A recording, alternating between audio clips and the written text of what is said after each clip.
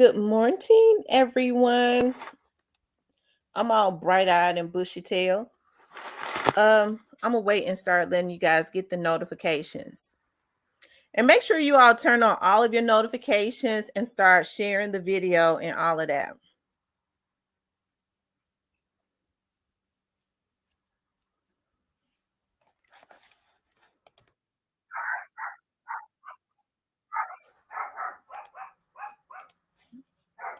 Hold on, y'all.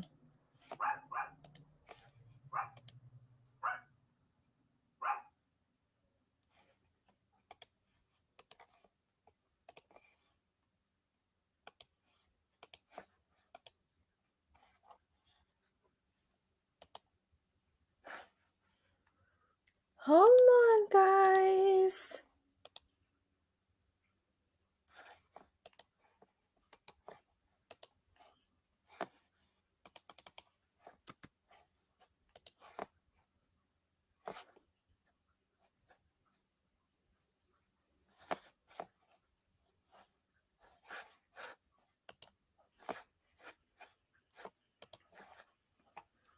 Let's see. Who do I see? I see Clarinetta. I see Too Pretty Miss Kitty. Chocolate 16 straight to the point. Maddie Stone, new to you. Leo, shout out to my moderators for always doing such an amazing job. We're going to start letting other people. I came on kind of early. Hey, Miss Diane.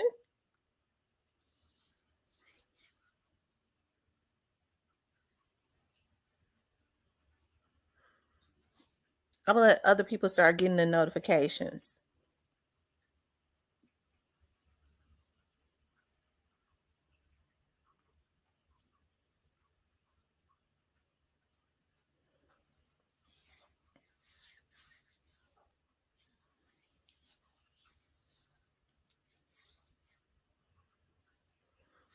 Y'all make sure y'all like, share, and subscribe. Share the video on your pages.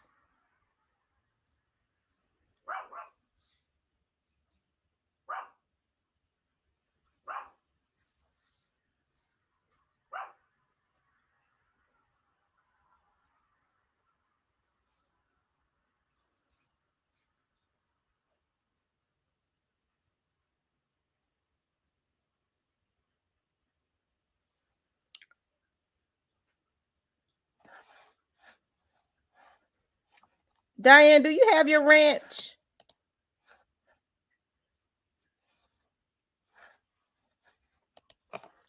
Diane, you don't have your ranch?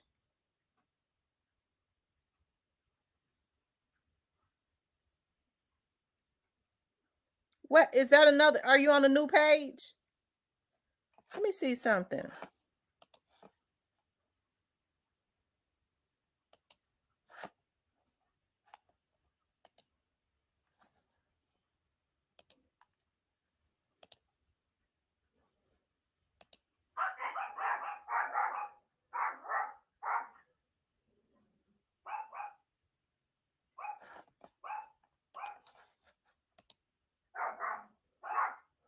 Are you on the new page, Diane? Because it's showing. Do you have two pages?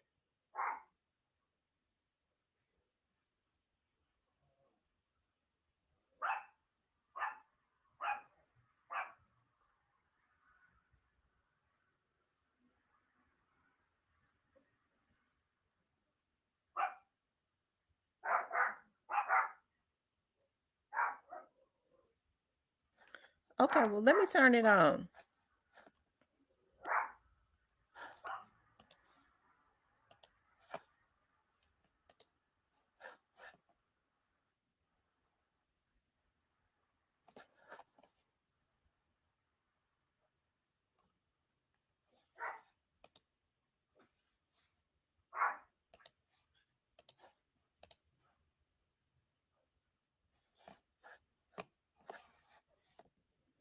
Is it showing now?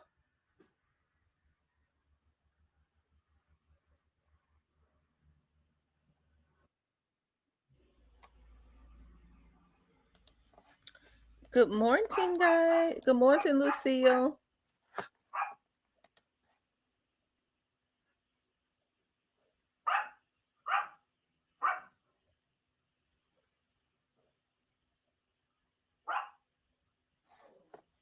What she say? It's still not showing.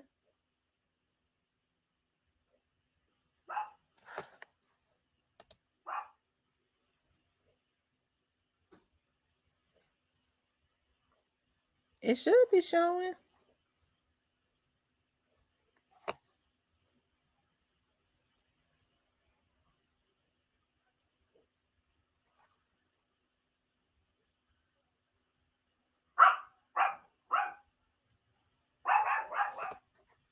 Okay. We're giving more people the opportunity to come in. We're going to talk about healing in our communities, and we're going to talk about some Memphis stuff.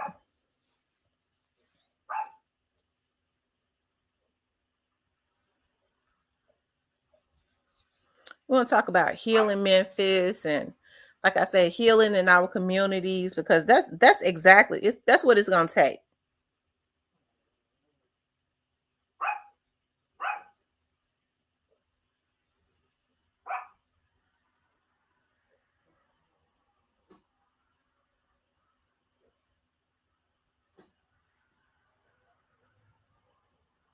Hey, Kevin.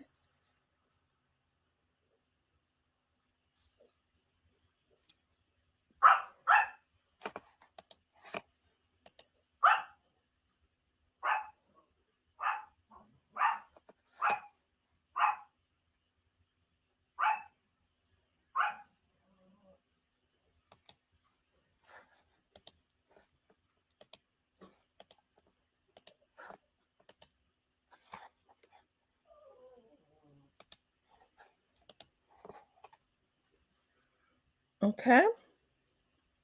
Dre now says he just prayed for Memphis. I'm happy that you did, because that's what's needed. When I got up this morning, I was getting up, and I was getting up. I was getting ready to get out and go work, right? And then I was like, I've been working every day nonstop, because I decided I was like, I'm working Saturday and Sunday. And then when I got up today, I woke up and my head was hurting. I was like, I need to rest. I need to rest. So I'm going to chill today. And then I'm going to take me a day today. I don't need to just work 7 days straight, right? And then I'll be back at it maybe tomorrow or Monday. But I'm going to chill today. I was like, I got things that I really not need to do, but want to do. Like I want to go to my kickboxing class, so I get to do that. Right? I felt when I decided, like a person that be working with me would call this morning. It's like, okay, what it is? What's the location? What's the time? I was like, you know what? We're gonna chill today. Let's chill. I was like, oh, okay, because my brother, I wanted to do some things with my brother. I was like, go ahead. I'm gonna chill today. Because I got to thinking about, I want to just freely go to my kickboxing class without feeling rushed. I need to go buy me some a new living room set. And I don't know, I just got happy. I was like, I don't have to feel rushed in doing it. I can actually go to different furniture stores without feeling rushed and look for me a new living room set like I want to.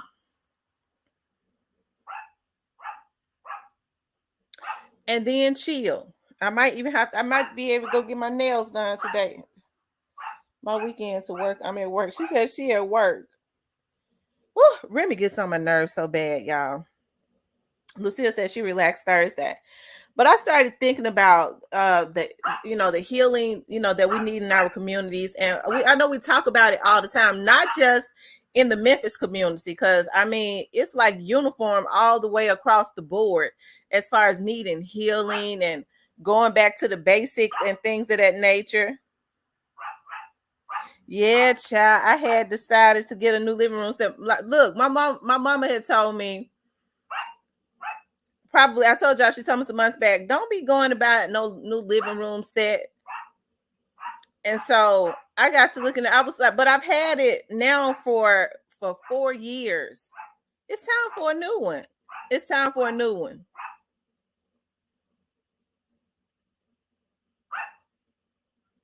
And I was looking at, I want to get like the same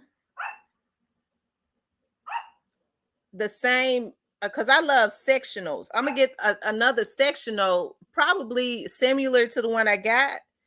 I'm just gonna get it in a different color because I think I want to do my color scheme in my living room different this time. I was looking at a table that I want to put in my living room, and I'm gonna get there too. I ain't gonna overdo it though. But y'all, our communities gotta heal. Hold on, y'all. Let me let my dog in. Cause she'll bark and get on everybody's nerve.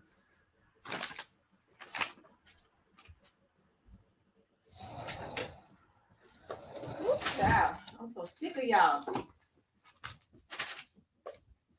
Hold on, y'all.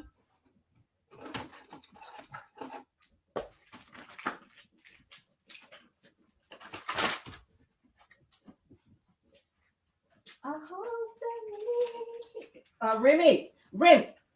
I'm tired of you.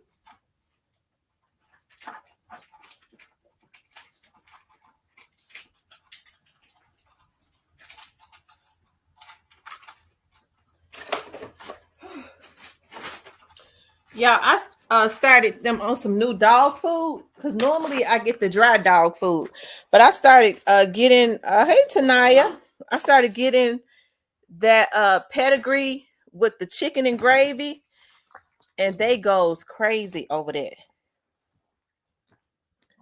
I used to go to 5 year mark, and I never had a sectional thinking about. Oh, the sectionals I love. Stop. I love the sectionals.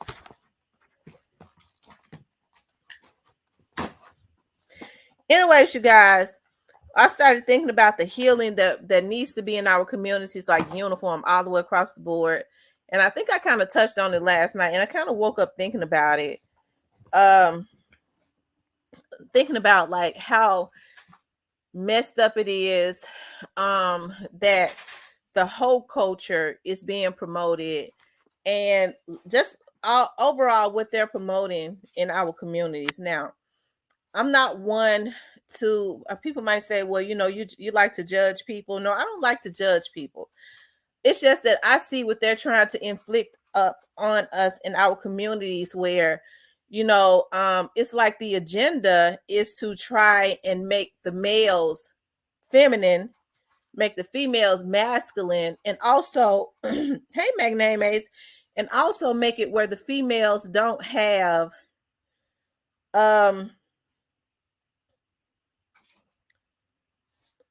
don't have any morals. The males either. I never thought that I would live to see the day like where people would be getting up on their platforms, and these are people that we promote, talking about how many bodies they got, and talking about taking people out, just like they talk about just like killing as a sport, right?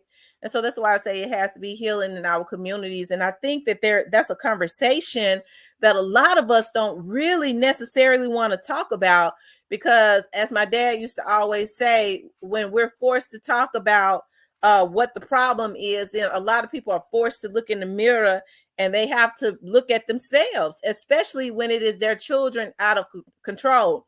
Just like ultimately, like if it was my child, right, Lucia, no father figures. We're gonna talk about that too. If it was my children that was out of control. Hey, even though your children, they have their own minds and things of that nature, you still have a responsibility.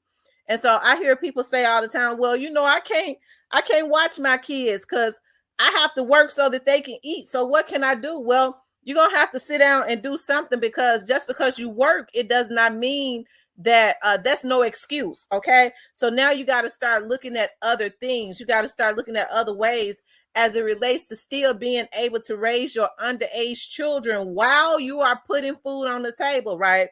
So I think what people are gonna have to get away from, and I know we all have to work for a living, but people are gonna have to get away from that, using that as an excuse, because it can't be an excuse. There has to be something else, right? I always talk about how kids need to have their childhood. You have so many children that are growing up so quick. It's very hurtful to me. And I know people say, well, I got to do what I got to do when you have a 7-year-old child and that is your oldest child, and the child, you got 3 or 4 more other children, and you got to work and you got to put food on the table because you're a single parent. And then that 7-year-old child is locked up in the house, and I tell them they better not open the door, and I tell them they better not do this. And a 7-year-old child, which is the oldest child, have to fend and be put in an adult's position to fend for the other little ones, because you're talking about you got to go to work. But what if somebody break into your house? What can a 7-year-old baby do if somebody breaks into your house while you are at work, and the 7-year-old, the 8-year-old, the 9-year-old, the 10-year-old is fending for the 3, 4, and 5-year-old? That is a baby still, right? There is nothing that that child can do. And so we talk about how children are growing up too fast, or that girl is fast, or that boy is beyond his years, or whatever, or that little boy is real feminine. It is because they are being put in positions, and people don't want to, of adults, and people don't want to deal with that. I remember my daughter had a friend that used to braid hair, and she was real good at braiding hair. I made sure that I would always use her to braid my hair because I always wanted to help her out. And it was amazing to me at that time. She was 15 years old, and she was very talented with braiding, but she was so beyond her years. And she was sitting talking to me one day as she was braiding my hair. She was real talkative. And that's another reason why I used her, like, especially when I was getting like scalp braids or braids over to the side or something like that. And she was saying that she talked about how her mother had been on drugs, and she said, and I raised my sister and brother. They was just like, she had a twin sister and brother. And she said, and I raised them. I made sure they was clean. When my mama got her check at the beginning of the month, I made sure I went and got a money order, and I would go and pay the rent at the office, because they was living in the project, so it was subsidized housing. So she wasn't having to pay that much, but she understood as a child being put in an adult place at 11 years old, that in order so her mama wouldn't smoke up the rent so that they can have somewhere to live, she had to go as a child, get a money order, go to the office and pay the rent. And she said, and I had I made sure I bathed my brother and my sister, and I pushed them around in their stroller, and they went everywhere I went, except for when I went to school. They couldn't go to school with me, to make sure no harm, because their mother was sprung out of her mind, stoned out of her mind. She made sure she pushed them around in their stroller, and they went everywhere she went in the projects. When she went over her friends' houses, and she's like, I just had everything in their stroller and stuff. They were just like my babies, right? And you could tell, even at 15 years old, she had a maturity about her. She was beyond her years, but that was a child that had been put in an adult place at a very early age, right? Had a responsibility. Her childhood was ripped away from her because she had a mother that was on. And I'm glad that the child had the mind to understand, my mother is sick, she's on something, right? And so I got to make sure that we have somewhere to live. She said, I made sure when my mama went and cashed a check or got a check, I went straight and got a money order, and went and paid the rent at the office. I pushed my little brother and sister around in their stroller. They went everywhere I went. I made sure they was clean and stuff. And that's what I'm talking about. It's very devastating to me that their childhood and stuff is being taken away from them because of the irresponsibility of the adults. Now, people, they'll say, well, you can't be insensitive to what you doing, Remy. What are you doing, Remy? You can't be insensitive to an adult that is on drugs, right? Okay. Well, we can't be insensitive when things happen. People get on stuff, but we still cannot. I think what we're doing is we're trying to remove responsibility. because getting on drugs is a choice. So when we're pacifying things, hey, let's help them. I'm all about helping people if they want to do better. But the problem has to be identified and magnified, right? So just say no to drugs, because see, you knew what crack was going to do to you when you decided to try it. You decided to try it. So we got to start, we're not holding people accountable anymore. You already know you got kids when you decide you're gonna try some fentanyl just because the dude you done got with is on fentanyl. So what you ultimately did was put that person before you put your children and your very own livelihood. So people are not being held accountable. We want to pacify everything. Well, let's just help them, because the money is always in being reactive. So you don't hear them pushing that campaign, just say no to drugs anymore, because it ain't to no it's no money in saying just say no to drugs. The money comes in after they get addicted to drugs, and then going trying to put them on meds to get off of drugs and trying to send them to treatment centers.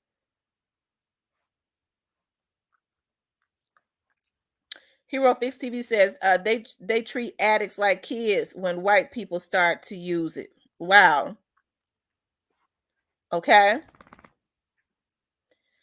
I often think about, I remember the crack epidemic very well. I do. I remember it. I had, a few, cousins, a few relatives and stuff to try it and get addicted on it. And seeing that and remembering the crack era, I was living in we was living in the projects at that time. We already knew in the 80s when a person's appearance started to change that they was on crack. We would see, decent looking people just start to go down the drain. They lost the weight, they wouldn't comb their hair. So we already knew, it was like, oh, they on this stuff. They done got on this stuff, right?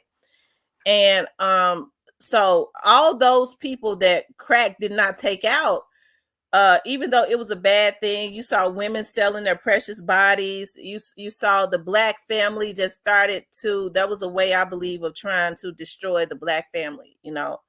Anyways, that was another way. Also, just to add it, because there were many ways. That was just one other thing, right? I guess by any means necessary. And so then, but what ended up happening was, like, in the late 90s, the 2000s, you started seeing people recuperate and kind of rehabilitate as it relates to crack, right? So they was addicted to it, but some people didn't even have to go to rehab. They started, they just decided one day they didn't want to smoke no more, and they got off of it. And so I think that's one of the reasons, this is my opinion, that you see a lot of these drugs that they're putting out now. When they get on it, it ain't no turnaround. They couldn't get off of it if they want to, because they saying, well, crack did, tear up families, but people started to recuperate, and they don't ever really want that to ever happen again. So that's why, it seems like it ain't no recuperation. Folks smoking weed now, and weed have their eyes looking like they're lunatics. And I'm serious, like, weed now have these people looking like it's something the matter with them. Okay. I can't understand why somebody would smoke something that stank as bad as weed. It don't even smell like it used to smell when I was growing up. I couldn't put my mouth on something that stank like that. But it's not a herb anymore. Anytime you start growing stuff in the laboratories, it's no longer organic, right? Anytime they legalize it, when they fought against it, people are in jail for it. I believe at that time, when they was, as I always say, when Bob Marley and Peter Tosh and all of them was promoting the herb, the weed herb, they was talking about how it helped them, and it was a major medical component or whatever. Hey, it might have been at that point, because you had them fighting against it, right? But once they legalized it, I would think that people would be conscious enough to understand that it couldn't be healthy, because that's not what they promote, especially not in the United States, not being healthy. They don't promote anything that's going to go up against the big pharma companies. Now we already know that, right? But hey, you still hear people talk about weed as a herb, and it's being grown in laboratories, and they made it legal. I mean, I don't understand that thought process. But um Lucia says, we have these folks looking so nasty and bad. Right. You could just I mean, a lot of people that smoke this weed now look like the people look when they was on crack. And they say it's a herb. Fingers and stuff black, fingernails and stuff black, eyes and stuff red, and zombified, and they start acting a fool. I never knew when folks got high back in the day when they were smoking on probably a real herb, it didn't make them want to act a fool. They get to laughing and wanting to eat and stuff all the time. You know what I mean? Like, it just, the real herb didn't have them acting like that. They just be mellowed out. Now these folks act like they own, it's I don't know, fentanyl or angel dust or something, right? But I was saying, it has to be healing in our communities, y'all. I ain't here to argue with y'all, because folks be getting mad when you get talking about, well, I smoke weed.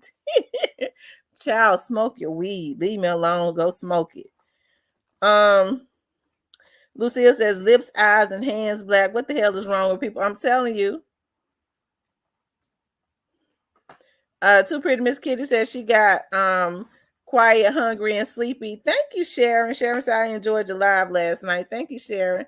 That was a good live last night. I enjoyed the live last night also. The Real Little T said they smoke weed and pop pills. They pop pills and snort more. What people don't know is more folks are snorting cocaine quietly. More people are on cocaine now, and they're functioning addicts. Hey, they won't let it touch them, but they are. That's a lot of people that have went and gotten on, and well, they always dabbled in it and been on it. They just, and I'm talking about, when I say, and I'm not talking about the younger generation, I'm talking about the older generation. A lot of them is on that coke. They on that coke. That's why they have real exotic behaviors and stuff. Some of them on, and it's different. I'm hearing it's different kinds. Okay. So Pretty Miss Kitty says they sniff their peel now. It hit faster. Oh wow, Jesus Christ. That's why they be crashing out, and they doing dog food too. Ooh, shoot. So what is dog food? Is that heroin? Lord Jesus. And that's another thing. Hey, Cypress. And that's another thing. Why do our people have such codependent personalities? And functioning does not mean punctual. They are cutting corners somewhere. Oh, absolutely. Because you can't truly function 100 being on it. Okay. They just kind of know how to hide it. But I bet the people around them that's around them every day know they own it. Overdose rate is high with young people. Diane says, I don't need no drugs. I'm already ignorant. Althea says, I use smoke a joint, clean my house, your house, the neighbor's house, cook for a army. My dumb butt didn't know my auntie was setting me up to clean.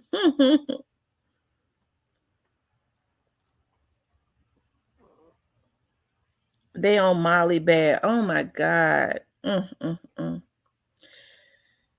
so that's what I'm talking about, y'all. Why do our people have such codependent personalities?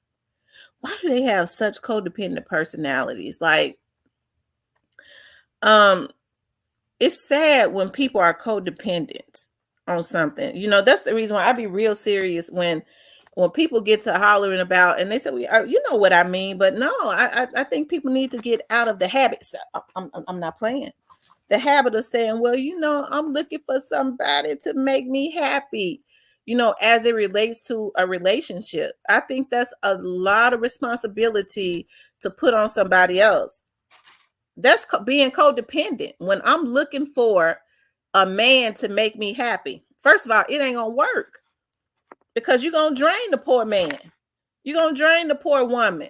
Your day depends on them. That's too much responsibility for me to relinquish to anybody. My day depends on that person making me happy, right?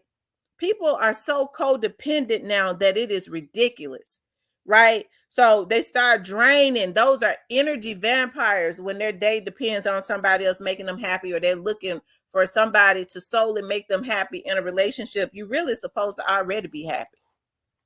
And that person just adds to that and not take away, right? And you're supposed, but like I said, it's people have codependent personalities. I never understood why people get into relationships and start hanging around folks at an older age, and then they get to hollering about, well, I got on coke. I had just tried cocaine one time. Hell, you knew what cocaine was gonna do before you tried it. Did you think that you was different? You knew what crack was gonna do. Hell, you a 10-year-old was just say no because they have been taught something about what crack does. They ain't really teaching it now. But you 45 years old, you 45, 50 years old, and you sitting up done decided you're gonna try something and get sprung. It is designed for you to take one hit and get sprung. You knew what it was gonna do when you did it. You saw your cousins and them, how they were sprung for years. That's why I say I don't understand what's going on in our community where you have a lot of older adults making a whole lot of bad decisions. So a lot of these younger adults ain't got nothing to look up to. Look at how the adults act. Well, you got adults acting like a bunch of damn fools, right? They do anything, they promote anything. I remember a time where the older adults would not encourage kids to fight. I grew up in the projects, so whenever a fight would break out, me and some of them, my little friends and stuff, would get to fighting in the projects. If those older dudes, and they were thugs, they might have even been out there selling something, drugs or something. If they saw us fighting, they made sure they broke us up. Now, when people see folks fighting, they start recording it so that they can get the views on YouTube. Fame, I guess, and notoriety and wanting to be notarized is the new drug. And I'm serious, and it's real dangerous. People ride around looking for the worst thing to be happening to people so that they can record, ooh, if I can see somebody getting taken out in a real heinous way, I could put it on social media. Ooh, this gonna run me up then. Y'all, what is wrong with people? It's like people are like the walking zombies now. It ought to be something that you just won't do. No type of moral. And then they try to disguise it and dress it up as, well, I'm just getting it how I can. Well, that person show is a hustler. When they do anything, no type of morals, no type of respect. They believe in, don't have issues with violating people. No respect for themselves. So see, anytime you can disrespect somebody else, you don't have respect for yourself. It's a reflection of how you feel about yourself, right? Because the first thing a person that respects themselves think about is, well, no, I can't do that because see, I don't want nobody doing that to me, and I respect myself. Okay. So what I do is not a reflection of the other, especially if I'm doing it. Okay. It's a reflection of how I feel about myself. So people don't have respect anymore. They looking to get money by any means necessary. They'll take money. All you got to do is give them some money and they'll dance the jig. I can't deal with people like that. I don't like people like that. Because surely if they do anything for some money, they will set you up. They'll set you up.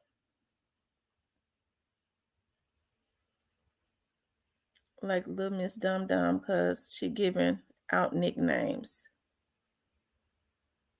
Okay.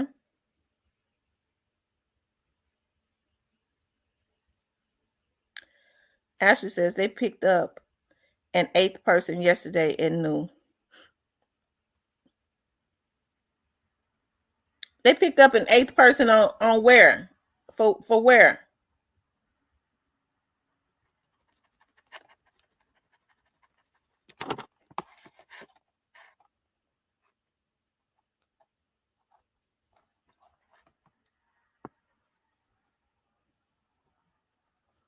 Ashley, they picked up an eighth person on what? Mahogany Jackson's case and B Ham, Miss T. Oh, okay. In Birmingham. Oh. Oh wow.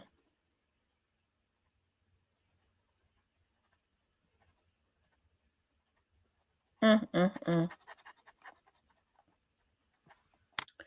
But y'all, there has to be healing in our community, right? It ain't gonna get no better until, like I always say, until we change our mindsets. It don't get no better until we change our mindsets. And one of those things that's got to be changed is that codependency. That codependent personality of, if people are not, I think we all drink occasionally, so, occasionally, right? But when you feel yourself having to drink continuously, that's a codependent personality. You're a damn alcoholic. When you got to have a drink every day to the point you getting drunk, that's codependency. That's just like, that ain't no better than being a damn drug addict. Okay? That ain't no better than being a drug addict. And so that's why I say the healing in our community, we don't really have to wait for the leaders. When they get to talking about, well, we don't have no good leaders. Well, you're the leader. Because people, that's why I say we're always looking on the outside and trying to outsource everything. We're the leaders of our household. Nobody should be a role model, more of a role model to your child than you. People relinquish their responsibilities and their rights. People relinquish that, right? They relinquish it.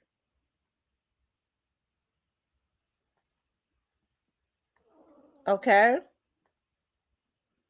And start looking for outsiders to come in and be a role model to their children, when your kids should be proud of you. They should be looking up to you. You're the ones that's raising them. And I hear people say that all the time. Well, I ain't have my kids. I ain't have no daddy in the household. My kids ain't got no daddy, and I'm just a single mother, so I can't raise my son up. Well, yeah, it's some things that you can't teach him as a woman, but you can teach him to be the best man that he can be. You could teach him principles and morals. Hell, you ain't got to be no man to teach somebody principles and morals. Zanji says also the music companies are pumping out murder, death, kill music to our youth when it plays out in society and our communities. That's absolutely true. Athea says, quit getting high with your kids. That makes me so angry. My parents had house parties, but the kids was playing, not joining. Right? They made the kids go in the room. Denali says, I see it all the time in ICU, alcohol and drugs overdoses, and almost half of the patients, out of 20 beds. It's sad. I'm telling you, more and more people are developing codependent personalities and getting on some type of narcotic. Ashley says, you even have to watch social drinking because you'll think you need to get something every time you're out. Right. That's why when I had that bad cold and I was coming in the house drinking them hot toddies, y'all know I told y'all I don't drink no brown liquor. I stopped drinking them hot toddies. I started just doing water and all of that. Right. I started using water instead of and heat and making it real, real hot. Because when I first started drinking them hot toddies, when I was drinking it down, oh, it was burning my insides. When I got to a point where my head was so stopped up and stuff, I came in every night heating me up a damn hot toddy, and it stopped burning when I drink it. I said, oh, hell no, I think I might become an alcoholic because I ain't never drank no brown liquor. And now when I drink it, it don't burn. Mm-mm. The Jack Daniel and stuff still up there on that bar. By no means should you be a single mom twice. Well, Lucia, I'm a single mother twice because I had a baby and then he didn't do right. So I went and I got pregnant by another man. He didn't do right either. So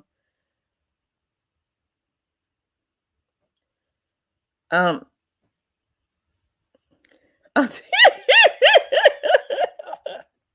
but after that I ain't have no more.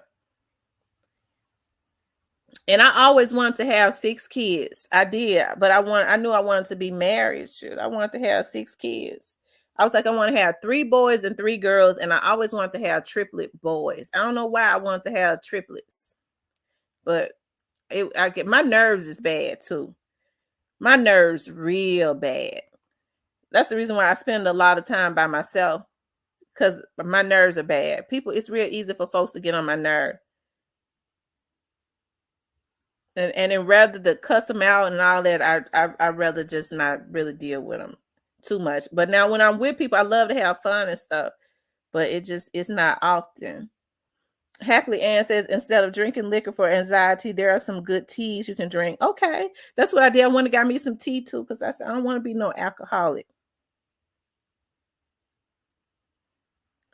Child, I see how alcoholics act, and it's sad for women to be alcoholics. Oh, that's so unattractive.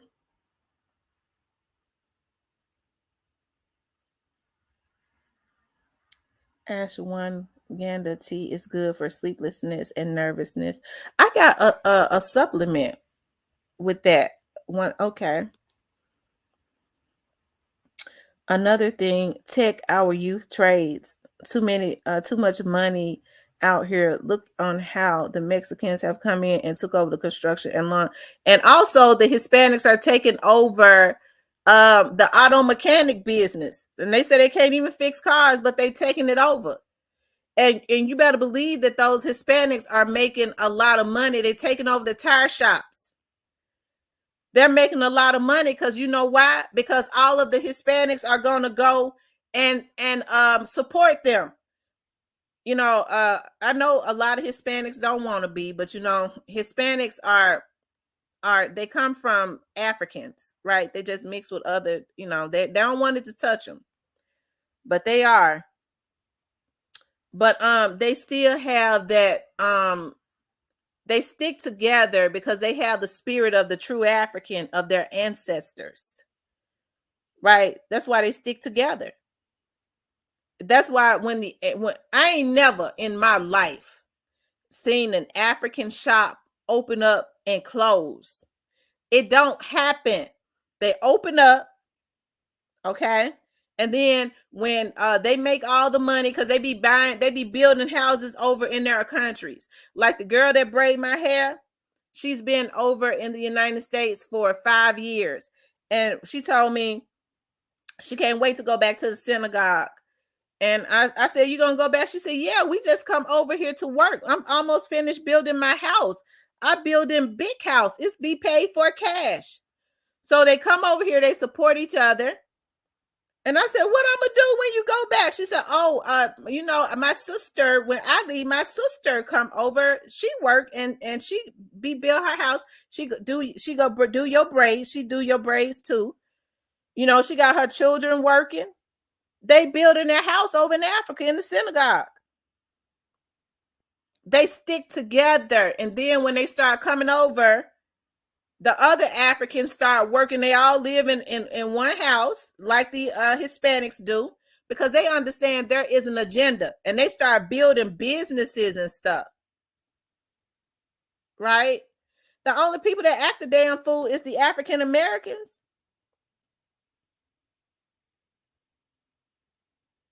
It's a darn shame how they understand that they just want to be happy. So we're going to work together.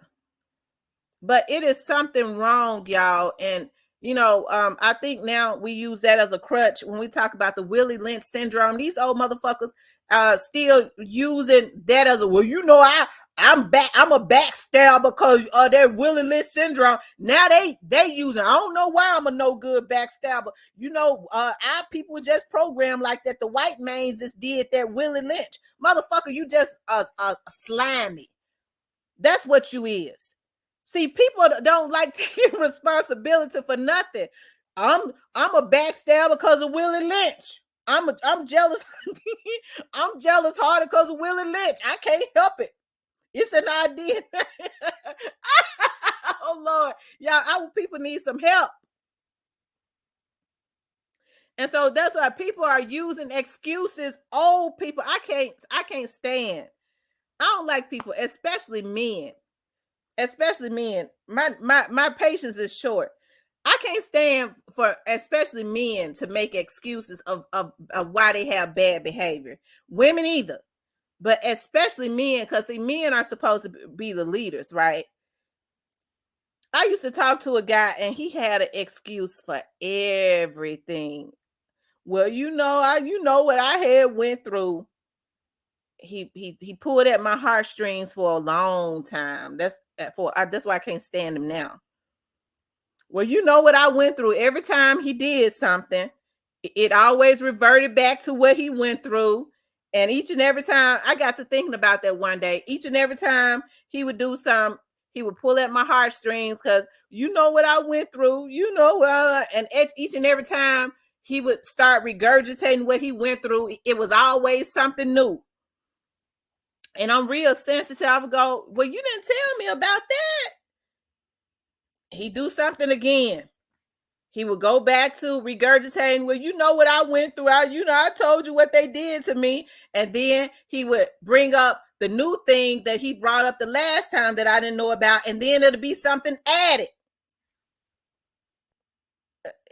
Telling lies, probably. I hate to say that, but that's what it was. Hell, all of it was more than likely a damn lie. But that's what I'm saying. People have excuses because they use excuses as crutches. They don't want to take responsibility for bad behavior because, as my dad say, they don't want to change. That's all it is. All people got to do is change.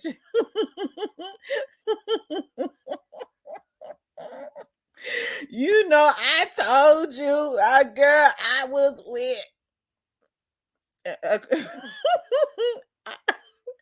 I walked in and caught her with my friend. Oh Lord have mercy. I mean, it was always some people always call me ugly. They always call me ugly. I always thought I was ugly. I didn't have none. I mean, it just was laid it on thick, right? So that was always the excuse for the bad behavior. Nigga, you 50 years old. And people say, and I know people be scarred, but people use that as a crutch, right? So what I should have, what we have to do is, instead of, rubbing on people, because I'm real affectionate and stuff, I don't like to be seeing people hurt.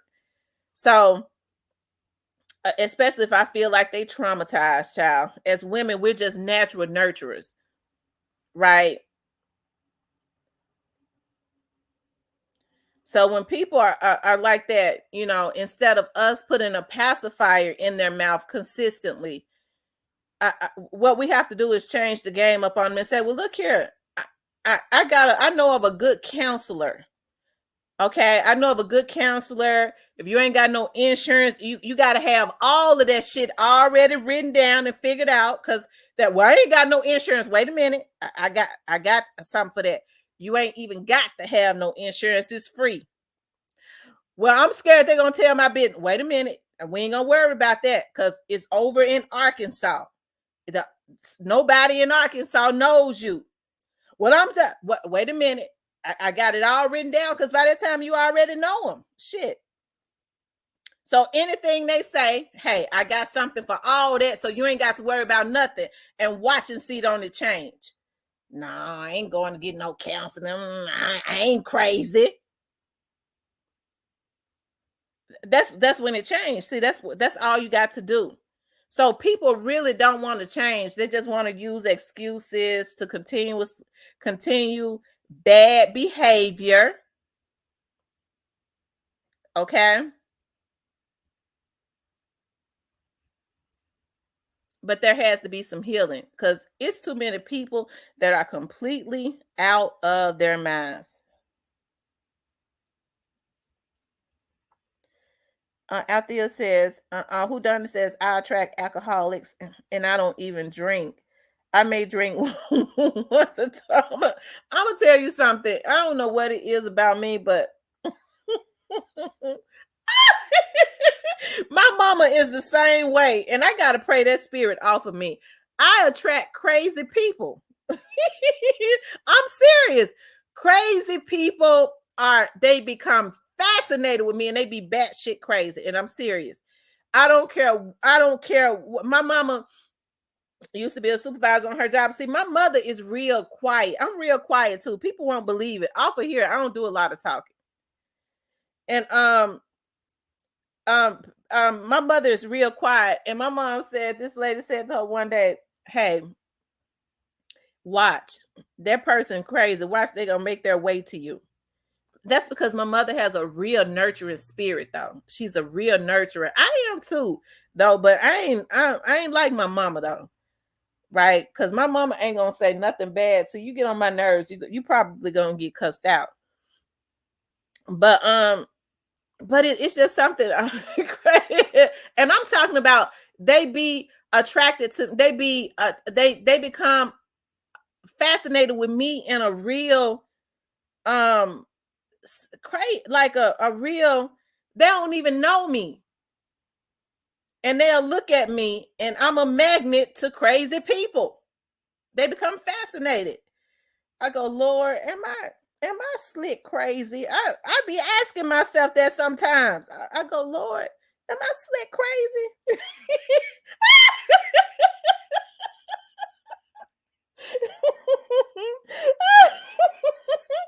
I had a guy that I used to date that said that to me, baby, you slick crazy. Because he would get on my nerve and I would cuss him out. He was a meddler, though. He would get on my nerve. He used to like to aggravate me. Hold on for a second, y'all.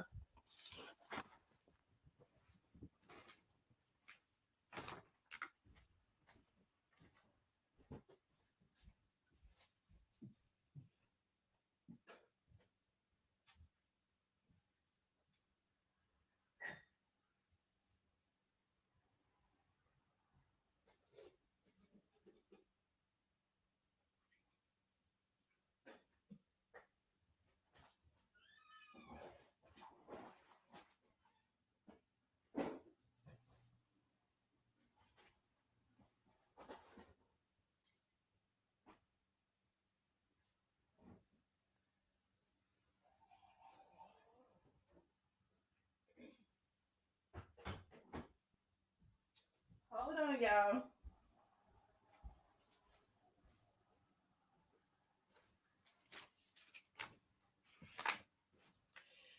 Y'all, I like to go to like different places like Walmart when they trying to get rid of their candles. I'm a candle fanatic.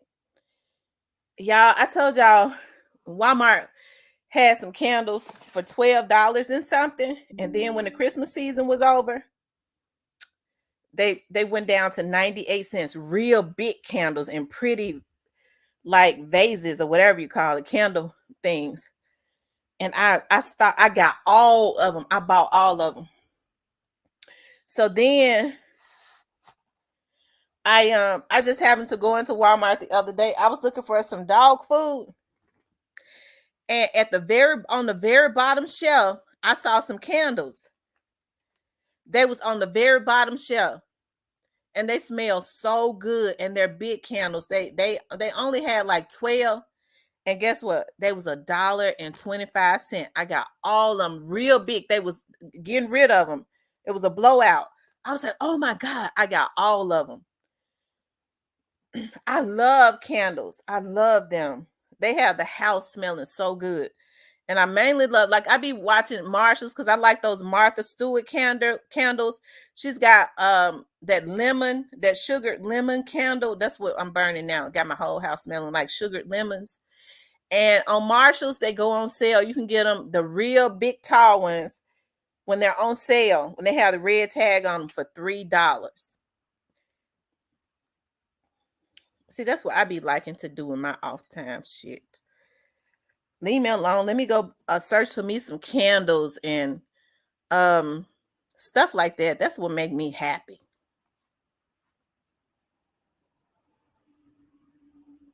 I like sales. And I can't wait until the springtime so that I could start taking my mama to the yard sales.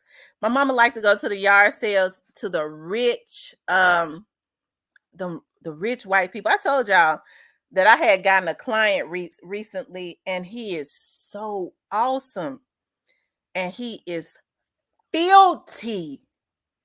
When I tell you filthy, he filthy rich. Now, I didn't know who this man was. I just knew he because I thought he was full of shit. And so he was like, well, I live out here in East Tennessee, and would you come? Because at first I got scared of him. I was like, this man full of shit. I don't go out to nobody's house though, especially in East.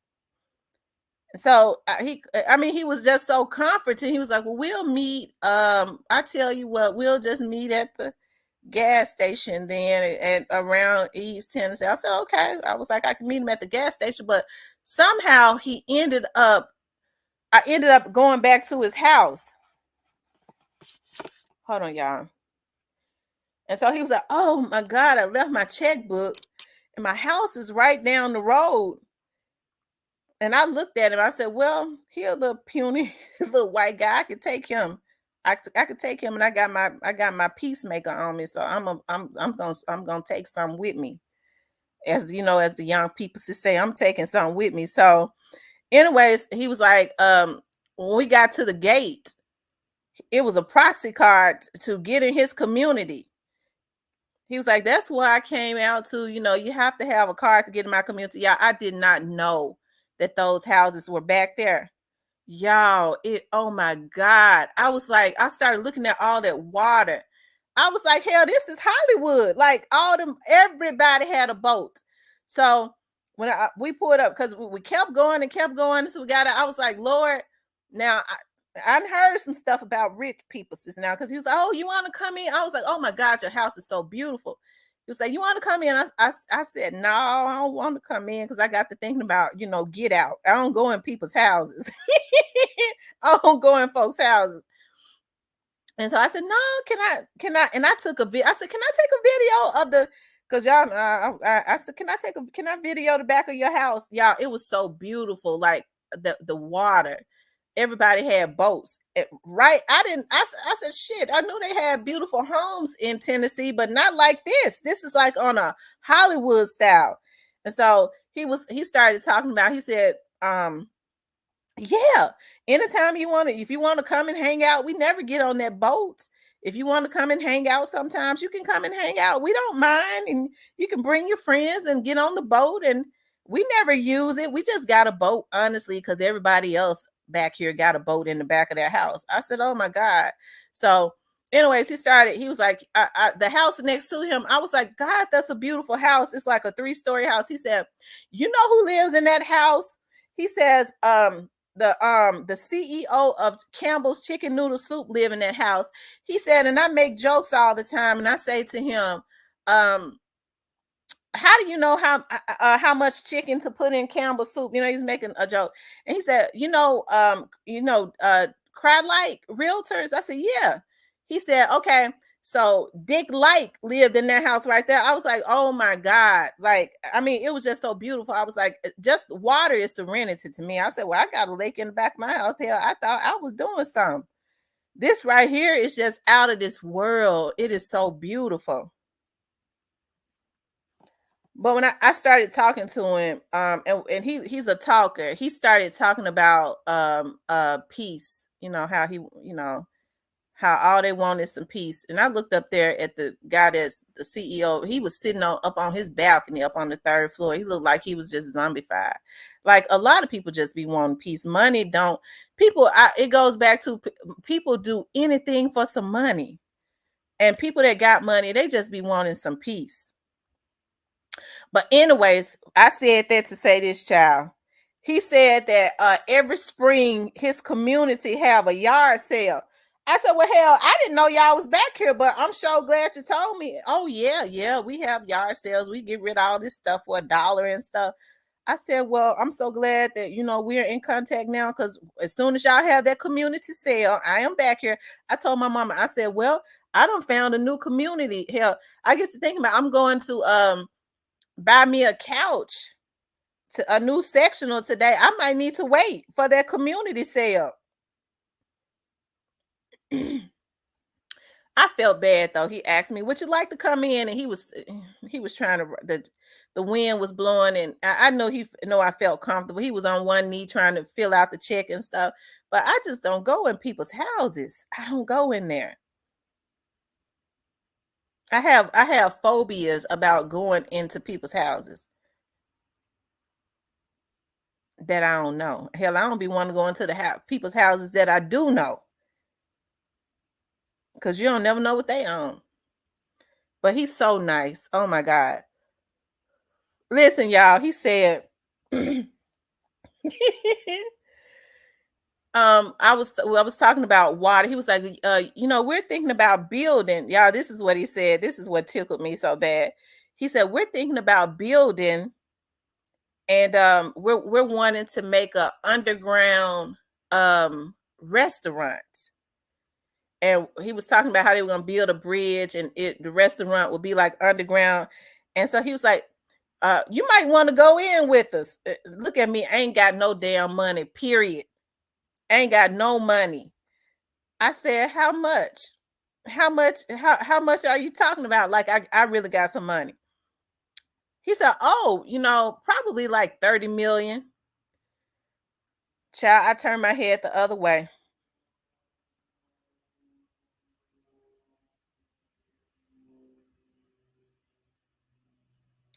I know to you says, those mofos ain't going to change to their old senile and limp.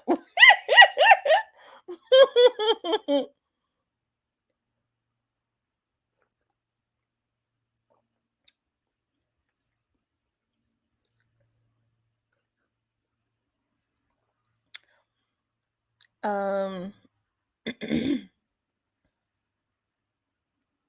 so I was just thinking about that. I was like, I was gonna go buy a sectional today here.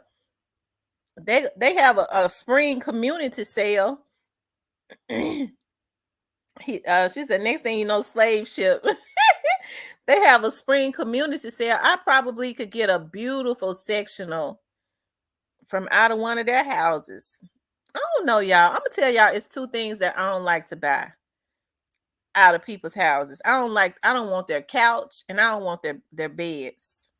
I don't want their mattresses.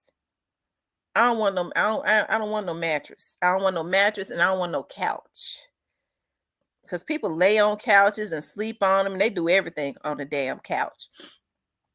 So I think I'm just gonna give me a new couch. I'm just going to give me a new one.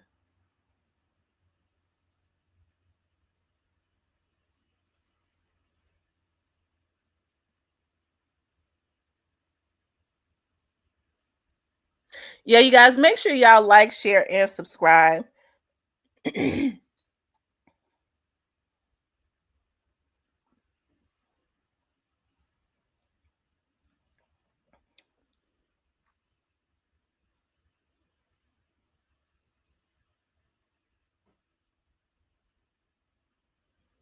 Lucia says, when I move, I'll get a sectional. I love the sectionals. I do. Because at the end of my sectional, the sectional that I got right now, I had got a really good deal on it. I was looking at now they're up really high, like the one I got. It's big, it's really nice, and at the end it's like a chase, and it sits up high, and I like that, and that's what I want. I want it to be big because normally when they have a chase at the end that's connected to them, they be short, but my sectional is long with a chase at the end, and I want the exact same thing. I don't want a short like sectional with a chase at the end. I want it to be long like it is now with a chase at the end. They really just trying to get more money for less now. You can't beat a sectional with the let down cup holder. Oh yeah. I was looking at that when I was eyeing some sectionals. I was like, "Ooh, that one got a cup holder." But you know what? The ones with the cup holders, like I didn't want to go into no store and spend no like $3,000, $4,000. I had already had a budget. No more than 25. No more than 25.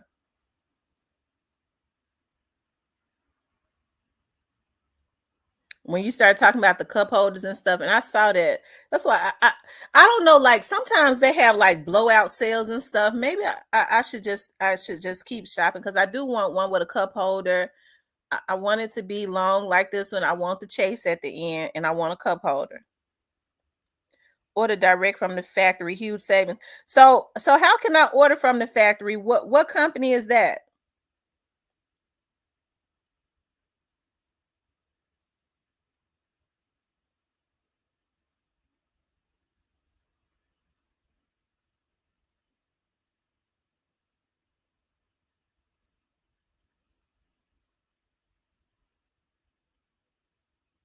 And it's got to be 25 with taxes, not 25 and then taxes. No more than 25 with taxes.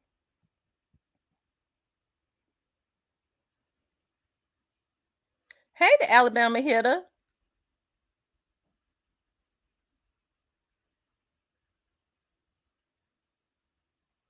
Oh, wow. She said, whatever you do, don't order from Wayfair. And I was looking at a damn table at Wayfair that I wanted. I'm glad you told me.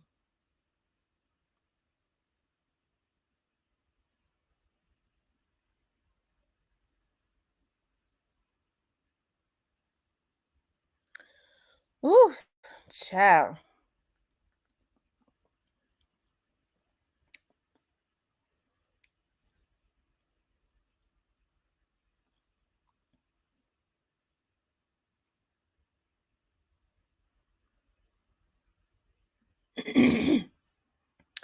Ashley's and rooms to go pretty good.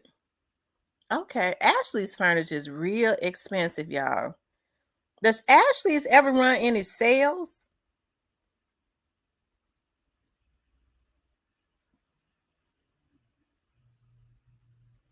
Ashley's has beautiful furniture, but they don't go on sale.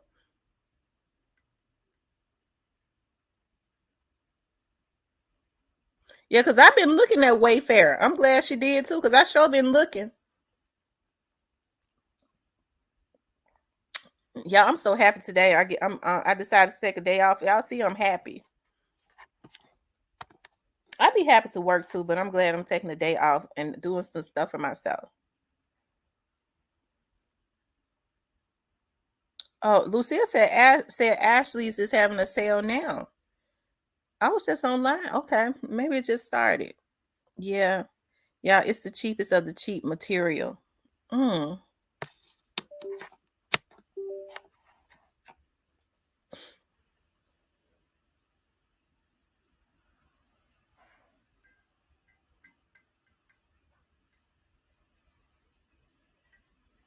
Okay, go on Ashley's website and get it.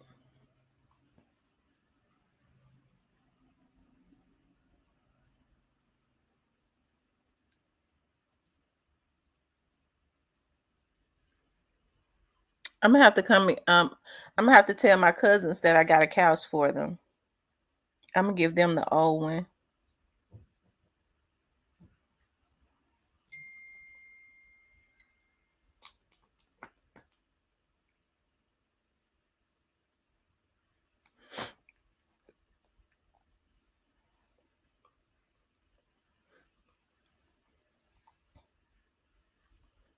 Yes, go on their website and get it.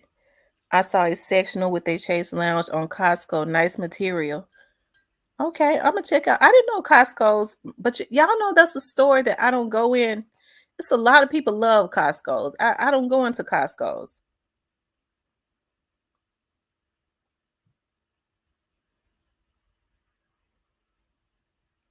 Haverty's is high end too. Well, it's high too, and their quality is way down from what it used to be. All my bedroom furniture is from Haverty's and still in great shape.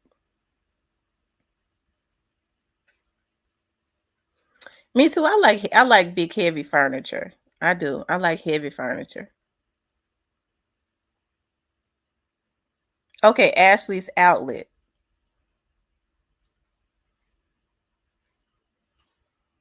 Lazy Boy Furniture. Does Lazy Boy have a warehouse? That you could physically go in?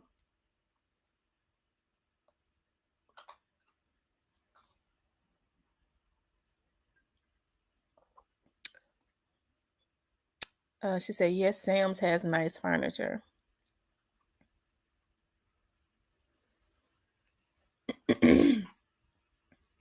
How many people like going to the yard sales? I like going. The only thing I don't like about the yard sales is that my mom and my aunties be wanting to be they we get out and go to yard sales at 7 o'clock in the morning. By 9 or 10 o'clock, I'm ready to go. I'm tired. But my mom and them like to be out at yard sales until 1 and 2 o'clock. That's too long to be out driving. I'm the one driving. And I have to take them to every yard sale.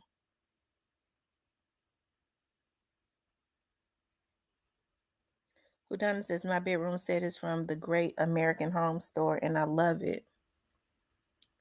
I think Memphis has a Great American Home Store right off the expressway. I do. I just don't catch many, and these folks with these bed bugs, I can't do it. No, I don't want nobody's bed. I don't want nobody's mattress. They sure do. I'm telling you, they got it sold up, and they get up real early. It's bad enough getting up at 7 o'clock, but now in order to get the good stuff, you have to get up at 6 o'clock. But in that community that I went over to the other day, the man's house, his whole community have yard sales. I promise you, I would get up at 5 o'clock and be at the damn gate because I already know everything that they got. You wouldn't even be able to afford in the store.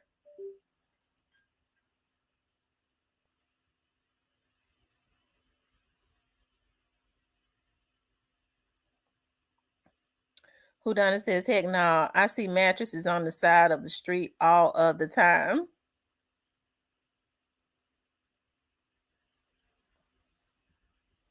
And don't y'all know people stop and pick up mattresses? Well, I can't judge them for that, because maybe, when people stop and pick up mattresses on the side of the road and maybe they don't have no mattresses. That's the only thing I can see because a lot of times when you see those mattresses on the side of the road, they're soiled, people been peeing all in the bed. And I guess that's desperation. I don't know. I be hating to wonder why. I know it's got to be a desperation to pick up a mattress on the side of the road and put it on top of your car and take it home. I just, it's got to be.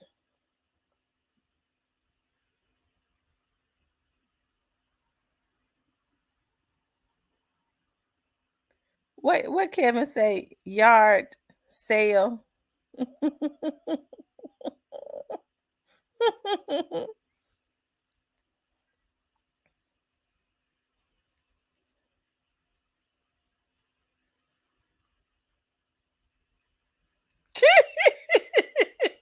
She said, I go to my spray. I don't yeah. Here's another thing I never understood. Oh Lord, I could never I'm gonna tell y'all, I don't like buying silverware from yard sales. I don't know why. I just don't. I never bought silverware from a yard sale, and I definitely would never in my life buy underwear. And don't y'all know people be buying panties at yard sales? They be buying folks panties. I go, oh my God. Oh, mm-mm. See, I be liking the decorative stuff like tables and office supplies and pictures on the walls and stuff like that. I love stuff like that.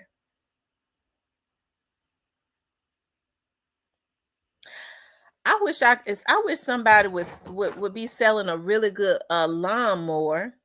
A lawnmower. I want to ride in lawnmower. And if I can't find one at the yard sale, I'm gonna just have to buy me one. And I don't know how to cut no grass, but I just always wanted to get on a lawnmower and ride it.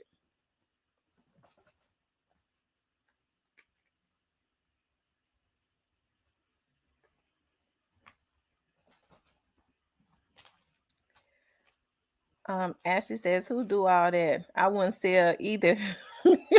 I'm telling you, I've gone to yard sales where they were selling panties and people was buying them. I said, "Oh God, oh, mm-mm." Even as a little girl, I know that shouldn't have been happening.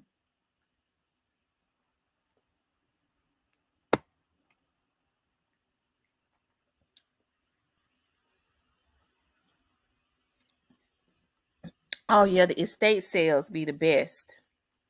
But estate sales they've gotten really expensive.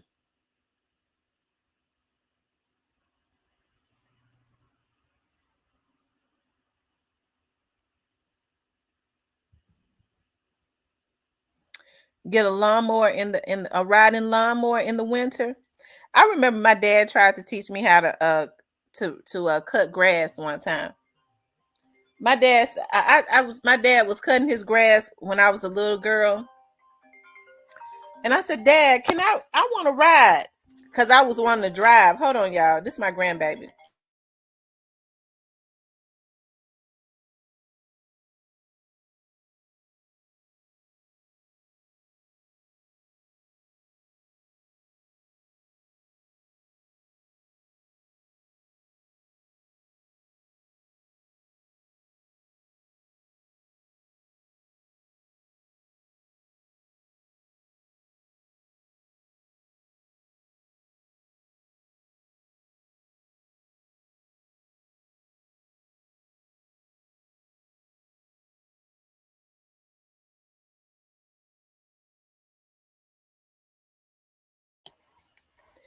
Okay, y'all, I'm back. That's my fruity fruit.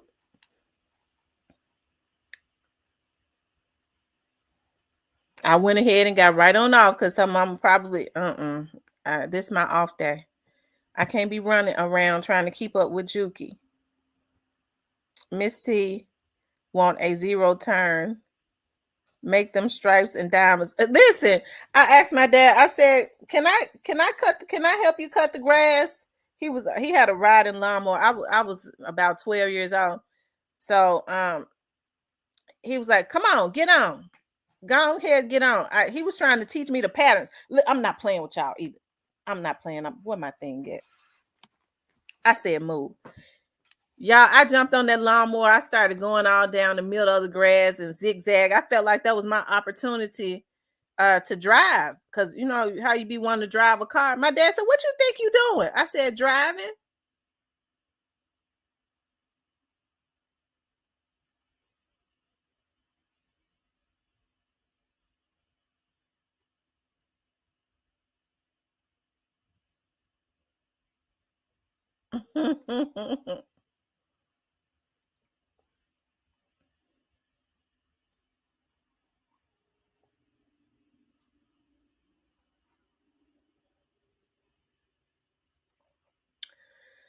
um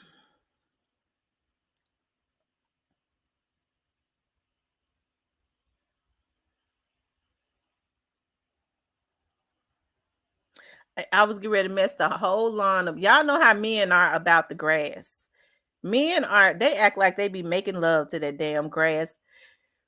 The guy I grew up across the street from, and he still do it. Like he love his grass. Like he would be on that lawnmower. He cut his grass every single day. I didn't even know you could cut grass every day. That man made love to that damn grass every day.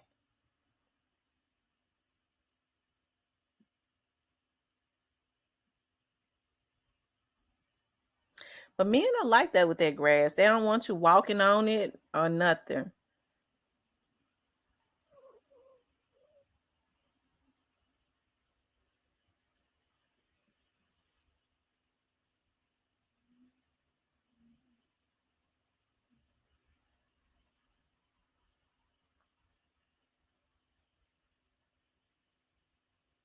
I used to talk to a guy like that. When I would be going to my car, he would, baby, why you have to cut across my grass? Don't you see the sidewalk? Don't walk in my grass. I quit him because I got sick of that. And then want me putting my feet on this grass. After it says, I had a crackhead who cut my grass, had more designs than a football field. Diane says, my husband don't play about the grass, periods. He has it looking good, so I don't blame him. Curb appeal.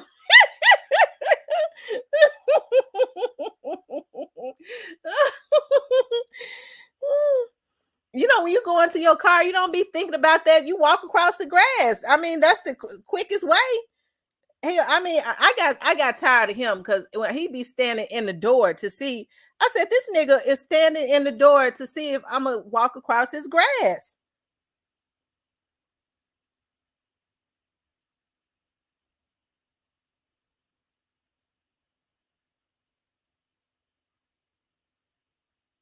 Yeah.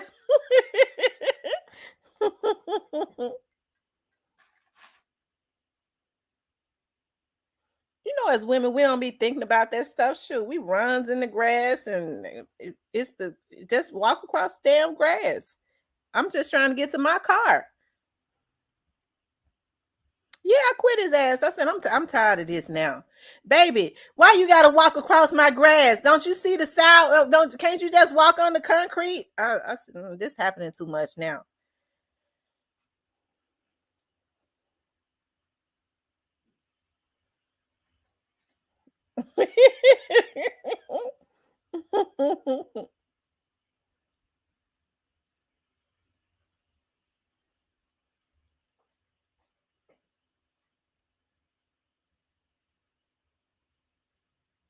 I know that's right. I believe so because he'd be talking about his grass and he did this. You have to watch them because he liked to make love to his grass too. He already knew when I pulled up, I was gonna walk across that damn grass because I wasn't thinking.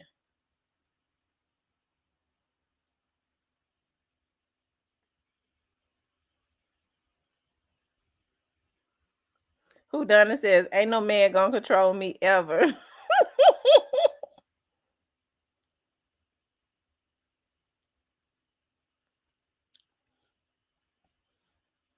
I like my yard to look nice. I don't do the flowers. My cousin has a lawn service and he comes and cut my grass and stuff.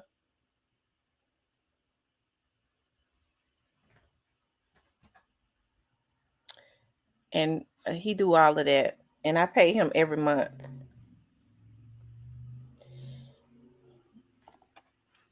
I guess he said he give me a discount. So I guess I don't know.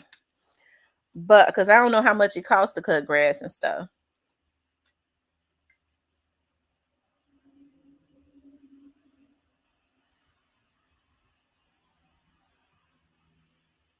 My sister still go do my grandma's flowers for her every year.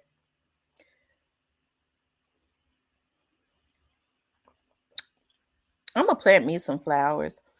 I want to plant me a rose bush, but they said roses die real quick.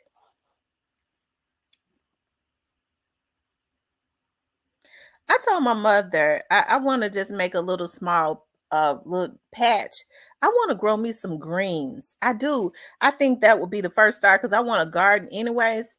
And I think they say greens are easier to grow. I think I want to start out with growing me some greens.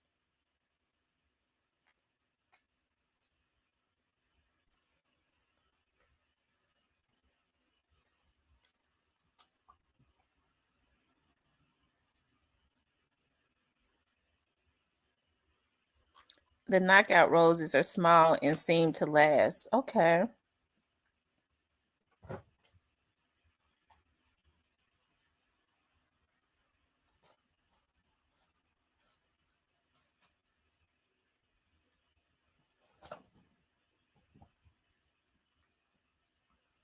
Mm-hmm. Because I've always wanted to have a garden anyways. And I think that would be the first start, growing me some greens. Because my grandmother and them had greens in the backyard. They grew greens. And I'm gonna tell y'all something. The greens that and the vegetables that my grandma and them grew organically taste different. Y'all wouldn't believe it, but the cucumbers that they sell in the grocery store looks nothing like the cucumbers that we grew. Completely different. I'm telling y'all. I'm getting ready to show y'all what an organic cucumber looks like.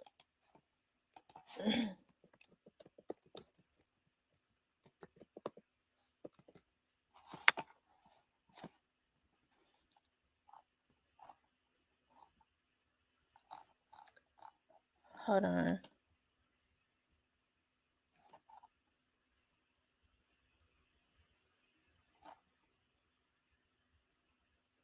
Because they don't even be that green.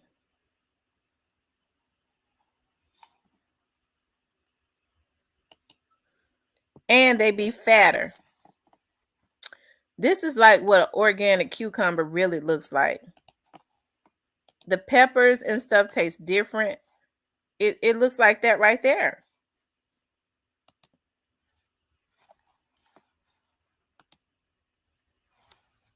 Like right there. They're not as green. I think they're putting some type of color and stuff on the cucumbers to make them real green and stuff. They don't be that green like that. Collards, yes, they wouldn't last if I had garden chopping and cooking. I know. I know that's right. Lately, I've been craving some greens. I don't know why. So what I'm gonna do today when I'm out, I'm going to stop at the Walmart and get me some greens and pick them, and I'm gonna make that collard green combo. I mean collard green gumbo that I was showing y'all last night. That man AB cooking with AB. I am going to do that. I'm gonna show y'all. I've been craving some greens, and I want to grow them.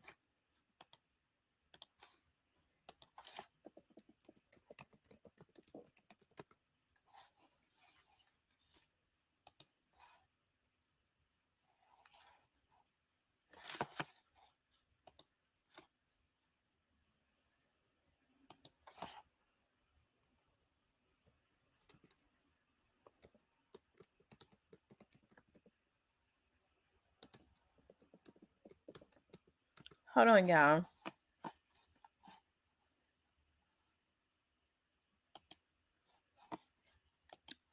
Y'all, this is what I am going to do. I promise. And it looks so freaking good. Woo! Now, just that turkey leg, and I do have some turkey legs in there. That's the good thing. Hey, Jonathan. That turkey leg right there. Oh my God. Woo! He already cutting up the onions. I love onions and bell pepper and celery.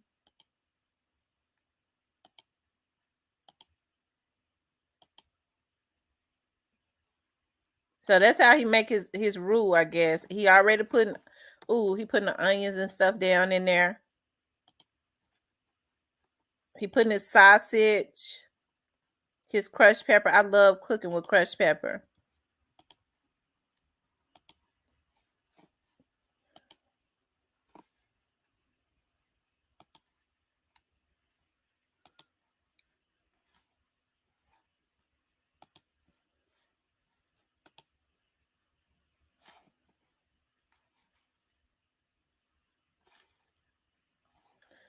That looks so good. Oh my God. Mm. Y'all can't tell me that don't look good.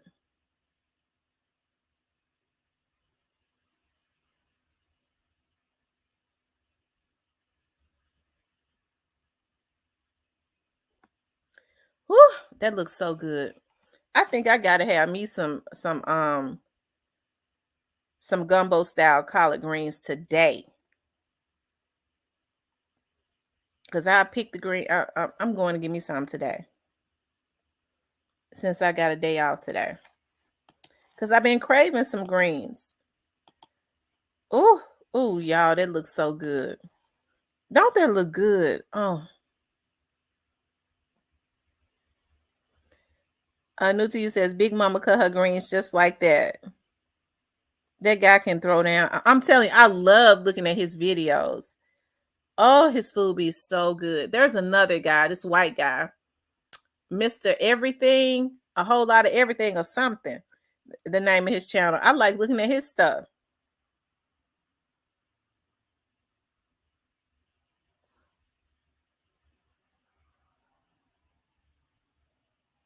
Oh my God. I ain't never heard of rabbit gumbo.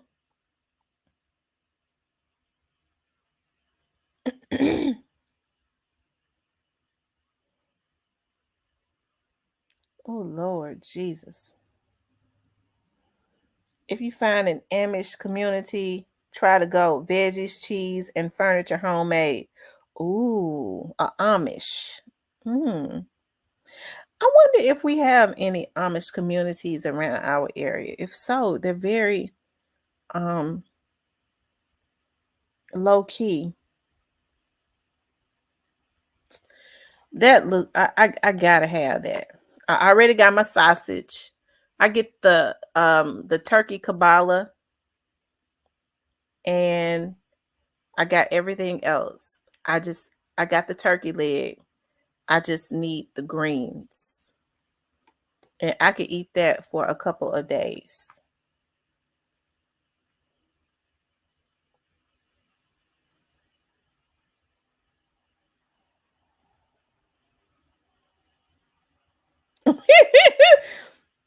She said, okay, T, I'm going to the store, smoke turkey wings and collars on the Sunday dinner menu. Ooh, that sounds so good. Oh my God. The realtor T said he loved roses. My mother makes the best potato salad in the United States. I'm gonna tell you that right now. I have not tasted potato salad better than hers. And I've tried to duplicate her potato salad, and I have her to tell me everything she put in it. But I watch my mama, she don't measure nothing. I mean, and it tastes the same every time.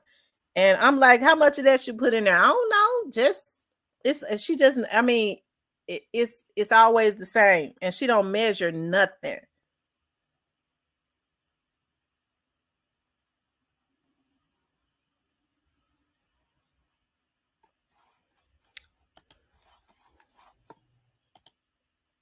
I like smoking and grilling with AB.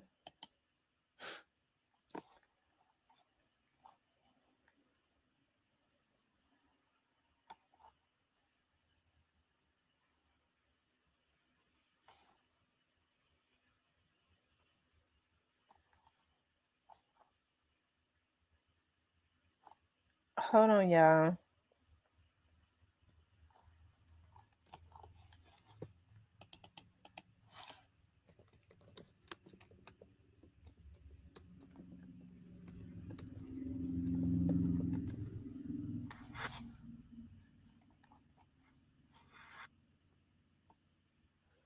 And y'all, I be looking at this guy too.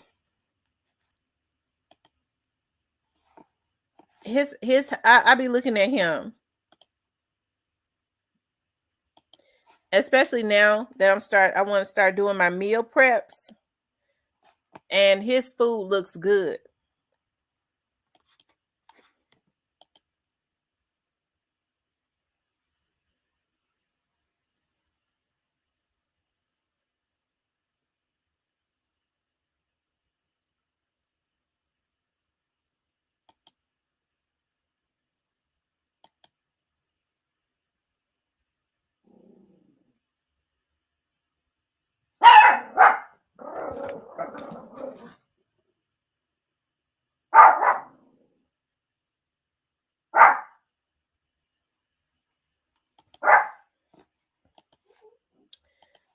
Yeah, that's meal prep. Like when you're trying to portion control and you're on a healthier kick, you could eat whatever you want to. He's like a nutritionist as long as you portion it and you prep your meals and stuff.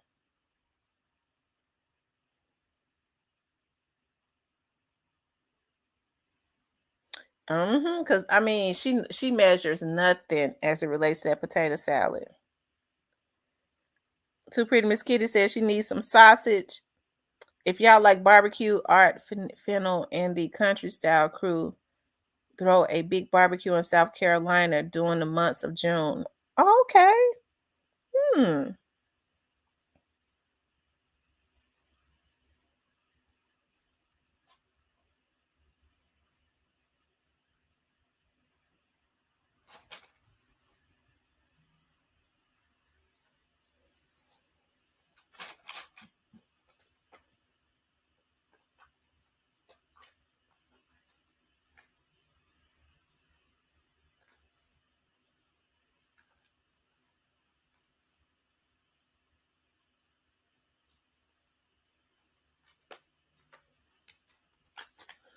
Diane says, I'm making a lady some chicken and dumpling right now.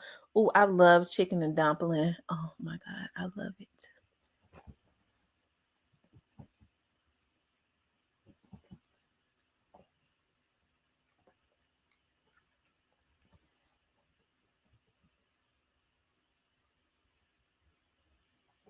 Yeah, I love chicken and dumpling. And I'm gonna tell y'all something that I've gotten really good at making, and that is sweet potato cornbread. And I love waffles. I like waffles, and I know pancake and waffles are the same, but I like the crunchiness of the waffles. I make a really good sweet potato waffle. It's healthier. And if you want to ever get some good syrup, always go to Marshall's or TJ Maxx. They have that really good flavored sugar-free syrup because I've started buying a lot of sugar-free stuff that still got a lot of good flavor. They got that sugar-free syrup, and I got some of that butterscotch sugar-free syrup. I got the sugar-free blueberry. I got the sugar-free everything, and it'd be so good. So instead of using the batter that that you make the pancakes and the waffles with, you boil the sweet potatoes and whip it up and just pour it into the waffle maker, and it's a lot healthier. You ain't gonna know the difference. The flavor is a lot better though.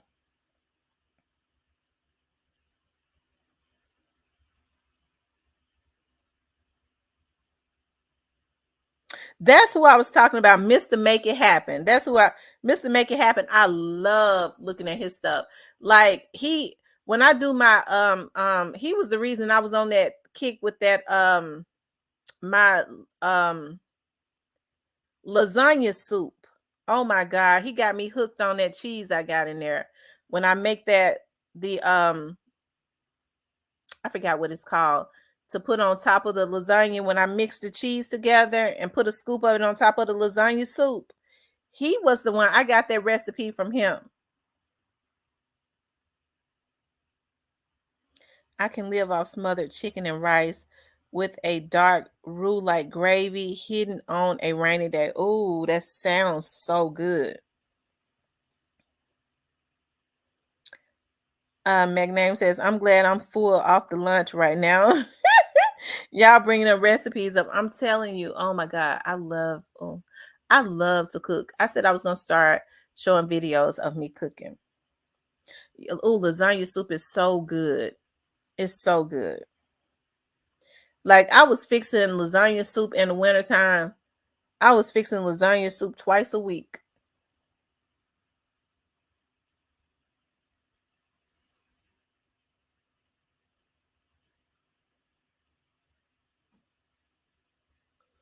But I just got a craving for some greens today. Some gumbo style collard greens. Greens with a little tomatoes and onions, an onion dash of hot sauce, hot water, bread. I don't eat tomatoes with my greens, but I promise you, I chop up onions and put it on top of my greens, and I put hot sauce on my greens. I sure do. I had a cousin that used to like to put ketchup on her greens. I guess that's the same as tomato. I never liked ketchup on my greens. I don't. I don't. I don't put sugar in my greens.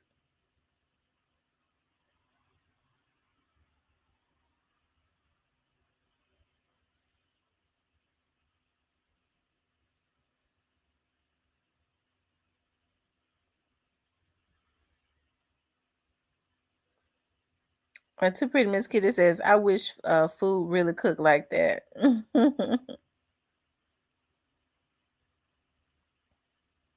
Yep. And I started having a craving for some greens on yesterday. And like I said, I'm just going to make them gumbo style. Gumbo style collard greens. Just like AB just did.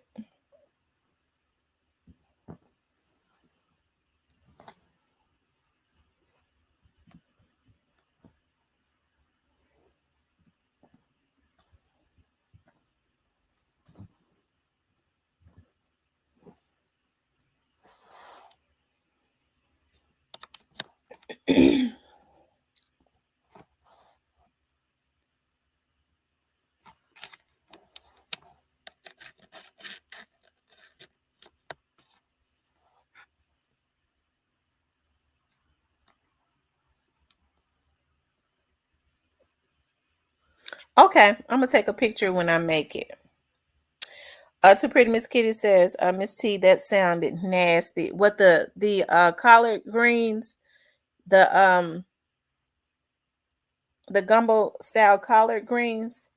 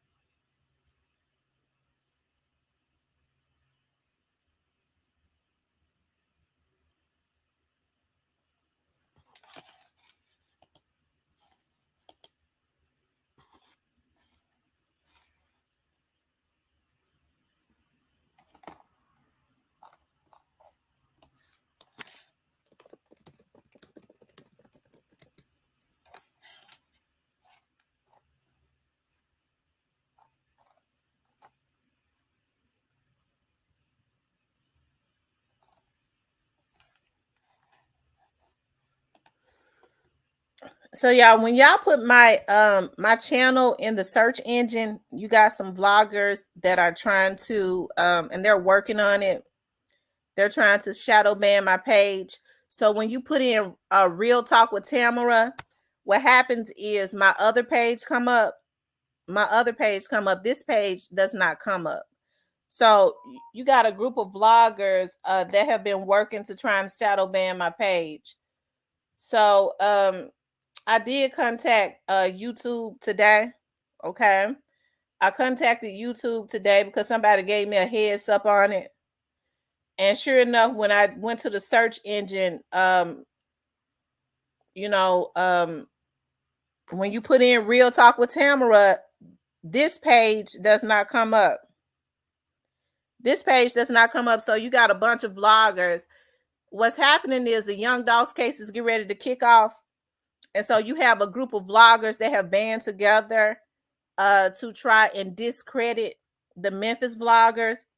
And so I'm working one by one, especially Onan. Onan is going to be number one, because Onan has been harassing me for 2 years. And so now he has solicited Miss Lowdown to start harassing me also.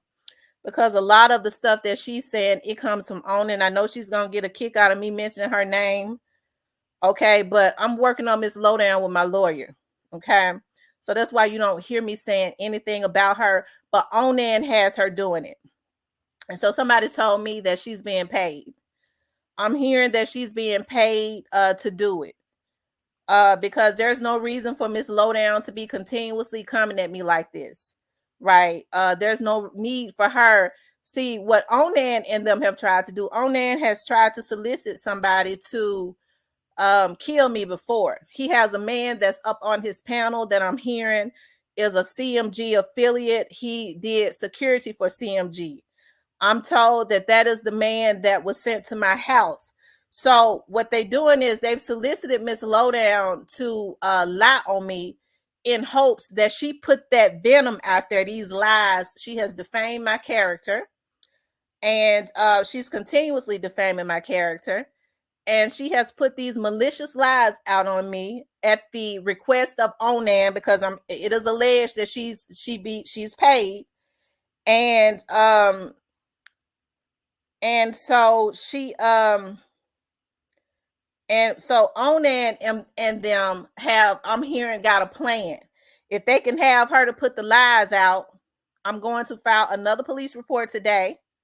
If they can have her to put the lies out about me, as if I am related to Straight Drop and I'm making a mockery of Young Dolph, then Onan and them, because he allegedly works with Black Youngster and them, they can try and do something to me and make it seem like that somebody did it because I was playing like that I was a part of, Young Dolph, right?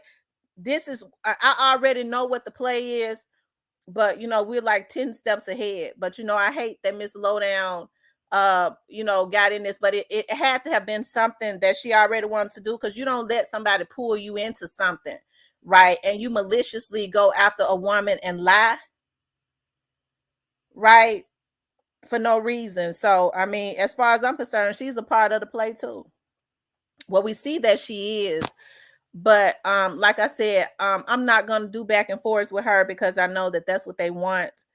And with the Young Dolph's case cranking up, this is what they do to try and get views.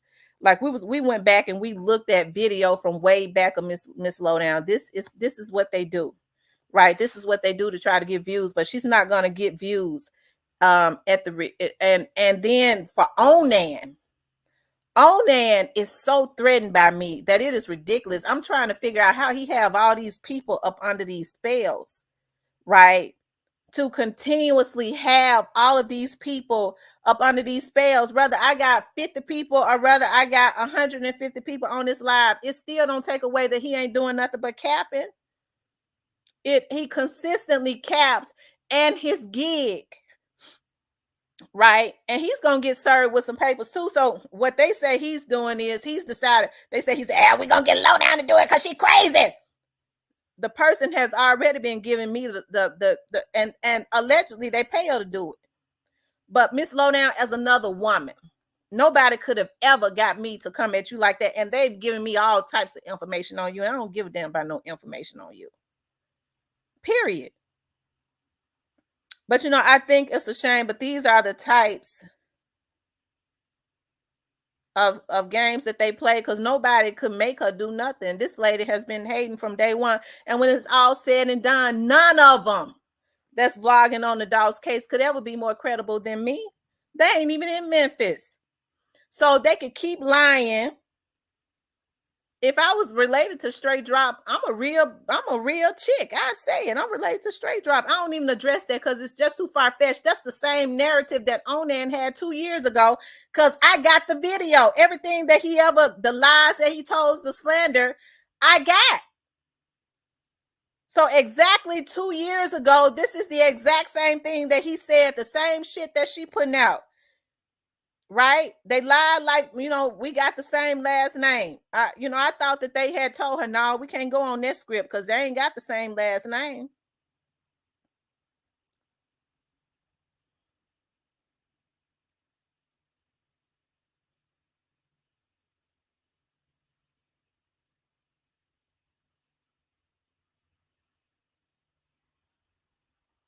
Okay. But that's what they have done. And so I have contacted Google. I'm going to file another police report on Onan because see, he's done the same thing to Raven, right?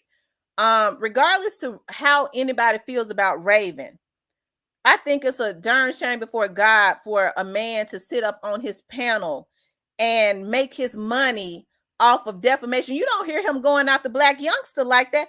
Why don't he go after Black youngster like that? We know Black youngster was involved. How come he ain't going after Black youngster and got it the way he go after Raven? Why is he consistently trying to get Cornelius and Straight Drop out? Hell, everybody know Cornelius and Straight Drop were the two shooters. Has anybody ever thought about that?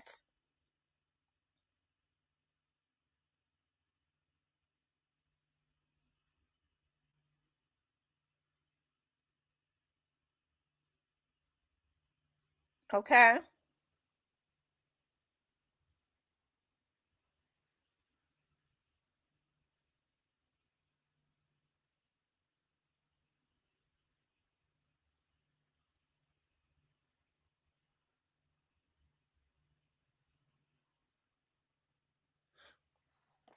But I think it's a darn shame before God. I do, but I mean, it's mainly the workings of Onan because he is the person, him and some of those other people in the background. Because I hear that he works with Countdown John now. Also, hey, I don't know, but that's what I'm told, that like they get into it and then they start working together again. And they are so threatened by me, but I'm gonna tell these motherfuckers, I'm if I'm gonna be on the dogs case, I'm gonna be the best. You still, I mean, they working on what they've done to my channel, but it goes to show that they're continuously hacking into my stuff. So our goal is to nail down. We understand that Big Stepper was one of the hackers. We know who Big Stepper is. Big Stepper gonna be looking at, after he is charged, he's gonna be looking at some civil shit too. Right? Big Stepper comes from the Mo 3 sector, and we know that's by way of a lot like Countdown John and all of them people that be in the Mo 3 sector, but that's what they do. They get into it. But I've never seen a man that has such a sadisticness, like obsession, right? And so I fear for my life, as I ain't even worried about Lowdown. I fear for my life because all of this is a mirror of Onan. This happened 2 years ago. He tried to put out the same shit and folks laughed at his ass. Okay.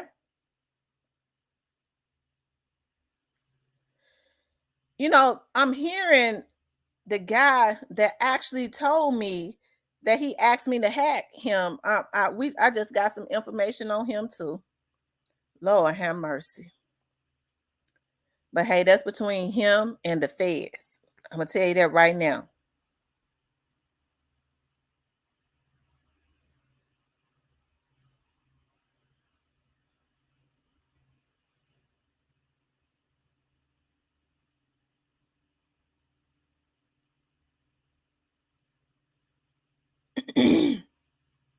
Okay. So while they work on it, y'all, they've done something where they have my channel is not coming up. It's not coming up. And I know that's by way of them because that's the type of stuff that they do. But I mean, all they're gonna do is make me vlog on the dog's case even more. And they continuously regurgitate that BS that they've been putting out because they don't know a damn thing about the dog's case. All they know is this is how they eat, a lot of them. That's it. That's all.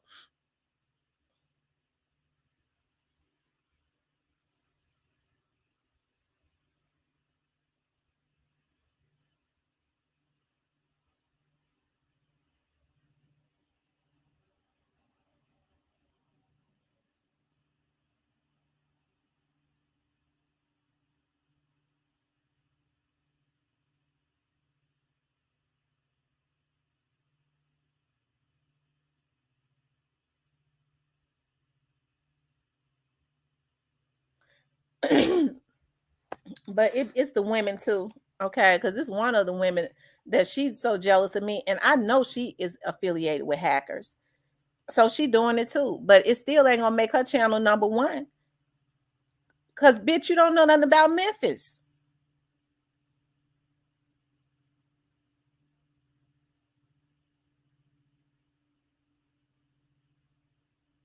Yeah, but I don't like him. I don't like him, and it's not funny to me. I don't like that. I don't as a matter of fact, I think he wants me to hate him, but he ain't worth me hating because that's giving him my energy. I can't give him my energy, but I can give him over to the police. That's all he gonna make me do. When you despise somebody to the point where you want to see him in jail, simply because he gonna die because he gonna die of an overdose. Okay, that's what's gonna happen. And I ain't never in my life wished that on nobody, but I wouldn't give a damn about him dying. But it's just a darn shame, like the griminess of it. I mean, the sadisticness of him, where he is continuously this same damn mo. Unless the people that wrote his script, because I'm sure he has script writers too. They doing the same thing. It don't really matter to me because the stuff ain't true.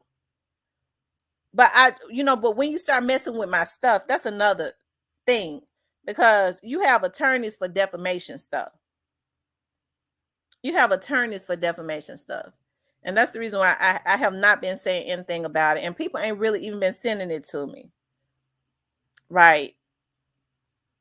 But like I said, what they're doing is they're messing with my channel. Somehow they have hid my channel. He's not the only hacker. Big Stepper is not the only hacker.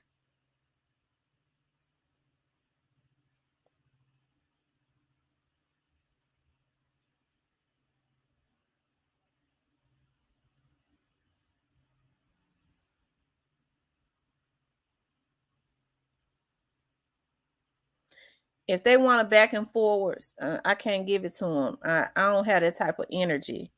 Like I just ain't. I don't. I'm not. I can't give it to them.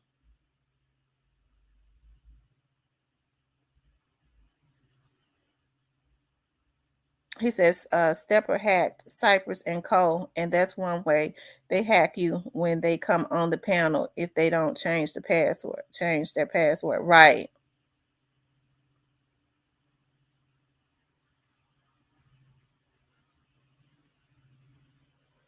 Yeah, the hate is real. And so, like I said, I know how it works. And I appreciate the people that have been, sending me information and stuff. But, that's what they do for views and stuff. That's what they do. That's not what I do. And so I'm doing it another way.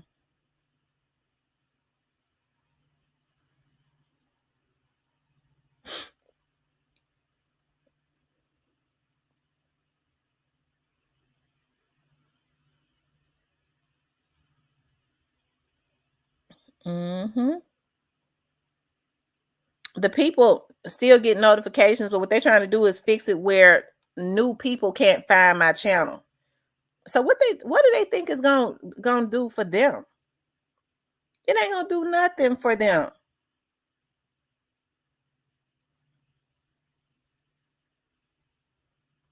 You know what? I haven't looked at that. I don't know, because I ain't never known him to have but one brother, and he was killed. So um I don't know. Player Code would know if that was your God's real brother.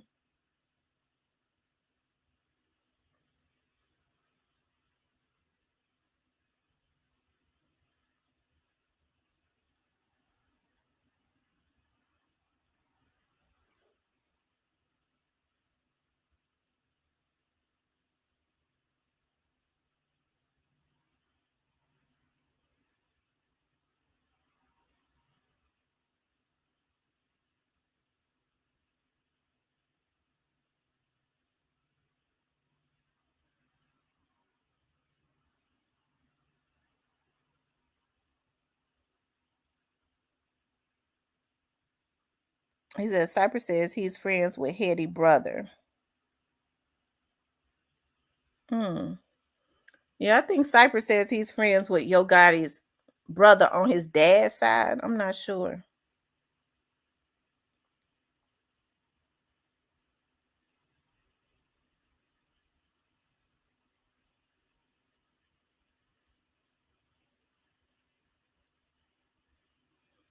Hmm. It's quite a few of them. They get mad. I really wish the women wouldn't let these men send them out. But I think that, it's that jealousy that for whatever reasons, because I don't even be on YouTube like that.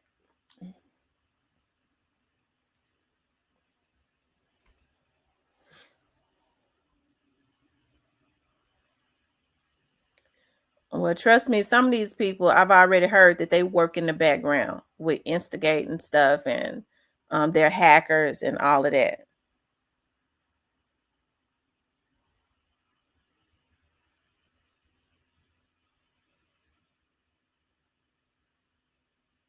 Right. I don't see Anissa in here either. She be over there in Cyprus, but I never I see her on Cyprus and Player Co channel. I don't see her over here.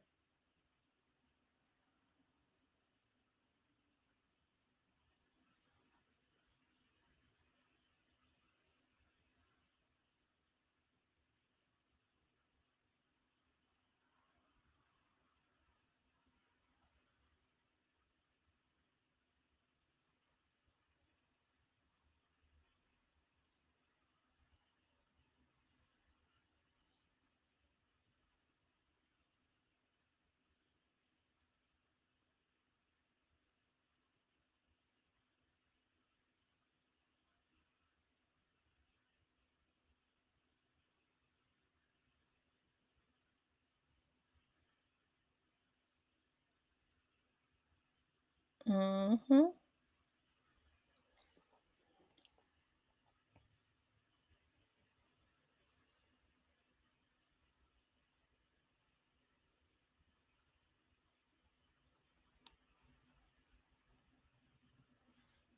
Right. I love to see people doing positive things too. I mean that's just how I live my life. I like seeing positivity, and I can't get drained. It's not worth it with the garbage. I mean, I refuse to make my channel into a channel like the love and hip hop reality shows. It's too many other ways to get money.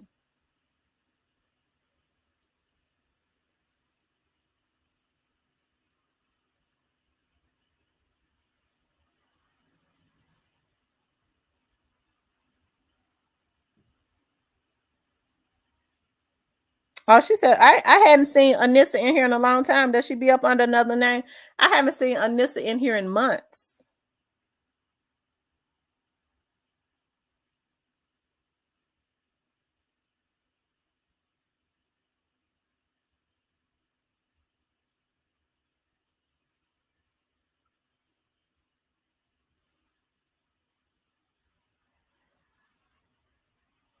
Who said Dolph wasn't independent, little Miss Muffin? Right. That's too much energy to, maliciously. Hold on, y'all.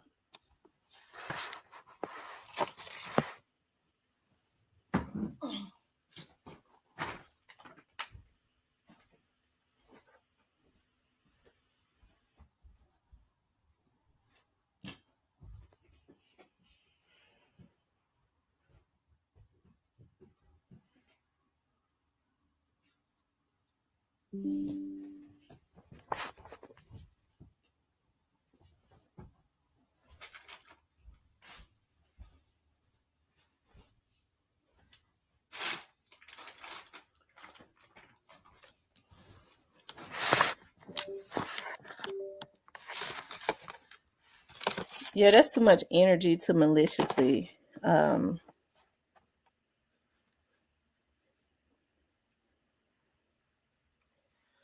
try and tear people down. I think some of these male vloggers, especially that one, I think he wants me to be afraid of him.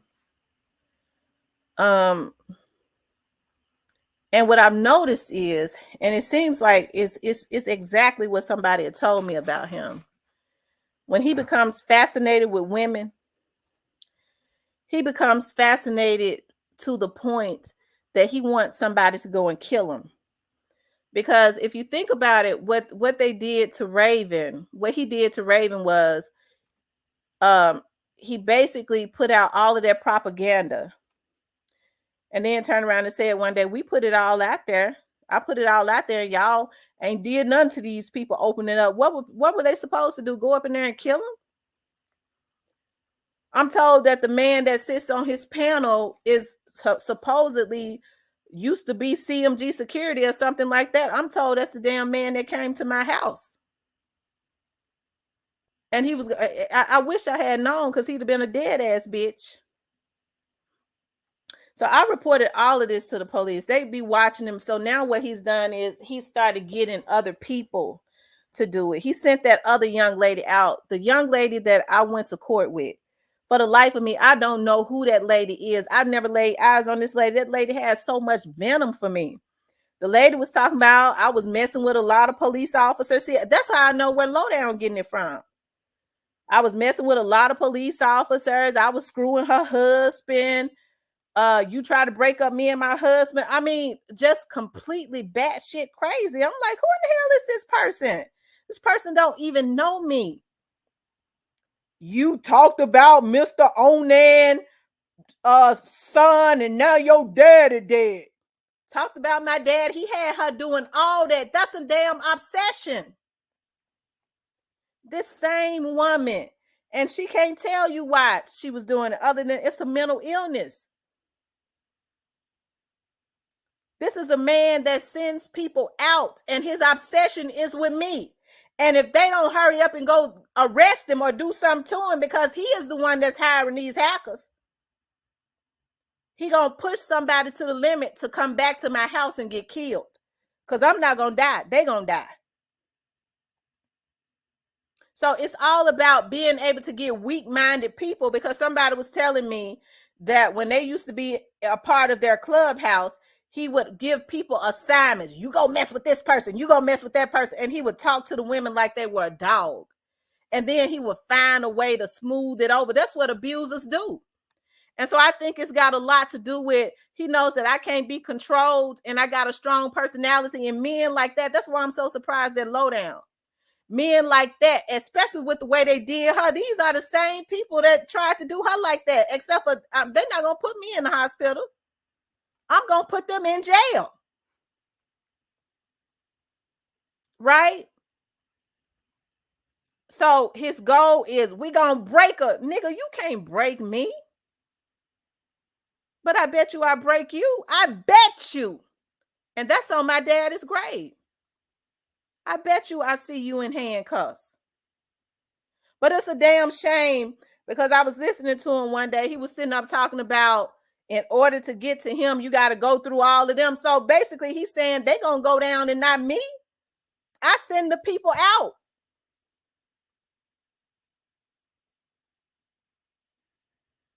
And so why do y'all think that they've had to sit up and watch him for this long? Because they know he got some type of sadistic fascination with me.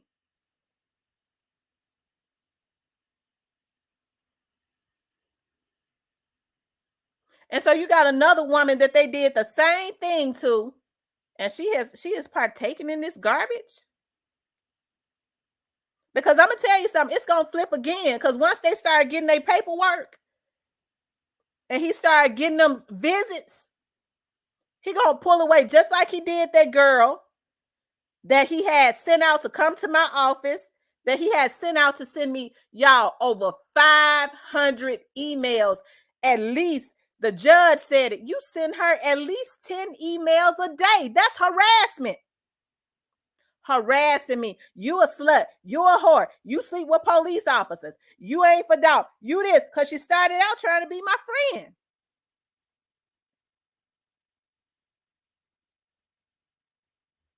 So then I was like, where is this coming from? So then she told me Sco and them had somebody hacking in my phone. She basically told who the damn hacker was. His motherfucking name is somebody named Vince.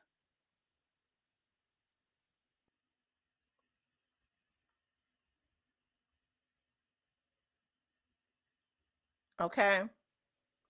And for the life of me, like, I don't have no hate in my heart for that woman because I don't know her. So then she started sending me stuff talking about you try to come between me and my husband. Lady, I don't know you. Right? The same stuff that Lowdown is regurgitating. That's why I know where it came from. And so then I had Torshi by Capricorn to tell me that Onan was telling her stuff to try to make her do things to me. And because Torshi had a respect for me, she had decided to reach out to me on Facebook. And she asked me if she could have a discussion with me. And that's when she started telling me that this man did all this. I got to put all of this. I'm calling the police again. As a matter of fact, I'm not calling. I'm going to file another report because this man is trying to create an atmosphere.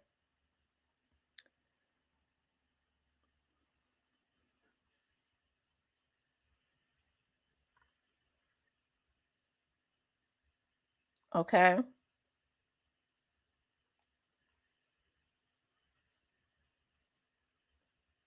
Who done it says, I heard a vlogger mention Bo Z, and I was like, nope, can't look at.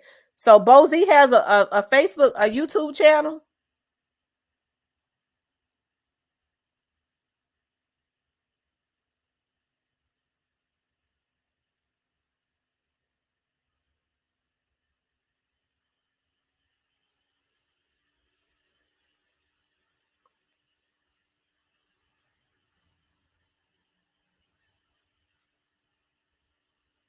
Right.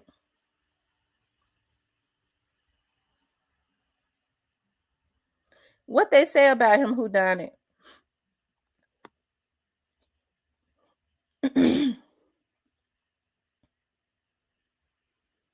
What did Petty Talk say about him?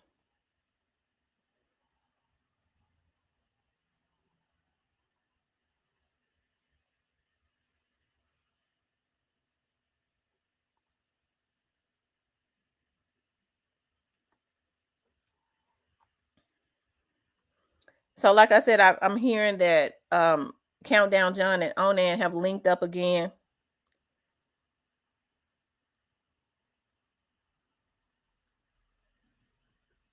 Mm. Because I was told he's really the one that's doing this hacking, even though he say he helped me. Somebody real credible told me that that he was behind a lot of stuff that I can't even talk about.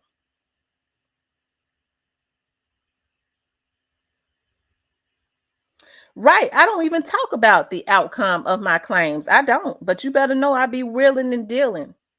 So that's why when they start moving on to getting other people to do it, they're not going to tell other people what has really happened. They just want them to jump in so that they can get the same results.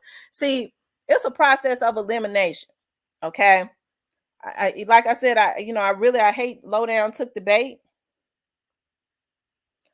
But Paperwork Party is working with Onan and them. They all kind of work together. They can't stand Lowdown.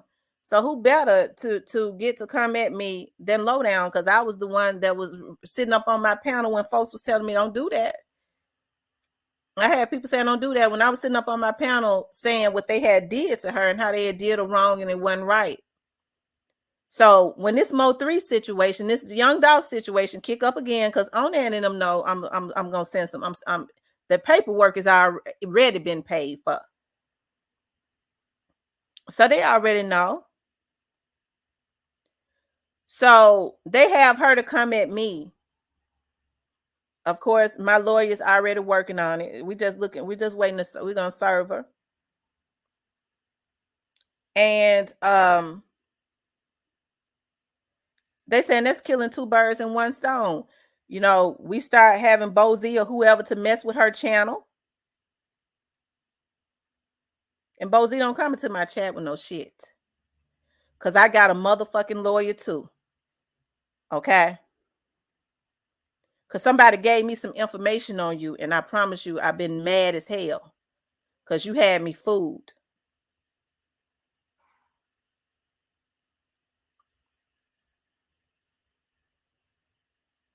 I've been madder than a motherfucker, but I'm letting the law do it. If they eliminate you, then they eliminate you. But do not come into my shit. And don't you try nothing. Okay? Because I'm hearing you the one that done hid my motherfucking channel. They pay you to do the shit. So when y'all see them going back and forth on these panels and they go at each other, a lot of times they plays, and then because they in such cahoots with each other, they can't stay mad at each other because they have to run plays to make money. That's how bottom of the barrel they are.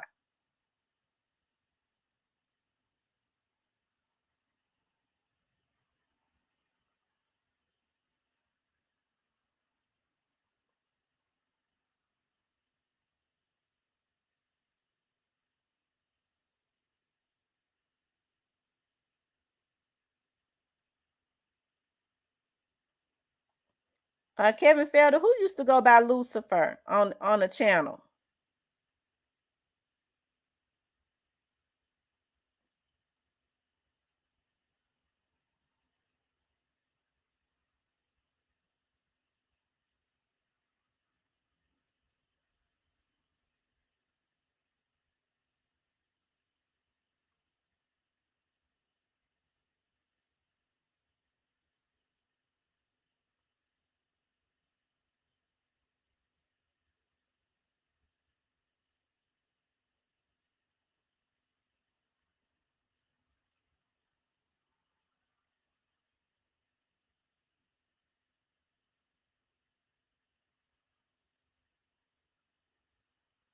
Wow. So Bozy goes by Lucifer on Paperwork Party.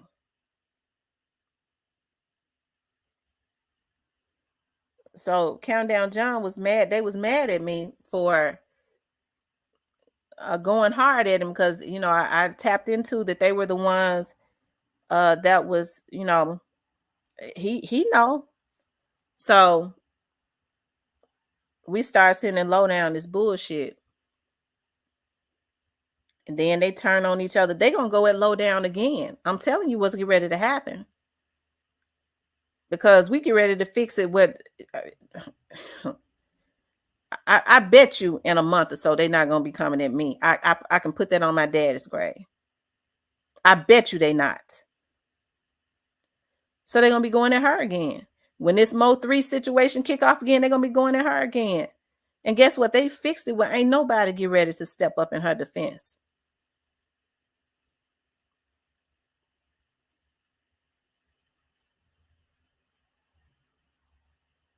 It's sad though. It really is. It's sad.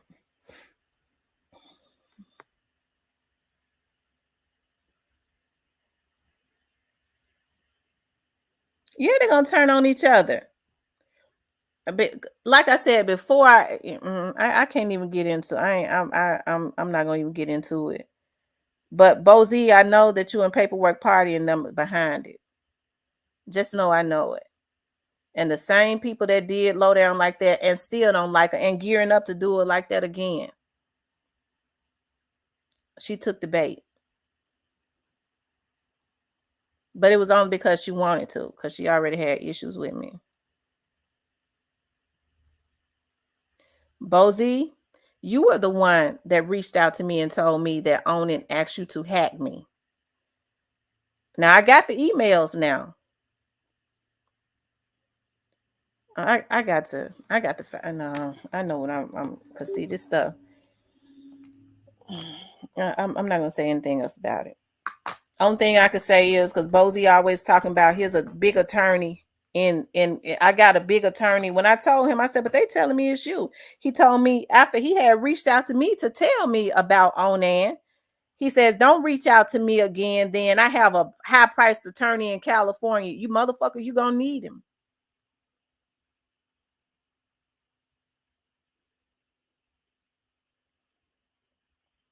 Now I hear you say you Lucifer. And some people have told me some real bad stuff you've done, Bozy. allegedly. I think you better think well, because we on to you.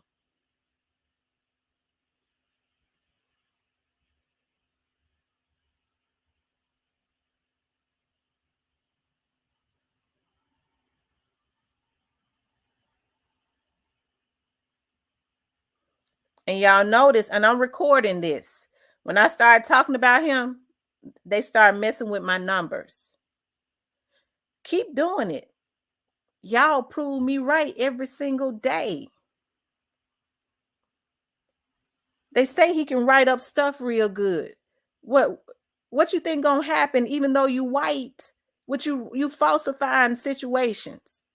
And you got motherfuckers coming out of the woodwork dropping a dime on you.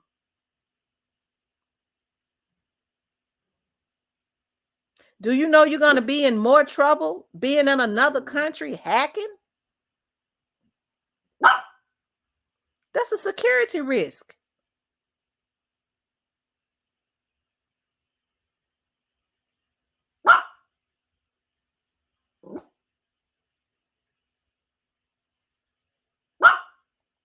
So I want you to know, Bozy, and I wasn't even supposed to say nothing about that. I want you to know you ain't getting by. I got the drop on you, nigga.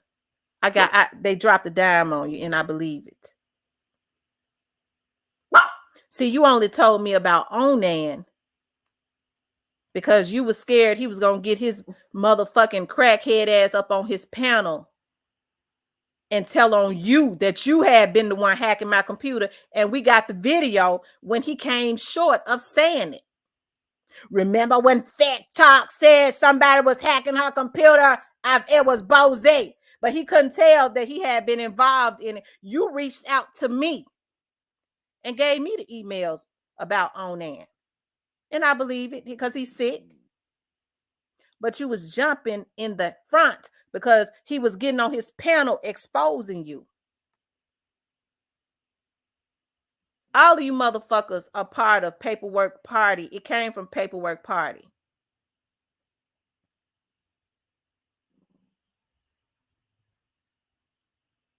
I was told about how y'all work together. How y'all fall out with each other. They can mess with these numbers until the goddamn cows come home. I'm fed up now. I don't give a fuck.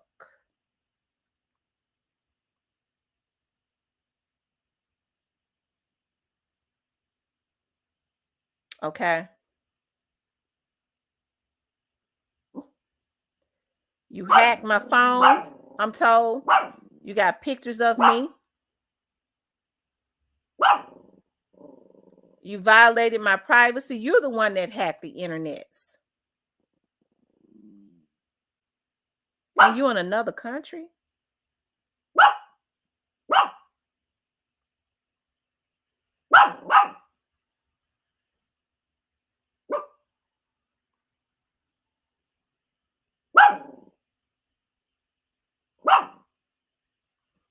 He from the UK. So, like I said, hey, a lot of people don't bring up him because he is their hacker. They talk about the hackers. And they've told me about the black hackers, about the women that scam and stuff. But they never mention him because he is everybody's damn hacker. But it's all coming to a head. I heard Bozy.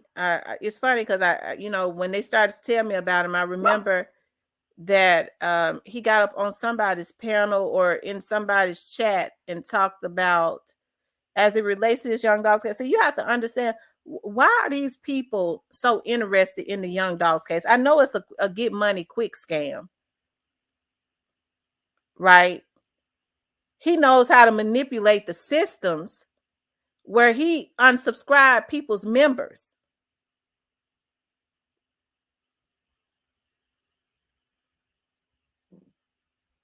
Okay.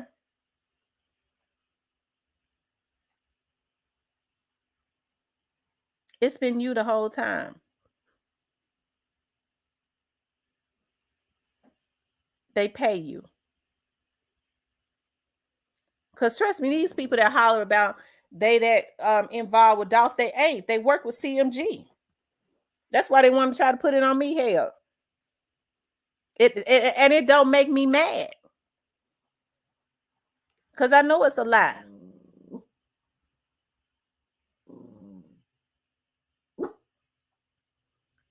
But when you start violating me, my privacy, messing with my stuff, now you have really crossed the line. And I fear for my life, Bozy.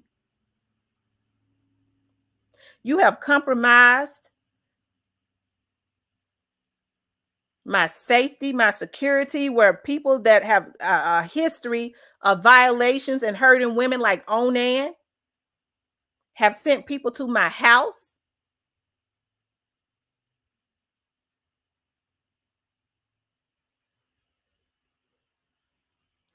See, what they thought was they was going to make me feel a certain way. Baby, because a lot of these folks can't mess with me on my damn worst day. I'm like, dog, everybody's weight fluctuates,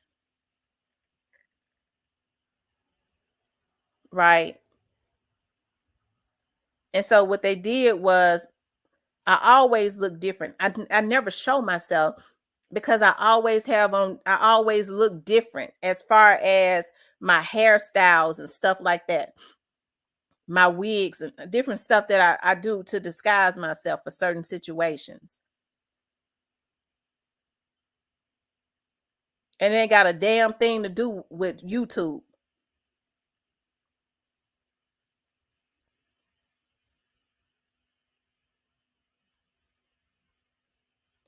But they violated me. And so when it was brought to me, I talked to somebody in law enforcement about it. They said, you talking about trouble now. If he oversees hacking, that's definitely a security risk. Now they could put a stat on that. And I didn't push no further with it because I said, well, he did try to help me. No, he tried to help himself because he thought Onan was going to expose him, but he couldn't because he had been hacking for him.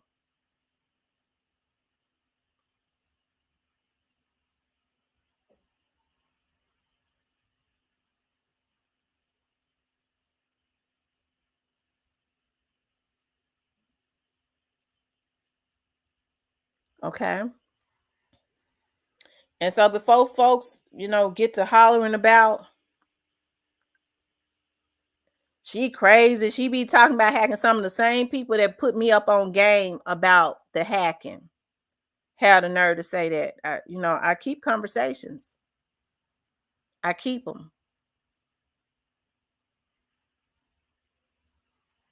I'm not going to put them out, but I keep them. So when I'm able to listen to the conversations, it helps me to realize who all is involved. But I'm not slimy like that. I'm not going to repeat or put out anything that somebody tells me. That's not how I get down. See, that's how I get to be a real one for real. Not unless they have they think they slick. And the whole time they've been violating me.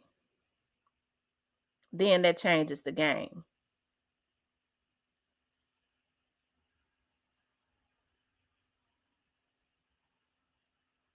Okay.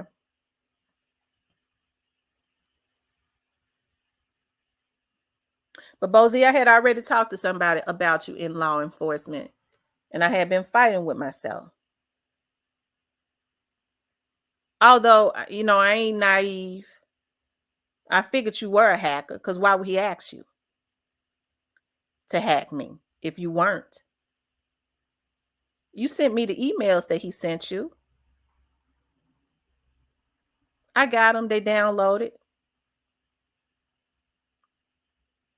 And so I think these people are sadistic and twisted as it relates to how they do things as it relates to these cases. I don't know if the Mo3 trial situation has happened, but it's going to be the same stuff. I've never had an interest in the Mo3 situation. Honestly, I haven't. So you won't really see me vlogging on that.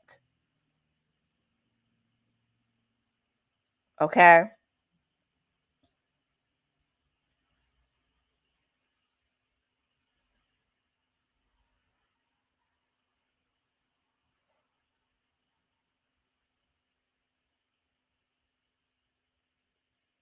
Right, nothing is hidden ever. Nothing is ever hidden.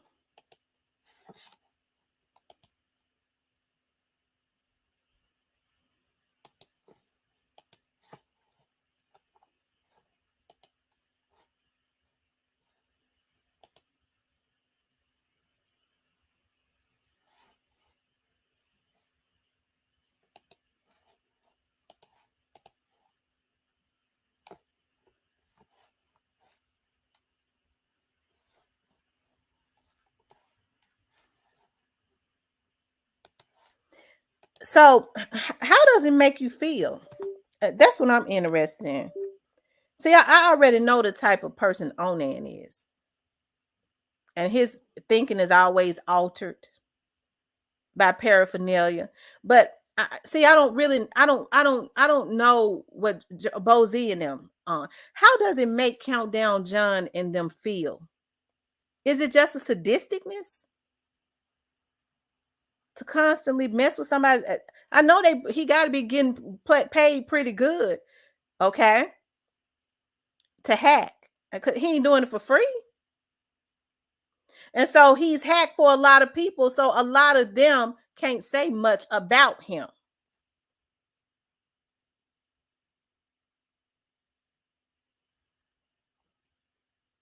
That get back is a motherfucker. So don't worry about people like Lowdown because her is coming back around quick. They was trying to get something going last year and get me involved in doing the exact same thing to her last year that she doing to me this year. And I ain't take the bait. So that's why when Coke Figure put that video out, if you read some of the comments, and I went and read all of them. Some of them was saying, Tam is just not a team player. She thinks she's better. No, I don't run no plays.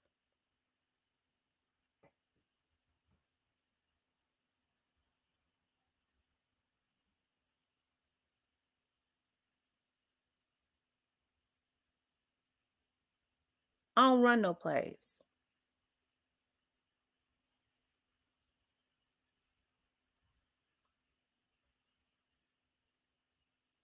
So that BS about me and Justin Johnson, he told me how it went.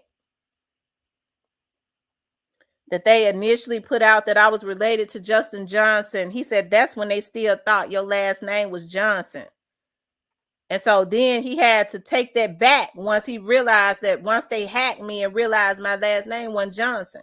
So now they've given the script to Lowdown. He can't say it because he already know it makes her, people know my damn last name because they look at it on Facebook. So they get her to do it. So people can say, oh, like they've been saying, she said your last name Johnson. We know she capping. So that's killing two birds in one stone. Because they had been saying they send her stuff to make so that she don't look credible.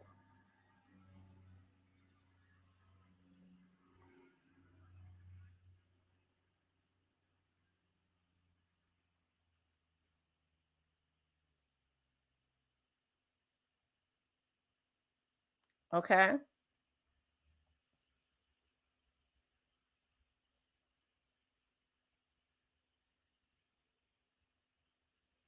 And so because they fear me because I don't participate in all of the plays and the scams and the defamation of characters and stuff. Right. There's some type of fascination with me. You can't break me. Ain't nobody ever been able to break me. The exact same thing that they're doing, right?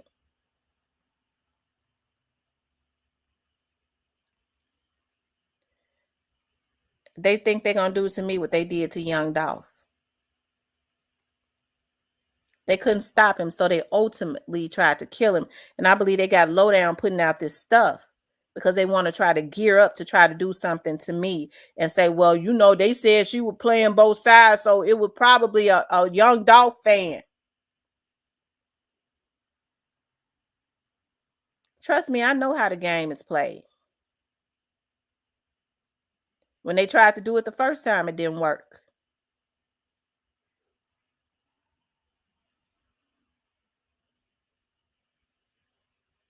You sent that nigga that be on your panel to my house, and we got the drop that he used to work CMG security and probably still do. Countdown John, I already know your affiliation is Black Youngster and Lil Migo. That ain't nothing nobody told me. We got old video of you saying it. See, that's the good thing about it. I don't have to make up nothing.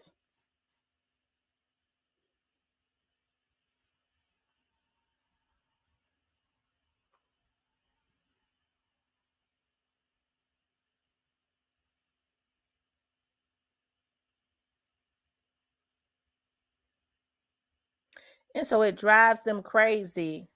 I knew when I put that video out about Black Youngster's baby's mother, brother's baby's mother. I already knew that it was going to be some lies put out. And that's one of the reasons why I was glad to do the video. I knew it was coming.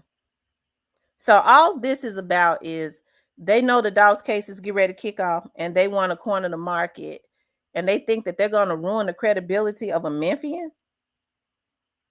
That's it. That's all. It's a darn shame. Because see, if they did it right,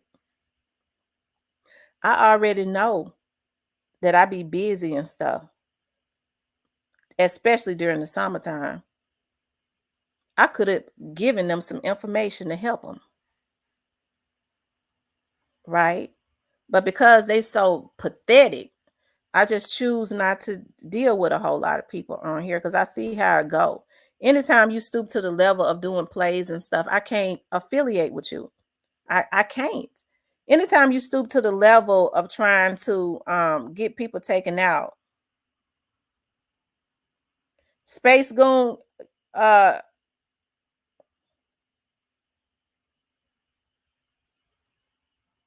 who is Space Goon in this? Oh, okay. Space Goon, what's the truth? I ain't seen you in here in a long time. Space Goon, what's the truth?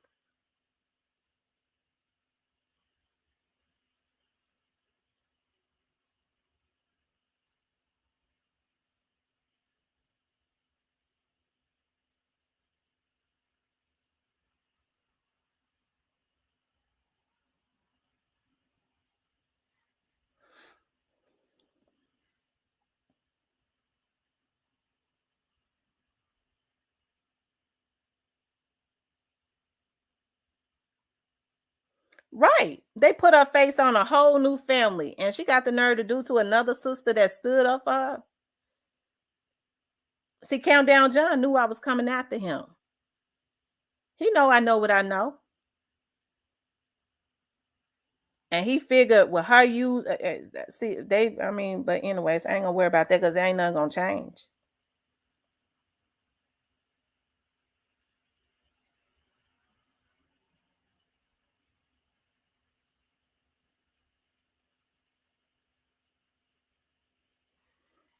Space Goon, what is we talking B today? What's that? I need for you to I need to understand. Cause it kind of seemed like because if you don't make me understand, we're gonna have to block you because it's looking like you a troll.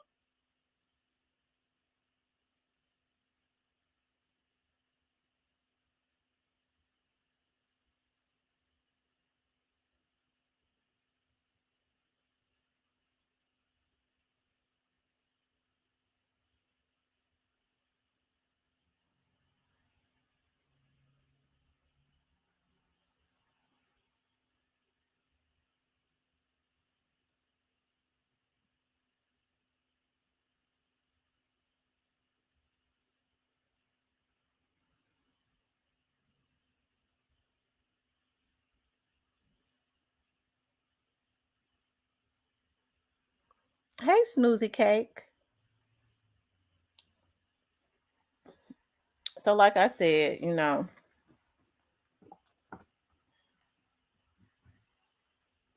what they need to understand is fake reports is against the law. That's all I got to say. Okay.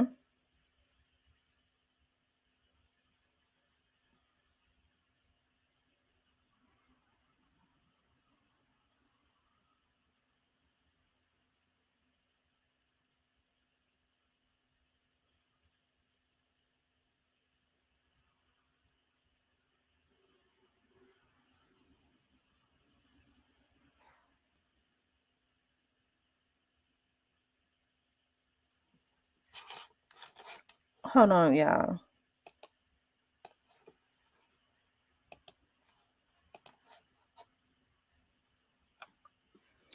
Space Goon, you was blocked. I remember in the very beginning when I first started coming on, there was some type of Space Goon or something coming into the chat that turned out to be a hacker. I hadn't seen Space Goon forever, so it must be Bozy. You blocked.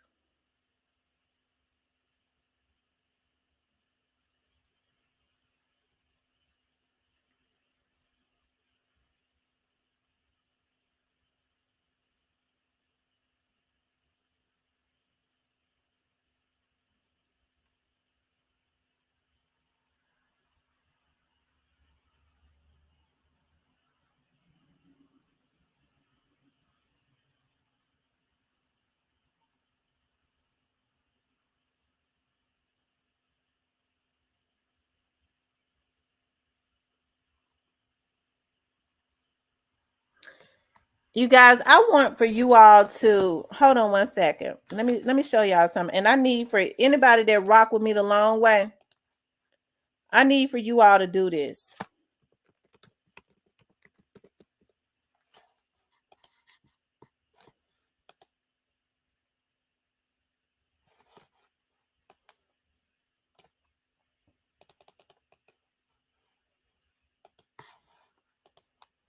I need for y'all to flood. Hold on one second.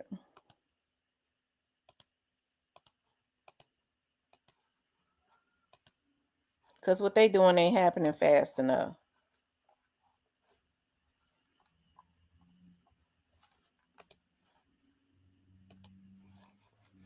I need y'all to go to this website right here and fill out a complaint. And we're going to have to flood the FBI because whatever they're doing, it ain't happening fast enough. Just having watching people and stuff. And, I know that they go in silence. I know that they do things in silence, and I believe what they say when they say it's being worked on. But I need for you all to flood because these people are trying to put my life in danger. And fill out the report completely. Put my channel's name in there and let them know what you all have seen. And I'm serious. I need for you all to do this today. These people are trying to create an atmosphere to try and get me killed. Consistently hacking me, compromising. That is against the law. There have already been reports and a file that is open on it.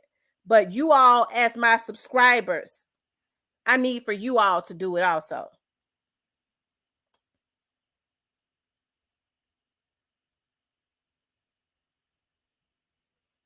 Okay. I need for you all to do it also. And so what you could do is you could just copy and paste that link right there.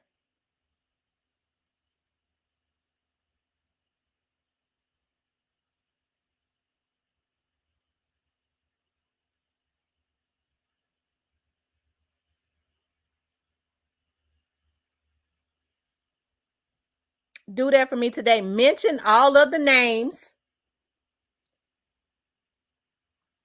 okay, that I have mentioned. Do that for me.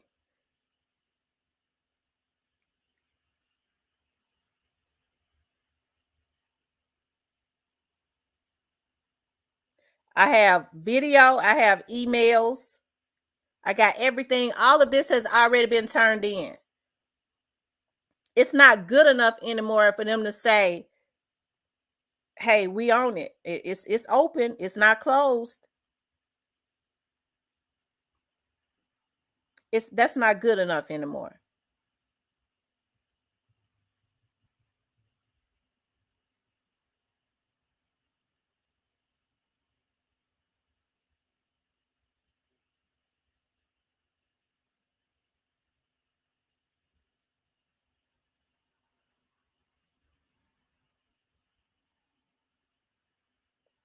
Okay.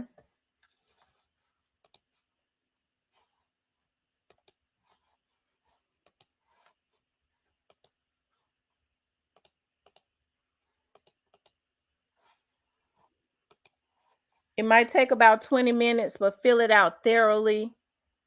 And I promise you, they're going to get back to you. I promise you. Just this channel right here, this main channel right here.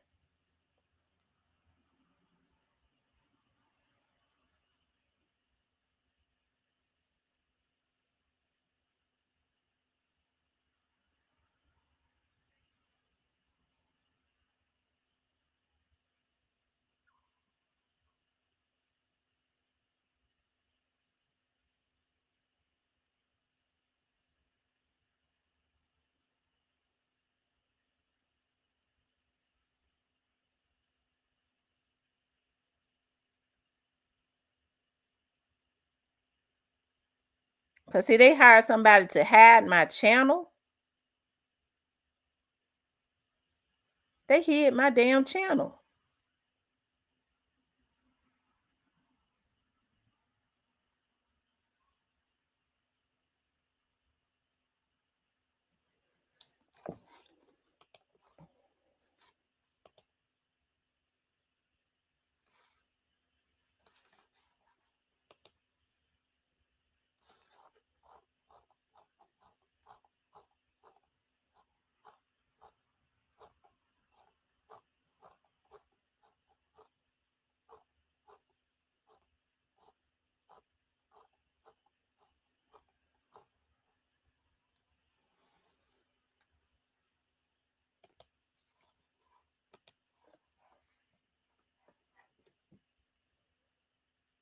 Okay. And they're going to have people putting out lies. The paperwork has already been drawn up on that. Don't worry about it. Don't take it in your spirit, because that helps you to get away from the main thing. We already know that they're lies. We already know what's going on. But the main thing is to keep the main thing the main thing. Fill out that FBI report. Fill it out. Because they got to be flooded.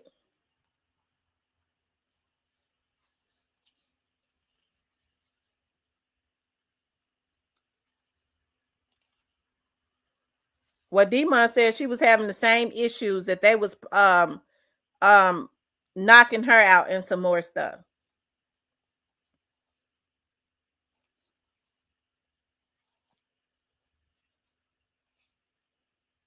And so one of the things that's got to be immediately looked at is the alleged guy that sits up on Onan's panel that they said was CMG Security, that allegedly was the one that was sent to my house. Allegedly, his name is Steve.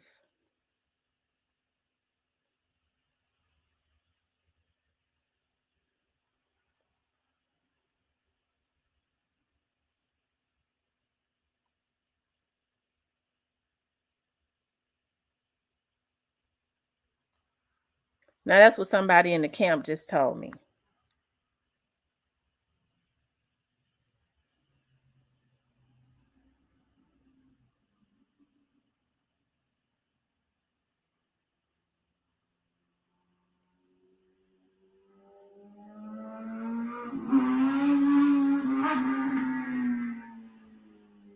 I already know the girl that was sending me the email when they subpoenaed Google and got them 500 emails. That was harassment for over a year. She harassed me for over a year. She had been to my office because she said it. And I knew she had been, because during that time that she had came to my office, they was fixing on the roof.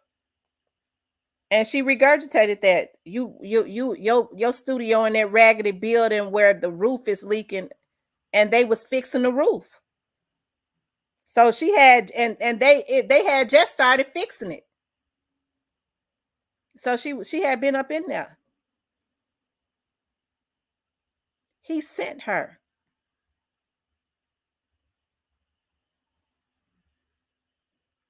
That was in an email. That's why the judge was mad as hell. See, I don't talk about everything on here.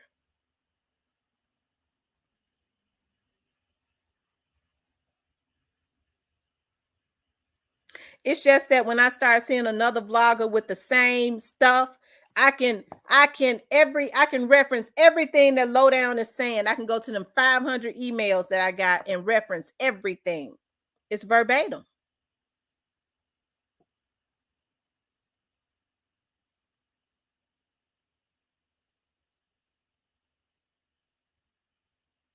The sad thing about it is the girl had told me, and it's in the email, I'm reaching out to Thaddeus Matthews and get him to expose you. They reached out to Thaddeus Matthews and he wouldn't do it. Then she started saying, well, I'm gonna make my own show so I could talk about how you sleep with all them police officers and you try to break up me and my husband. The first time I ever saw that one was in court.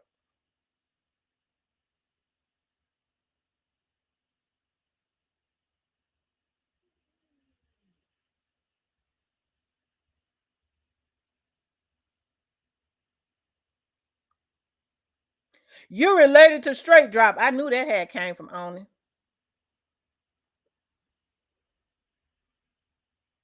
Because Bozy told me he put that lie out about you was related to Straight Drop, and then he had to take the video down when he realized that when y'all he told folks y'all had the same last name, and then he had to remove it because he hired somebody and figured out that you didn't have the same last name as Straight Drop. I said my damn last name I always been on my damn Facebook.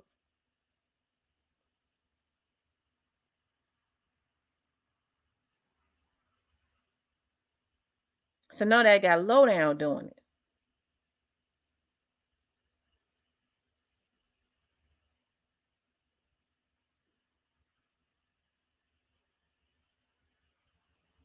So then she said, "That's all right. I'm gonna get somebody. I'm gonna get somebody to expose you."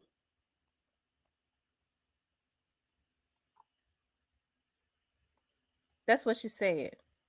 And I guess they finally got somebody. Got that somebody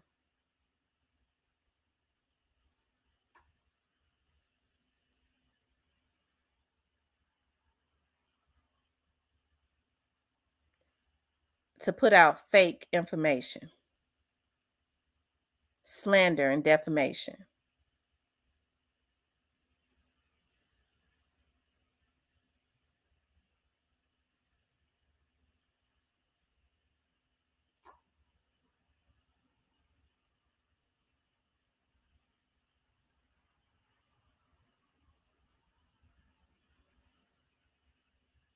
Okay.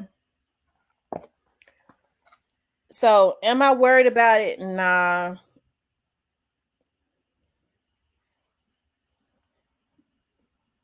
Midwest says, baby girl, just get back to dropping your content. That lady got you out of body. Let it go. It's lies. It will come out. I know. It ain't no if. It is lies. But I can't understand how other women go to the extent and know that they're lies. But you know what? That's not my job. Because I'm gonna tell y'all something. If I was related to Straight Drop, I'd say it. Did I hide that me and Black Youngster's cousin was best friend? I'm a real ass chick for real. It ain't no way in the damn hell I would ever hide it. I'm gonna tell the damn truth.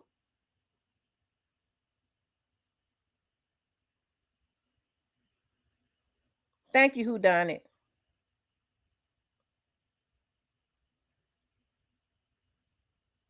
And that ain't even something I'm not gonna even defend that. That's crazy, right there. That's absolutely that's something that was his content 2 years ago. We got the video with the date on it. Hell, I remember when I first emailed at that time, Nikisha was my attorney. She said, "Well, I mean, the name is he's saying that's your last name. I mean, that wouldn't stand up in court. That's not even credible. His information is not even right."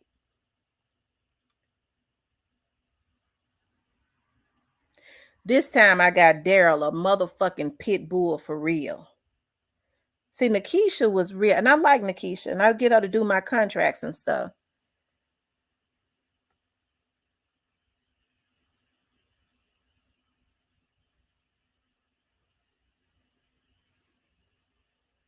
But Daryl is a motherfucking pit bull for real. And he won't ask, and that's why I like him.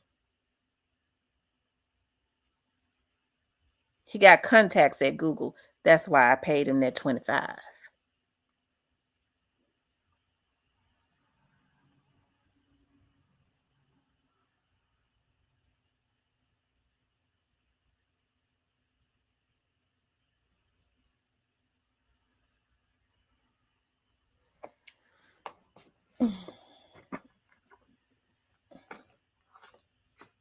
But Miss Lowdown, I ain't mad at you, love. I'm gonna pray for you. I'm gonna pray for you. We got some paperwork for you that you're gonna get, and that's that. And then they gonna come for you again. Trust me, because they already have, a lot of them have already gotten paperwork from me. They gonna come for you again because they was ready to come for you last year, and I wouldn't participate.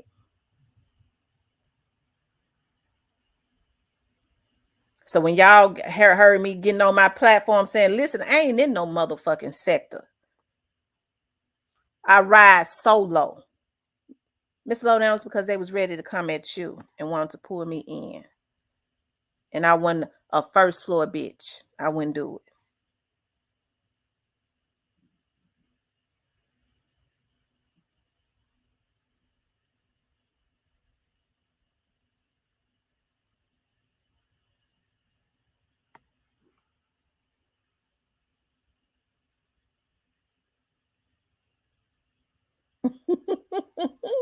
Monica. It's all good though. One thing for sure, you sure got to reap what you sow. One thing for sure, you're gonna reap what you sow.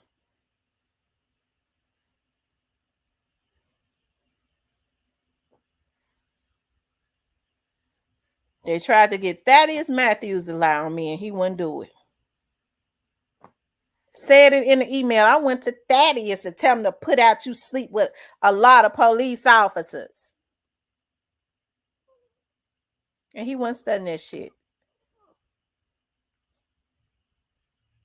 Thaddeus ain't never heard nothing bad about me around Memphis. He knew it was a bunch of bullshit.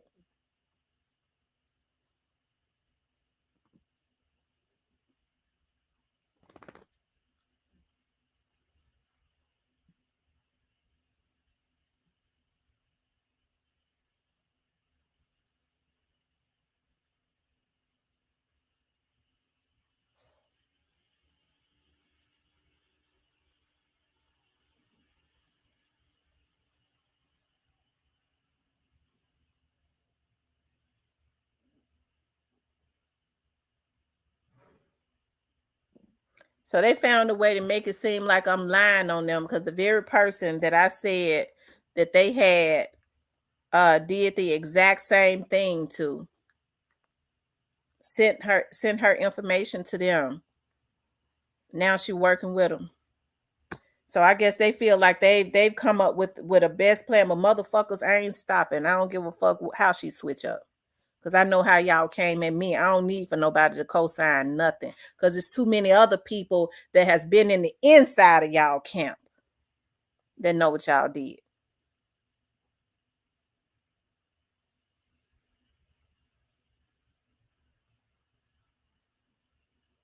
And I'm going to get my day in court.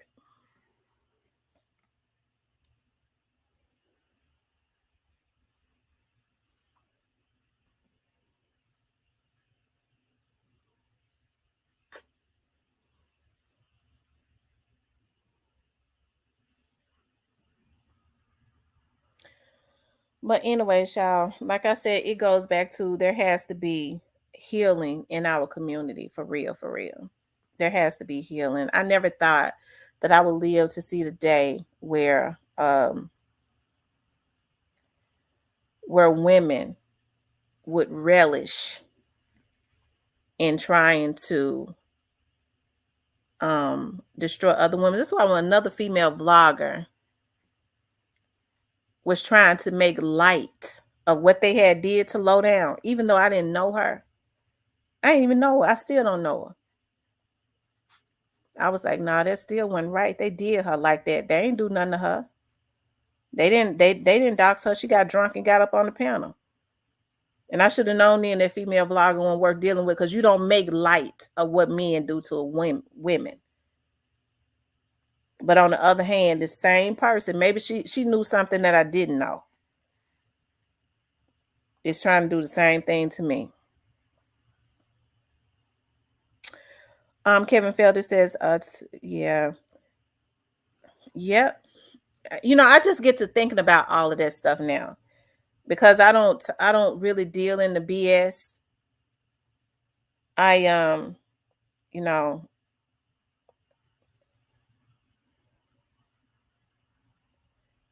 the girl even, oh Lord Jesus, child, yeah, oh, Lord, I tell you. But at any rate, child, at any rate, I was basically just getting on here to chat because I got a free day today, and that's that. I get to go to my kickboxing class today. So Bozy, while you hacking with pictures and stuff, they sure been waiting, Bozy. They've been waiting. I guess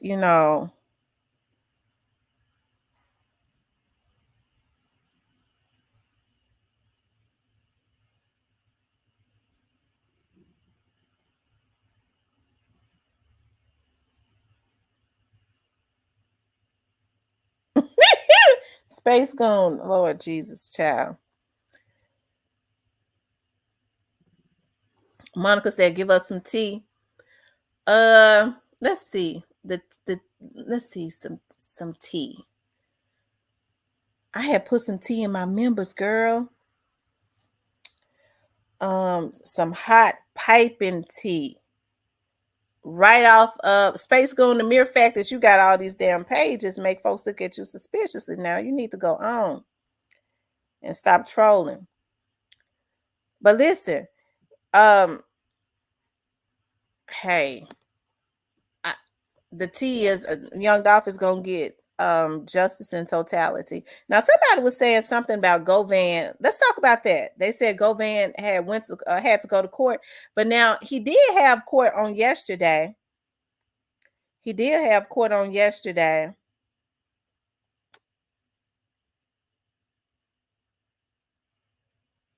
Yeah, he had court on yesterday, and they rescheduled it. They rescheduled the court date.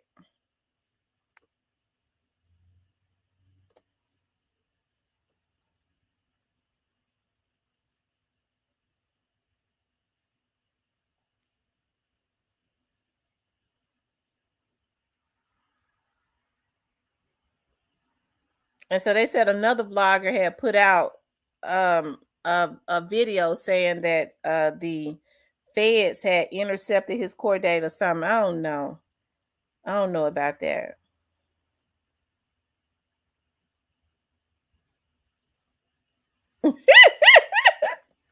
I'm telling you.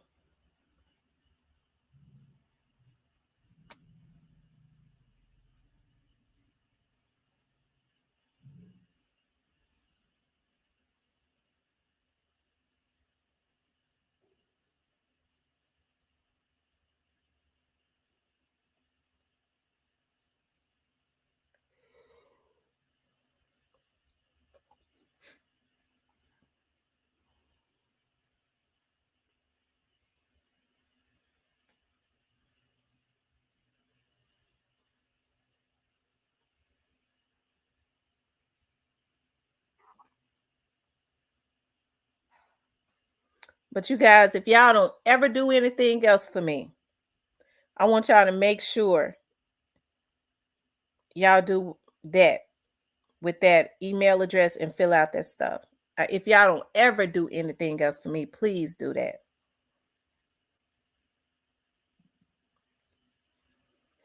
Um, Snoozy Cake says, I know as soon as Mia J posts something about to happen.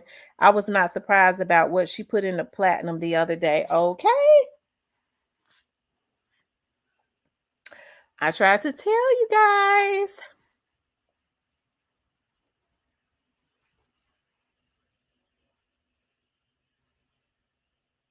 I tried to tell you.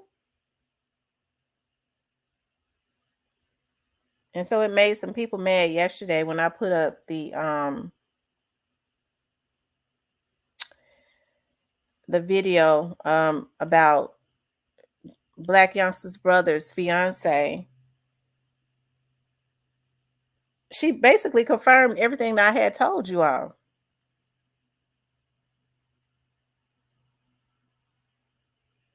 Yeah, Mia is so intentional, and that's the best way to be intentional. Trust me.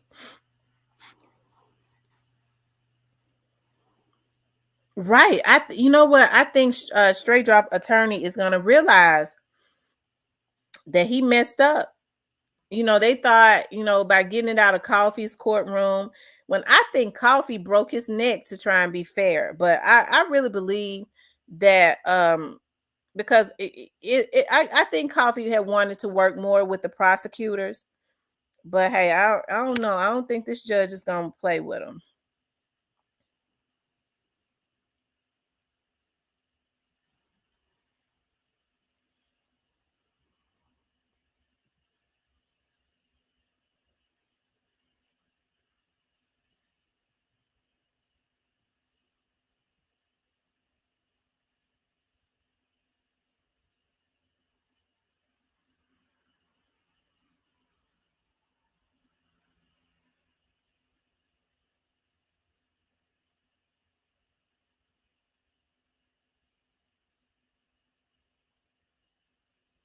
Um, Let me see. I think Jamarcus goes to court like on the 14th. We could pull it up right now, girl.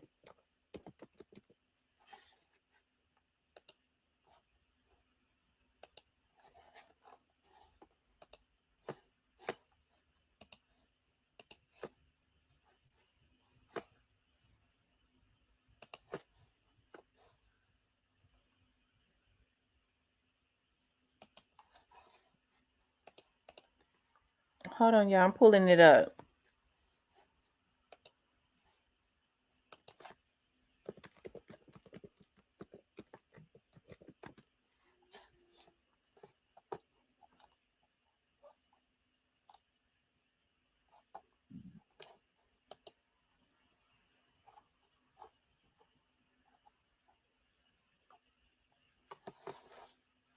Y'all, I'm just getting ready. I'm getting ready to tell y'all something right now. I'm gonna show y'all something.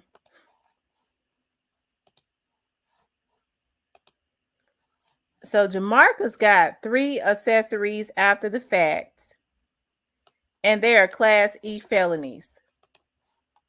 Don't you know with a Class E felony, that is the lowest felony, and you could get more time with a Class A misdemeanor sometimes than a Class E felony? Hold on, let me see something.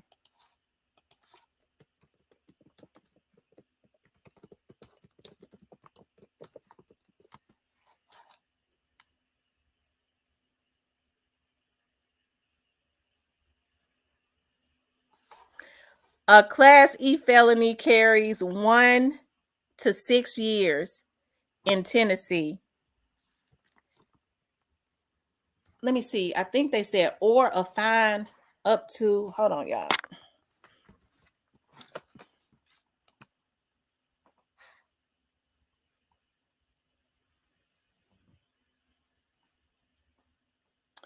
It says, as well as a fine up to $3,000.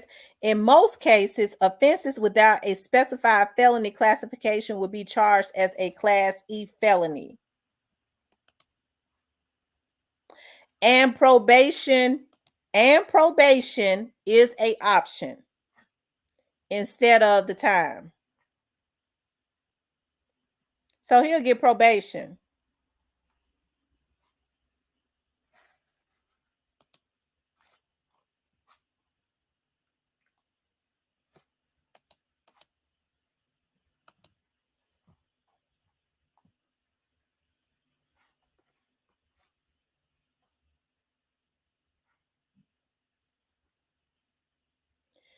Y'all, he pleaded guilty already. Is he already getting probation? Because it says guilty plea.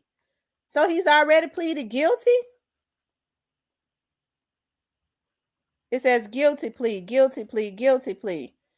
So he already pleaded guilty? Don't y'all see that? It says guilty plea. So he's already pleaded.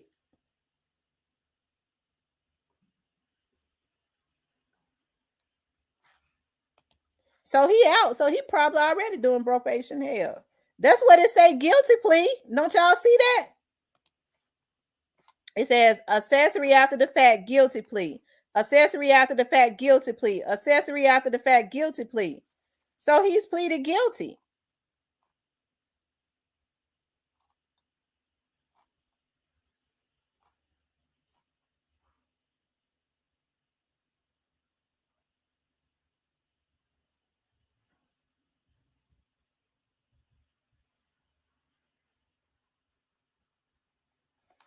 So on the 11th, his attorney is going before the courts on to he has a petition to suspend his sentence.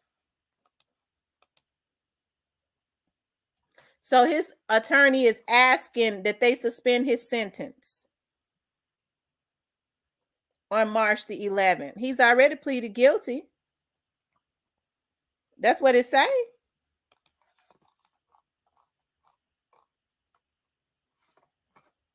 He pleaded guilty to all 3 counts.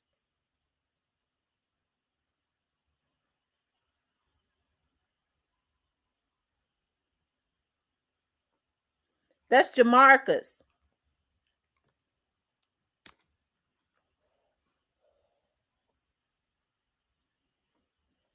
So people was asking about Jamarcus's trial. He ain't gonna have one.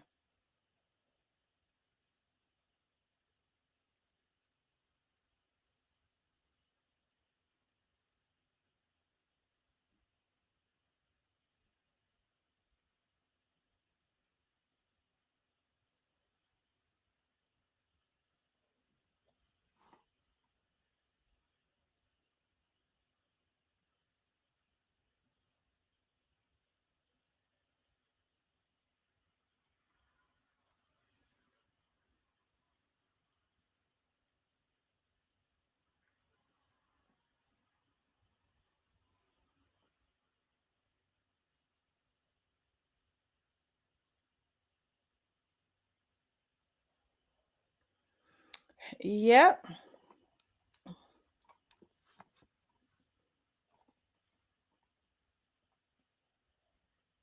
Mm.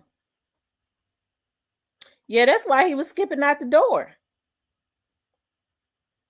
And so then he probably already got, he probably just gonna get probation anyways. Yeah, he was skipping out the door because he basically, it ain't, well, we already knew when Judge Coffee told him make sure he go to school and all of that. And basically him being out was contingent upon him staying out of trouble and all of that. Judge Coffee told him to get into some classes and all of that. One thing we don't see is we don't see him on the internet. If he is, he's up under a disguise.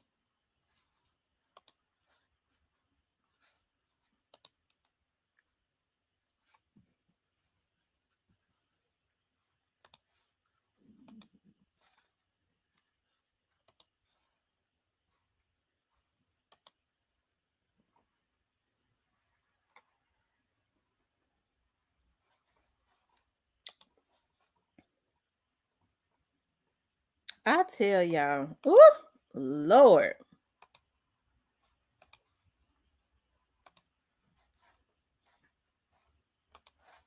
Hold on.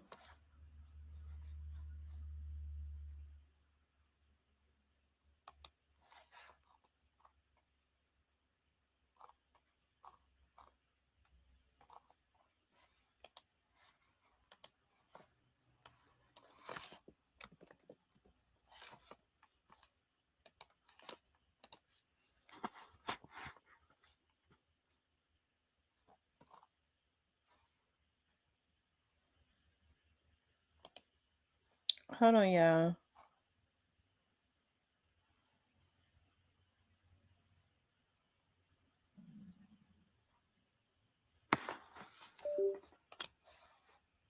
Hold on, y'all.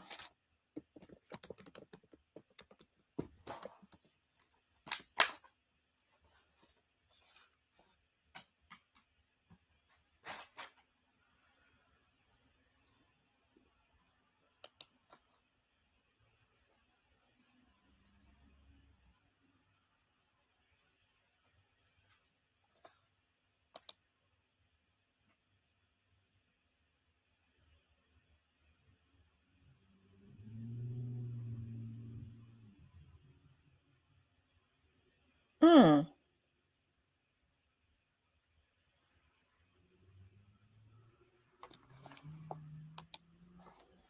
Hold on, y'all. I'm looking at something.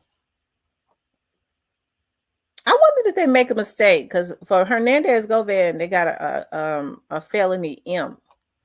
And I was looking at in Illinois, they have felony M's.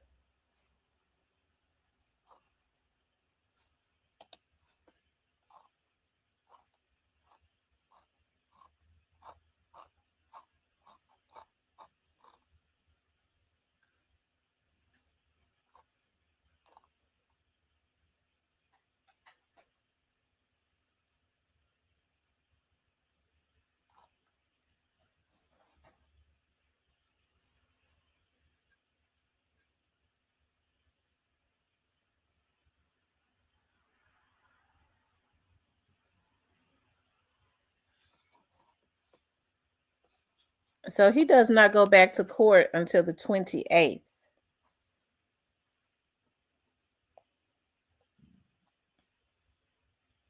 Yeah, I want Young Dolph's kids to get justice too. And I would like for this to be a lesson to the young adults that you can't take money to go and take people out because there are consequences and repercussions.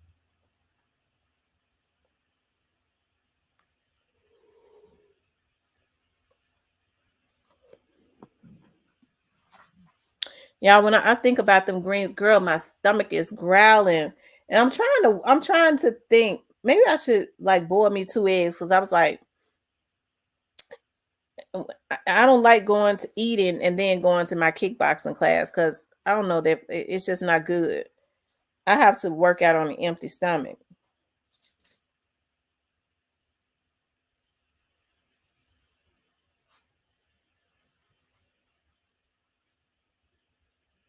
Hmm.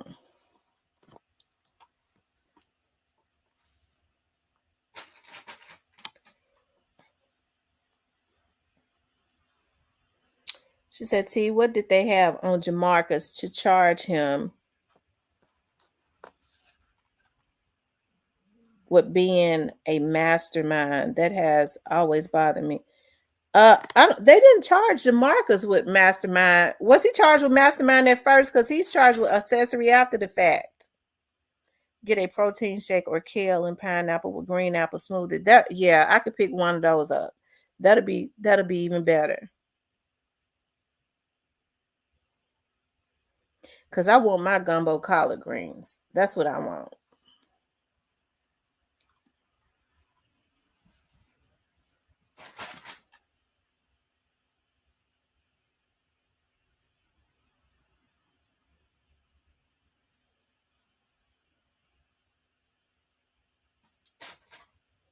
She says right now they are not in jail or unalive. They are hiding, scared, and broke. Oh, she said him and Quit had the same charges at first. Well, his charges had definitely been changed. and he goes back to court for his attorney to get his sentence suspended altogether.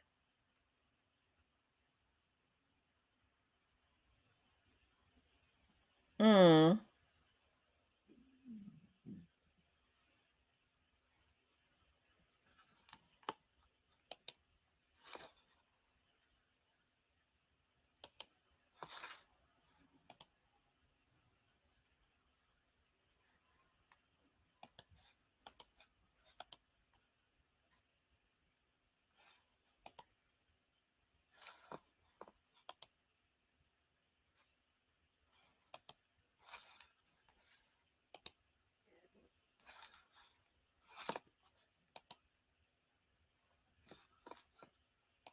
Hold on, guys.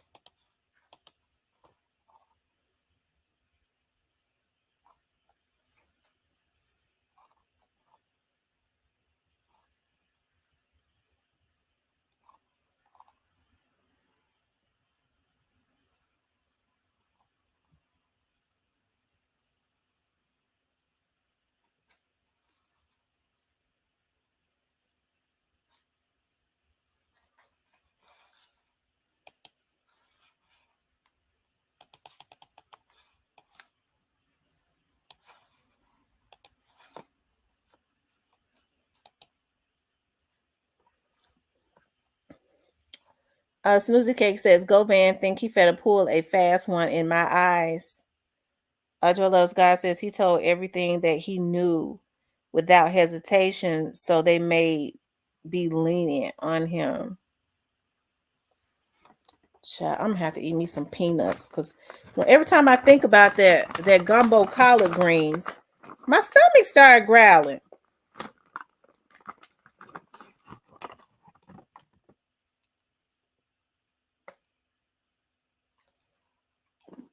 Mm. I like unsalted peanuts with cranberries in them.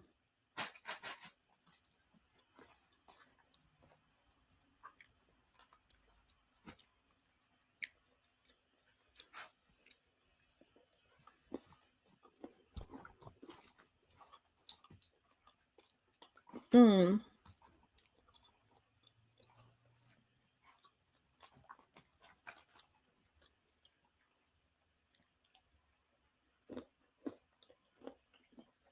What's up with the car thieves, JoJo and CEO Bobby? Um,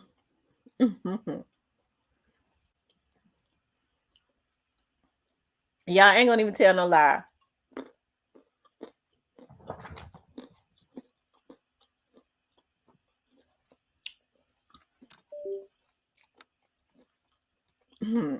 Well, I ain't gonna even say nothing. Let me see if JoJo Splat's still in jail. Move, Riley.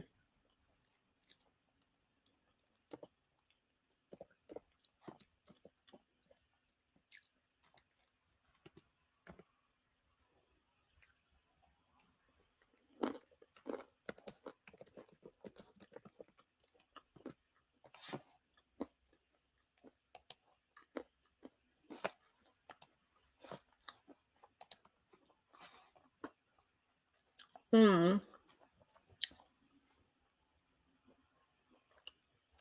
Let's see, JoJo Splat.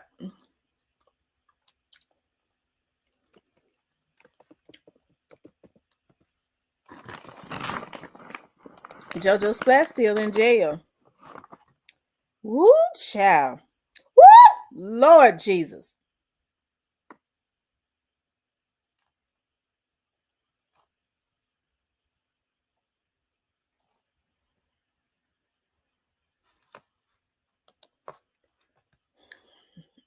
He's still in jail.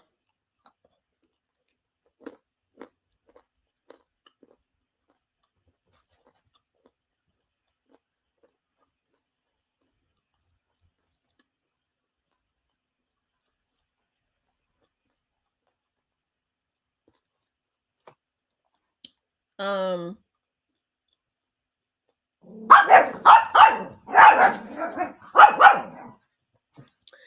That boy got a rap sheet longer than Popular. I'm telling you.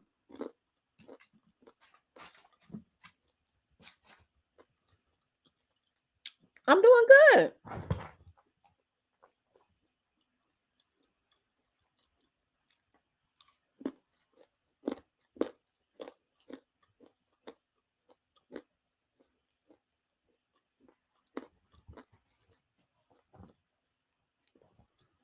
Hmm.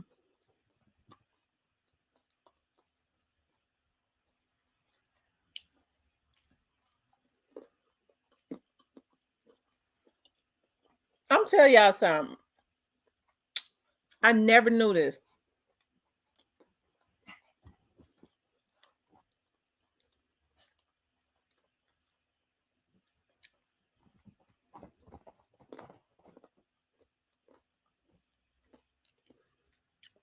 I too pretty. Miss Kid says me and my daughter read numbers and yell them out at the same time. Wow.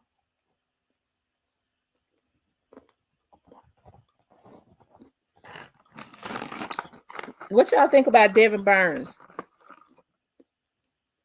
Hmm.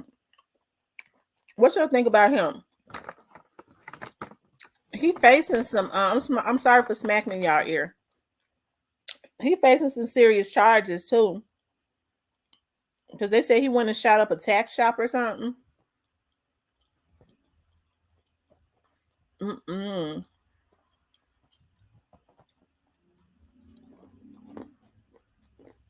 Mm-mm-mm.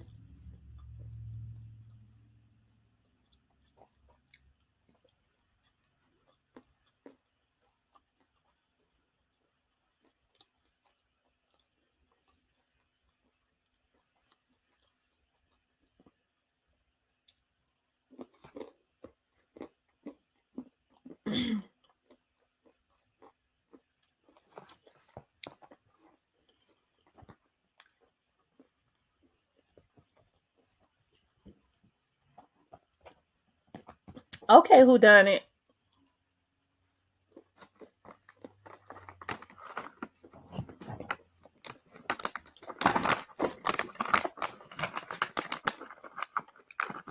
Yeah, Bobby has been out now for about a month, I think.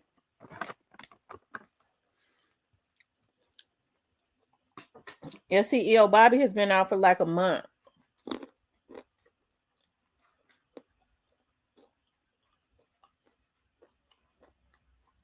Mm-hmm.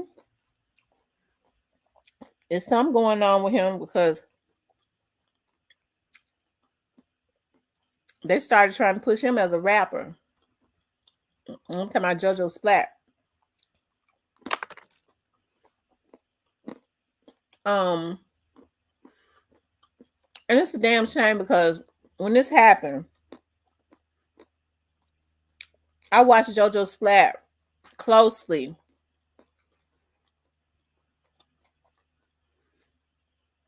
When people stopped watching him, I found his Facebook page and kept watching him. He was having breakdowns on a regular. Y'all, he was only 18 years old. Them niggas ought to be ashamed of themselves. I'm young people know right from wrong, but they was wrong to recruit them young boys like that. They was wrong. And although I don't believe that Orange Mound Quet was the mastermind, I don't believe that he paid for the hit out of his money. I believe he had something to do, just in my opinion, what happened to recruit them young men. I could be wrong, but I just feel that way. But they started trying to push JoJo Splat. And JoJo Splat was getting flown out to or flew out to LA on a regular. Now I know plane tickets to LA ain't cheap. Get back.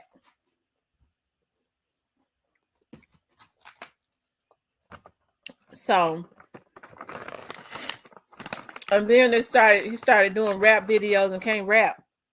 And somebody was paying for him.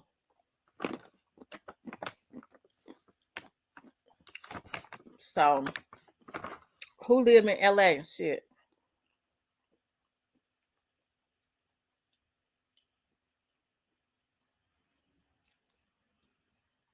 Who lives in LA?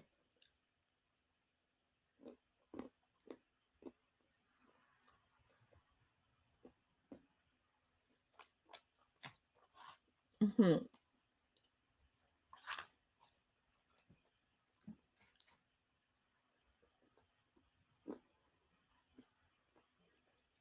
See, when you get away from trying to redirect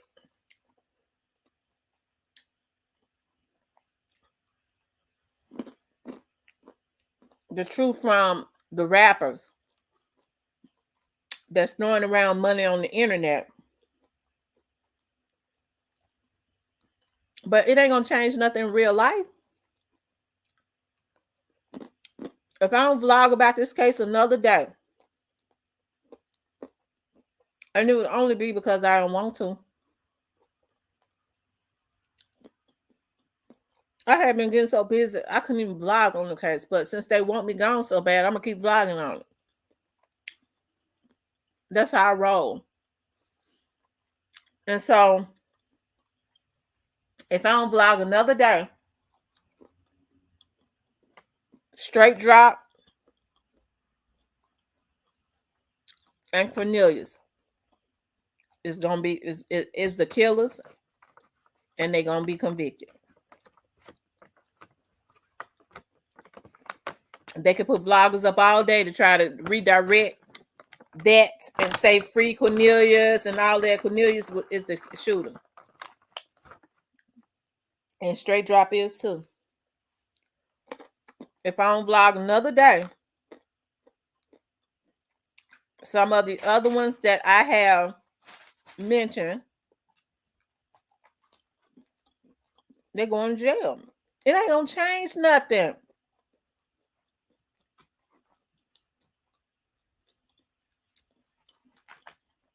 Trying to discredit me ain't gonna change nothing. It make me stay on here and talk about them more. Okay, y'all, I'm gonna stop crunching in y'all ear. I had not eaten nothing, but I'm okay now, eating some peanuts.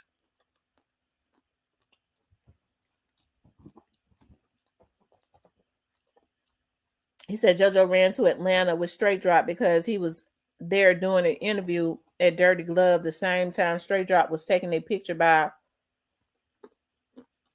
the Rolls Royce in Atlanta. Hmm. Mm-mm. Hmm. The only rapper that's still living in Atlanta is who? Moneybag? Because Black Youngster them packed up and moved, didn't it? Gotti moved. Black Youngster moved. And so what? Moneybag the only one still there? I don't know. I don't be trying to give out their locations. I don't know. But because I don't know their locations. Let me just say that.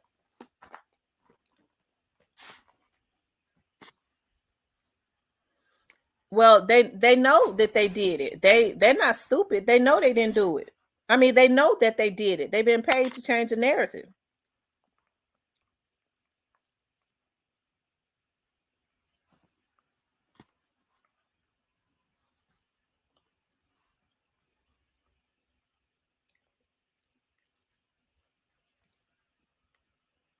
Mm.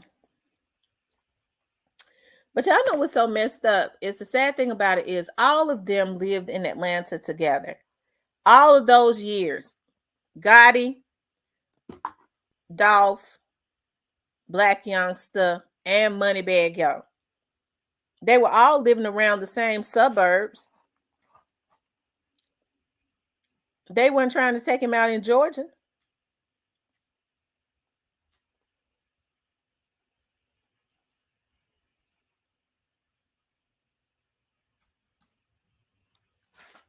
Okay, so Moneybag done moved from Georgia to Miami.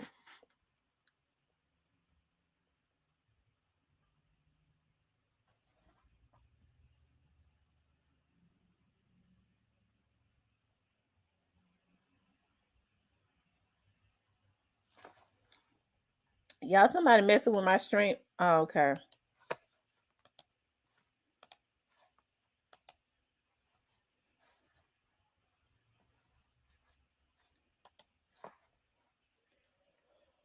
Um,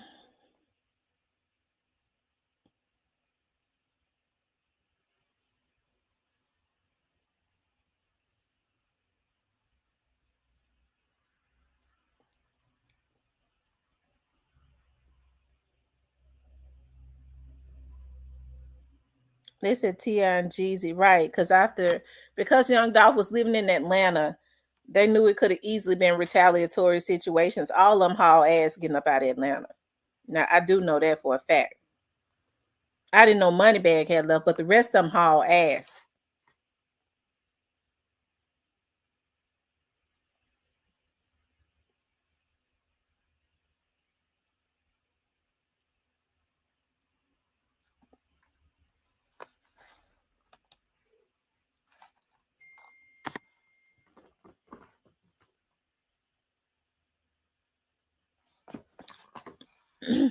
Thank you, New to You, for the Cash App. I appreciate that so much.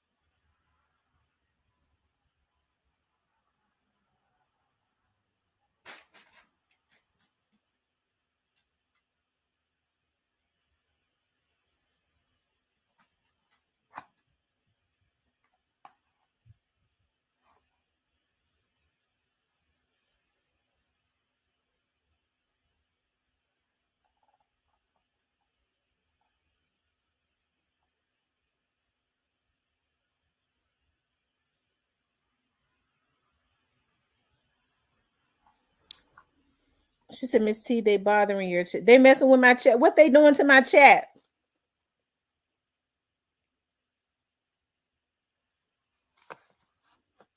Let me see.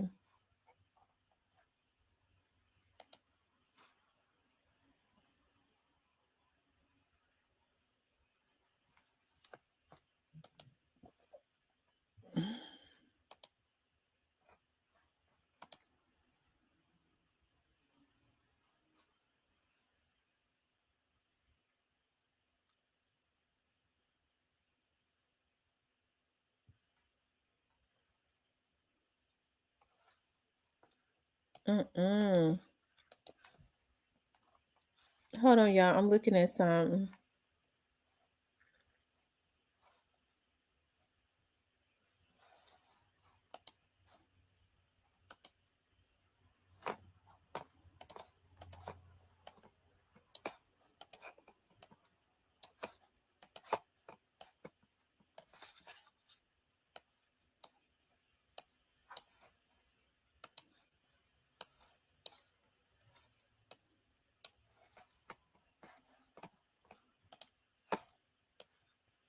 Hold on, y'all.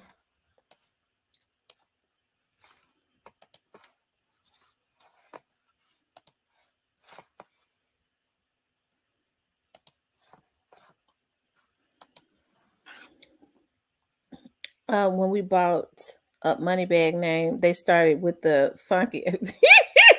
They don't want us to talk about money bag. I tell you, it's certain things out. It's yep. Mm-hmm. It's certain people.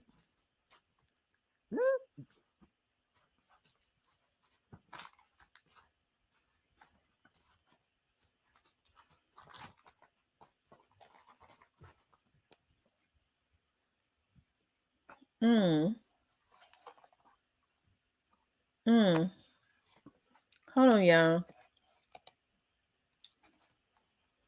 Mm-mm.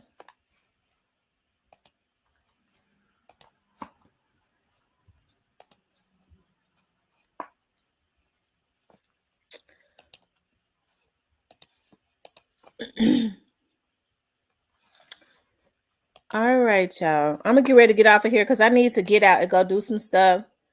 I got to be in my kickboxing class at 3,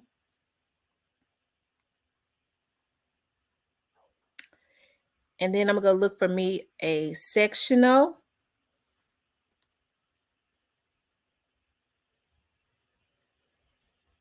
Monica got her ranch. I'm looking at it.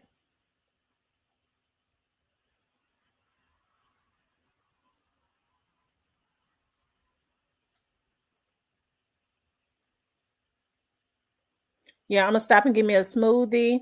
Y'all, I encourage everybody to take kickboxing.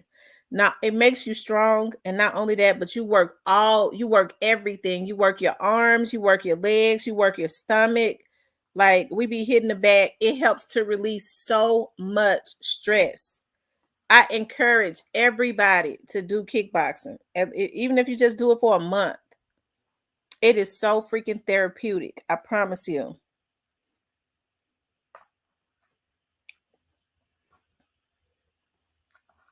Michelle says, Glock Man is going to be the headline for the tour in May. Susan says she does now, but she didn't. Um, Glock Man is going to be the headline for a tour in May in Dallas. My legs don't want to go up no more. Now, Athea, now you know you got to always be able to get them legs up, girl. You got to be able to get the legs up. They got to up, up, up. I don't like having my legs up either because I get sucker. I got big legs. Okay, they ain't fat, they big, and I don't like holding them up. I just always been one of those girls that have been even like when I was looking at some of my pictures like when I was like 10 years old. I've always naturally had uh thick legs and stuff. Even when I was little, didn't have no waistline and stuff. Like, no, but I get that from my mom. I get that from my mother side of the family. Miss Kitty said her man calling. She got to get off. Too pretty. Miss Kitty said not too long. Up, up, up. Now my legs gets tired. And that ain't because of getting older. They just always got tired. I don't like holding my legs up. Nola says Key Glock don't go on any of those Dallas pot. Right. I really wish they would stay out of Texas. Snoozy Cake says she's speaking about her legs. Girl, my legs be I don't like to have my legs up. They gets tired.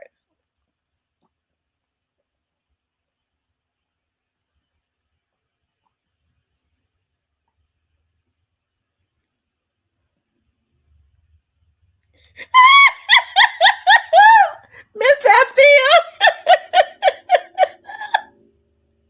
Oh. Miss Althea says Snooze is 65 years young, doggy style. Woo, Lord. It's some fast tail women up in here.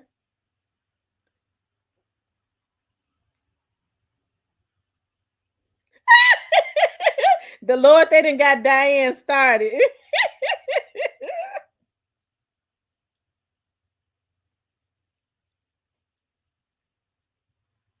real as it gets. Yeah, I'm glad Pre is quiet, but guess what? They sure been blazing with the music and stuff they've been putting out. Well, Athea said she knew Diane had Diane be waiting. Diane need to Diane, have you ever thought about doing a sex toy line? Girl, I think you could sell some toys. I think you could sell some toys because see, you'll always have my business as long as you kept two things in stock. It's two things that I would always buy from you. She said, snap, snap. Okay, Miss Althea, I want to be like you. Miss Althea says 65 doggy style. Lord have mercy.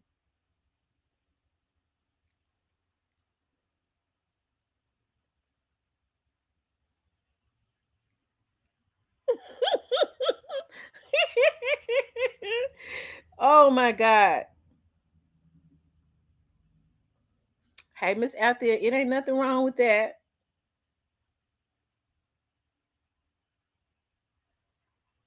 She said, Tamara, don't get Diane started. I'm telling you, Diane needs to sell sex to like she need people making a lot of money off of that.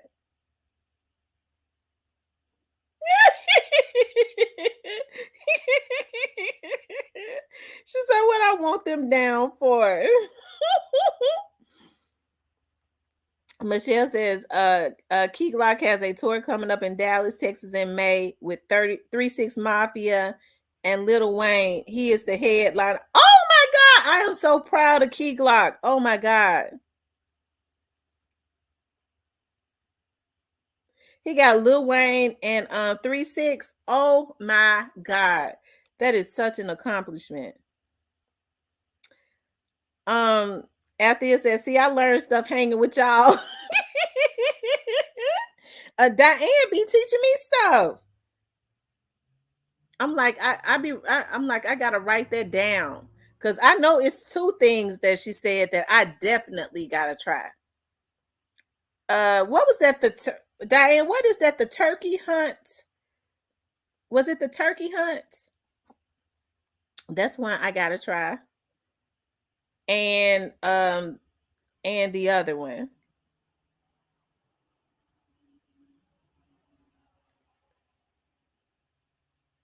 She said, "Oh my God, Miss Althea said she got to put her pole back up in the bedroom." Lord Jesus.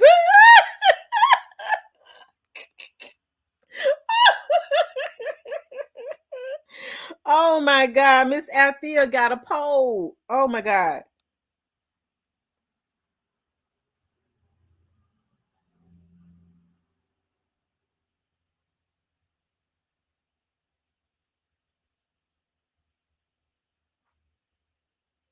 Turkey Leg Hut still open. Is Turkey Leg Hut down there in Houston?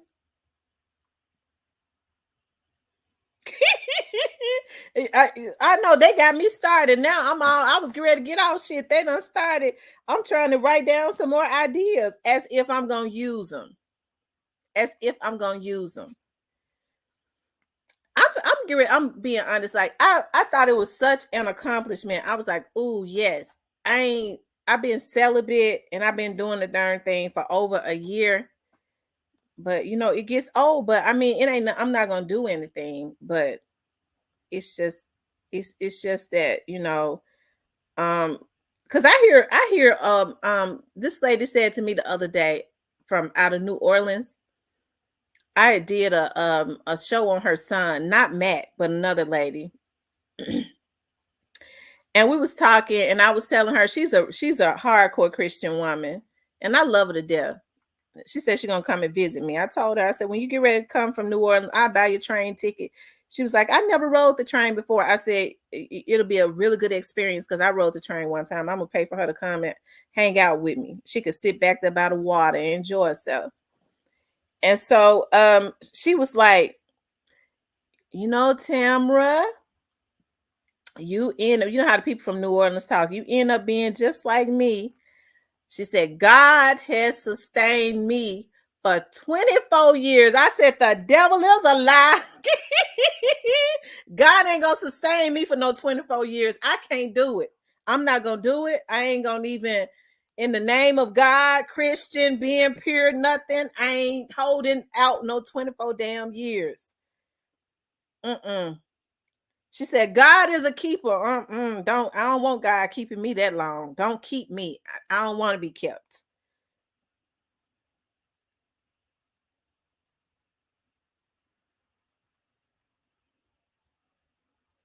She said pole dancing is good for upper body.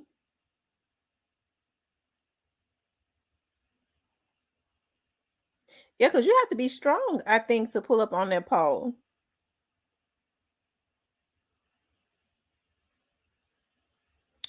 But you got a lot of women that have. They've been celibate for like 5 years, 6, 10 years. Whew, y'all. Hey, I get it. I get it. I understand. But 24 years, I just don't believe that. I just don't believe that God would give me a vajayjay and fix it where a man don't touch it or blow on it or nothing in 24 years. That's a waste of a. Oh, don't get me. Y'all know how I get. We're gonna have to go. Don't get me started. Don't get me started. Mm-mm. Oh, Nola girl says 5 years and happy. And see, that's a good thing. Cause I have vowed that I'm not gonna do anything until I get married. And see, a lot of people may not believe this, but I mean, I'm getting ready to be truthful about it. I do not masturbate, and I ain't trying to judge nobody that do, but I don't. I I I I, I was raised up. I was taught that that's a form of perversion. So I get turned off by men that say they masturbate. If they do, I don't want to know. And I'm serious. My grandma taught me that masturbation is a form of perversion, so I don't. So you talk about nothing like I hope that ain't my mama. My phone just went off. I was gonna say I hope she ain't on here because I be getting shamed. I'm so damn tired of my daughter. She getting on my nerve.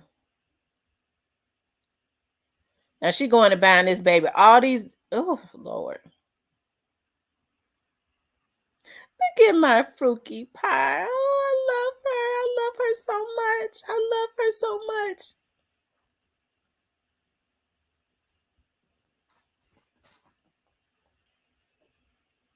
And look, she be trying to give all the sugar to my other daughter. Oh Lord, now I miss her. Now I want to keep her now. Because I know my daughter want me to keep her. I said no. But now looking at her smiling and playing, I want to keep her. I want to because I want some kisses.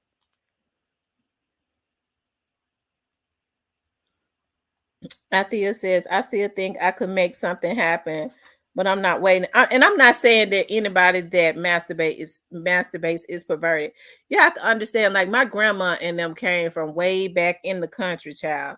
So my grandmother used to always, it's a lot of stuff I did not do. I feel like dog, especially like I feel like a lot of stuff that I didn't do, especially like in my 20s and my 30s, early 30s, it was out of fear.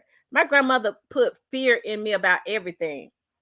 I never smoked weed. I was allergic to it anyways, but my grandma had a story about how a girl had went to college and smoked weed and they laced the weed and um they messed around and she lost her mind and all. She always had all these kind of stories.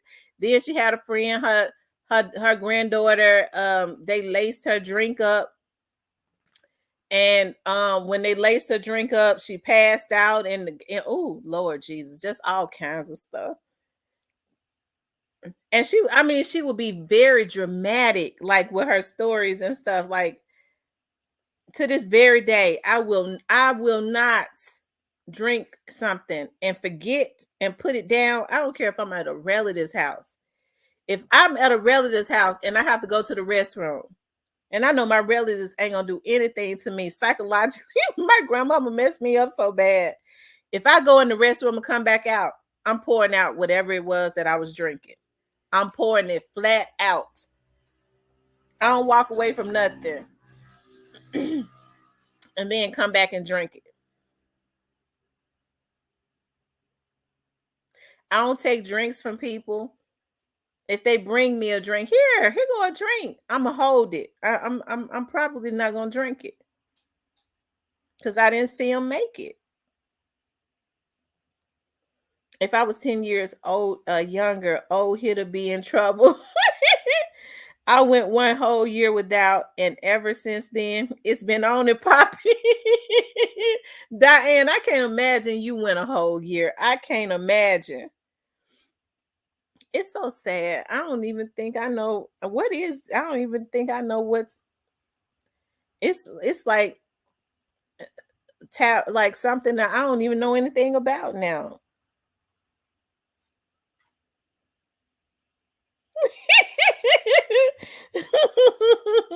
No, we don't act right in here. And Miss Althea got it started. Now Snoozy K got this started. Talking about she can't hold her legs up.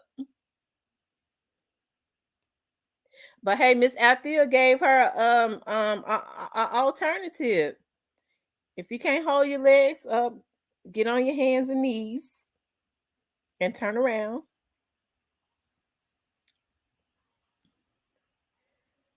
Um, I'll be on the highway in a trench coat.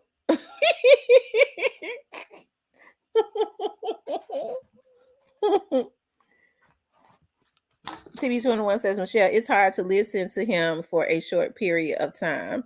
Michelle says, Angie Martinez and the headline tour is Glock Man 36 and etc. Go check it out. Okay. Shout out to Key Glock. That brother makes me so proud. Key Glock never said a word. He never addressed anything. He just killed him with success. I love it. I love it so much.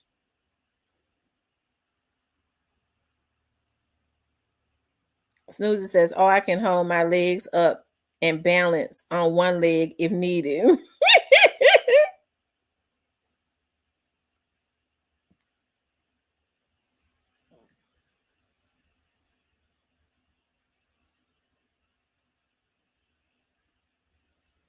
You guys make sure this address up here, when we get off of here, please y'all, I'm begging you all to go to this site and fill out the report for me. I'm begging.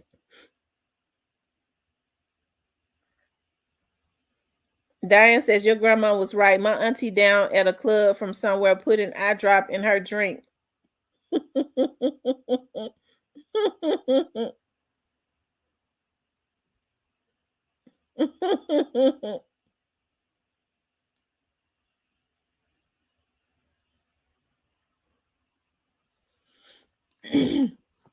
Well, y'all, we just gonna be praying that I don't, for me, a husband, I don't have to wait no 24 years. Y'all, 24 years. So is Nola girl still in here? Nola girl.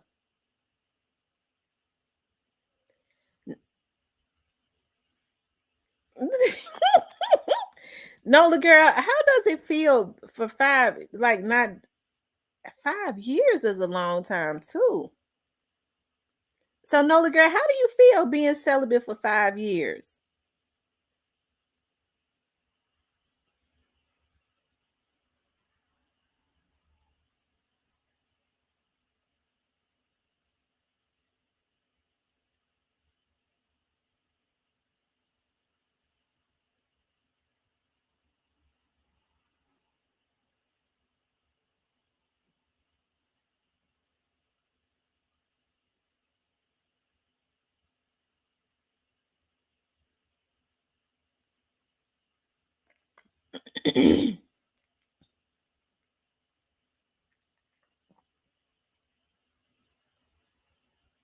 I know just got, I mean, because I mean, it's been just over a year. I've been married twice with four grown kids and grandkids. I'll be 60 in April. It feels great. Well, it feels good knowing. I think for me, I think it just feels. I think the only thing that gives me peace is just knowing that I'm not giving my a part of myself to somebody that is not deserving of it. You know what I mean? Like that's something I've been able to sustain for over a year. I don't know. It just, I don't know. I guess it gives me great pleasure because that's your soul that you're when you do that, you're letting people intertwine with your soul. That's a big deal. But I mean, it don't take away the urges.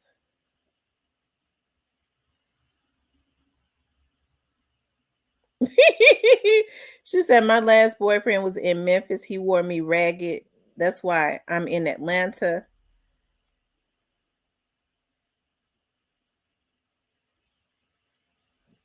Oh wow.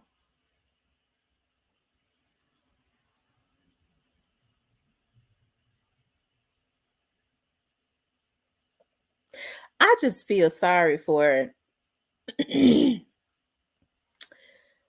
whoever whoever you know the next person is, because over a year worth of aggression. Oh my god. Jesus Christ, I'm gonna kill that poor man. Susie Cake says, I've been celibate for 3 years on two separate occasions before. Oh, wow. She said, I love Memphis men, but they damn crazy. And that's why I don't mess with them. I don't even want no Memphis man, period. I don't have time to be bothered with no foolishness because they crazy.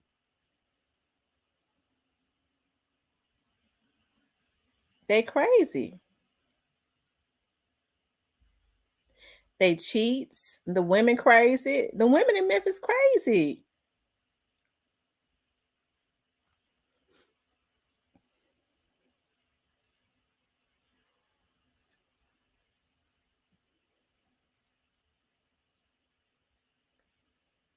I told y'all the last guy that I was in a serious relationship with, we were together for 5 years, and so one of them times we broke up, and I always quit him. I always quit him. He always said, "You be quitting me for like a week for 2 weeks. You quit me that long. It's because you be seeing somebody else." I said, "I do not." I get mad. Yeah, I'm an emotional person. We don't need to be together no more. That's how I used to always say. We just don't need to be together no more. You stressing me out. Let's just call it quits. Child, that was like a repetitive cycle for 5 years. And my mama had told me, she's like, that man ain't gonna take you seriously if you keep quitting him. Why you keep quitting him? And then you be mad because I get real mad. I'm real emotional. And then after 2 weeks, we'd be back together. Just like clockwork. He was toxic. That's what that was. He was toxic.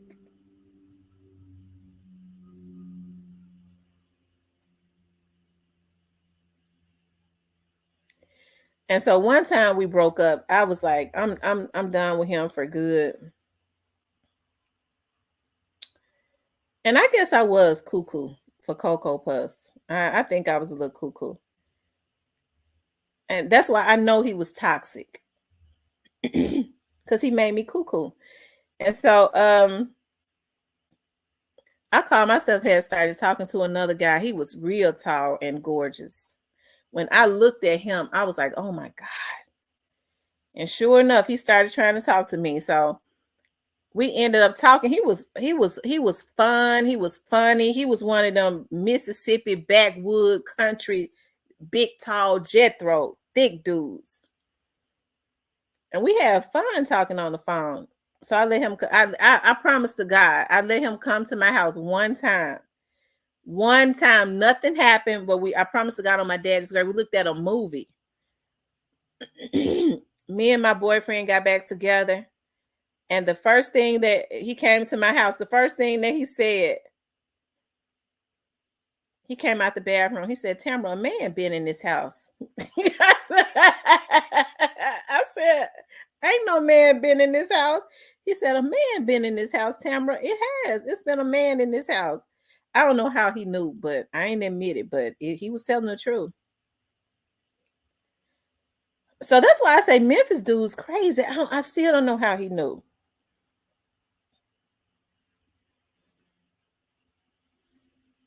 I was like, did the dude try to leave something? I got scared of him after that. I was like, he can't come back over here because he might have left something or something. I don't know. I wasn't paying attention. I clean up my restrooms every day. She said Memphis men thought I knew voodoo. And that's another thing too. Like I used to talk to this guy who used to be scared. He used to always talk about I eat your food, but I don't eat no battered red gravy. I said, what? I don't eat your spaghetti. I said, why? Because my dad always told me you don't eat no woman spaghetti. That's how they get you. I was saying to myself, nigga, I'm trying to get rid of you. You think I would actually do something to keep you around?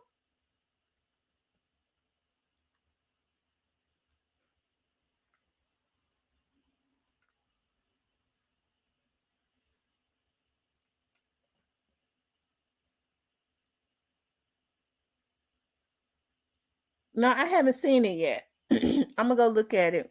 Hold on, let me pull it up. Key Glock's tour. Let's see, Key Glock performance in Dallas.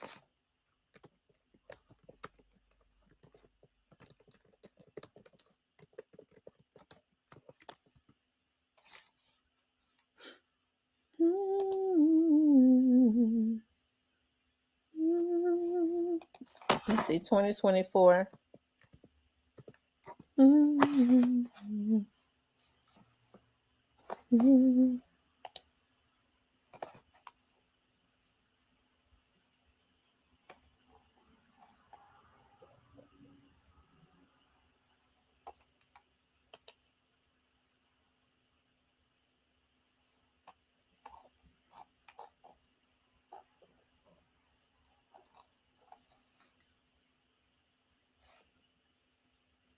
I don't see it.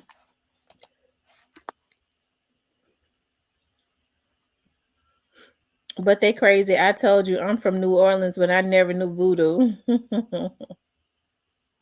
Somebody was telling me that New Orleans men are I have some friends that live down in New Orleans. And they were she was telling, well, yeah, she and I talked, me and Raquel, she was like, New Orleans men are very what's the word that I'm looking for? Very possessive. I don't know if that's true though.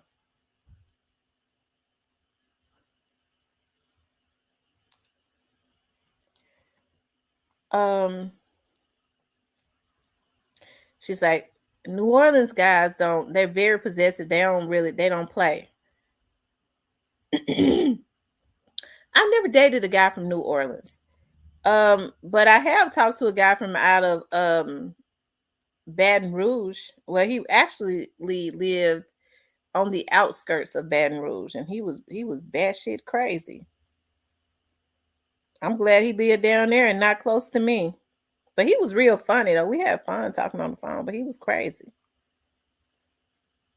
She said both my ex-husbands from New Orleans, mine wasn't possessive, but a good. She said that New Orleans men are good providers. She did say that. She said New Orleans men are very good providers. She did say that. She said, but they're possessive. And they don't play. She said they don't play. There's a lot of stuff they don't allow their women to do.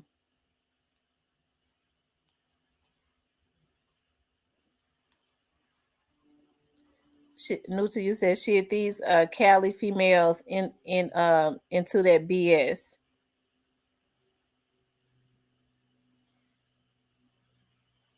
Mm.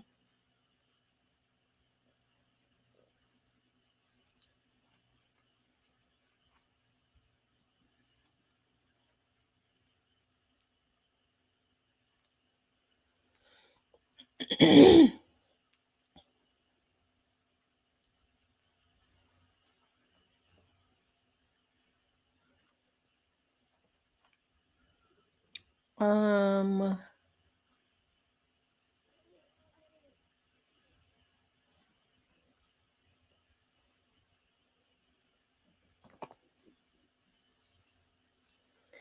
I don't know. Sometimes you have to find people that mesh with your that accept you for how you are. And that's just that. I think everybody grows up differently. Everybody has different personalities. I think from the beginning, all of us may come off as being a certain way.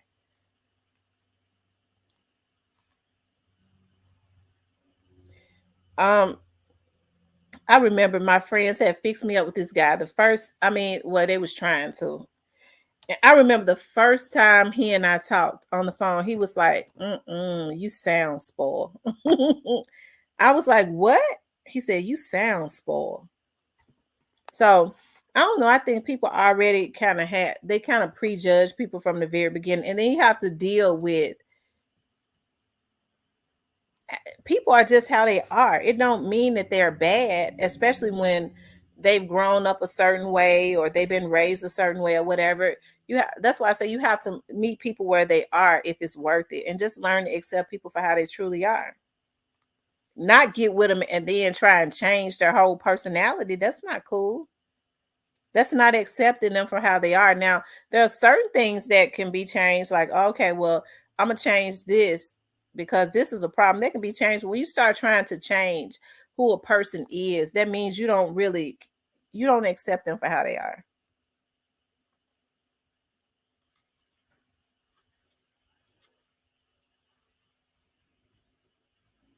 She said Glock would be at the Togetherland concert in Dallas. Togetherland concert in Dallas. Hold on, let me pull that up. Togetherland.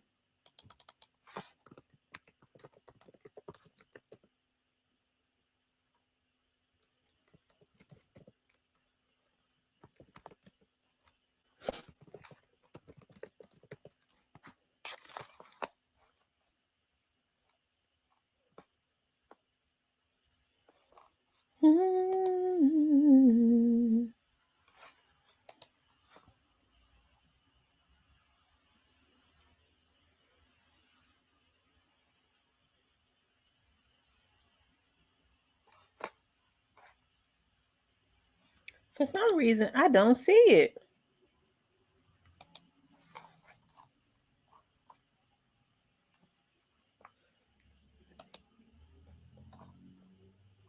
Is that the one that Summer Walker and all of them are going to be at?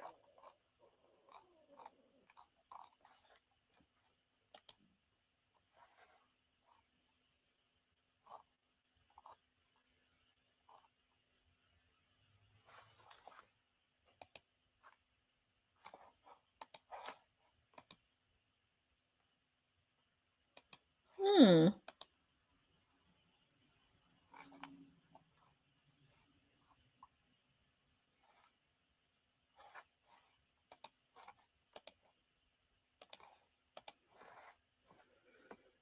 I guess my standards have changed. Patience ain't right. I like dudes that are laid back. If they're not laid back and they crazy and all that, I can't have them in my life because I work for everything I want. Now I do want a man that is a provider and stuff, and we could build and stuff continuously. But I'm not dealing with nobody that I gotta worry with acting a damn fool when I get home, or always, you never can. I have a relative that is married to a man and he provides for her, But in order to keep power over her, when she does something, he goes and critique it and say, well, you didn't do it right. I'm gonna fix it for you. He acts like he's fixing everything for her. I'm not dealing with nothing like that. Okay. Yeah, I want from I like men that know how to fix stuff, know how to work or whatever. But critiquing me as if I'm always doing something wrong, that's how women end up feeling insecure about themselves.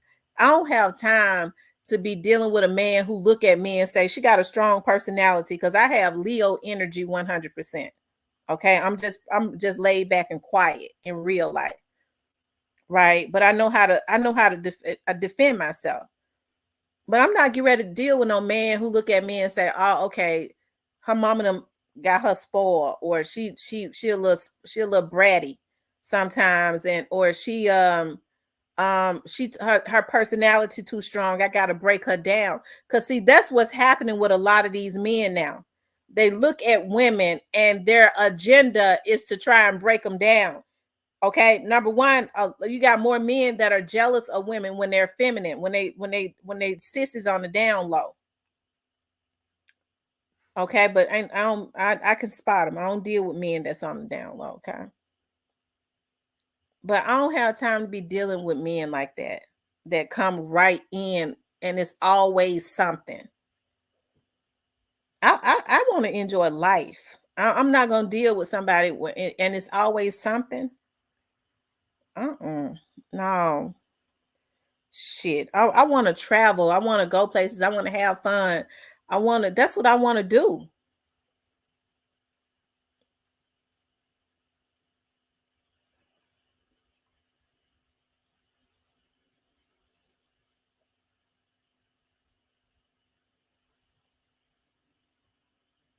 I'm not getting ready to be miserable.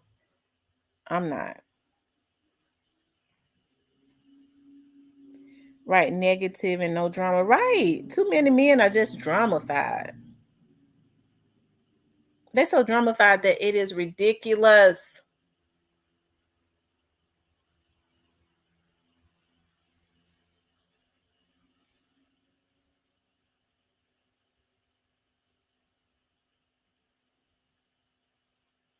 But you guys make sure that you go on this. I'm getting ready to log off. I'll get back on again tonight because I have a free day today, but I got to go get me a new couch. Maybe I'll have time to go get my nails done. I like this yellow so freaking much. But when the nail shops are full, they go real fast on your toes and stuff. But when they're not full, they take their time and massage your feet and all of that. See, I don't like to go into a real full nail shop. And then I can't hardly deal with the ratchetness. My nerve. Girl, oh, Lord have mercy. I can't deal with the ratchetness. Ratchetness. Okay, yeah, send me a flyer on Facebook. And let's see. My oh my God, it's 2:15. I gotta go to my kickboxing class. Y'all, how y'all let me? I'm okay, y'all. I'll talk to y'all later. Okay. I love you guys. Make sure y'all gonna make me miss my kickboxing class. Um, I got 45 minutes. It's not that far away from me. It's down the street, but um go to this site, everybody, and fill out the paperwork and put everything that you all have witnessed in this. And make sure you put my channel and my name. Okay. I love you guys. I'll talk with you later on tonight.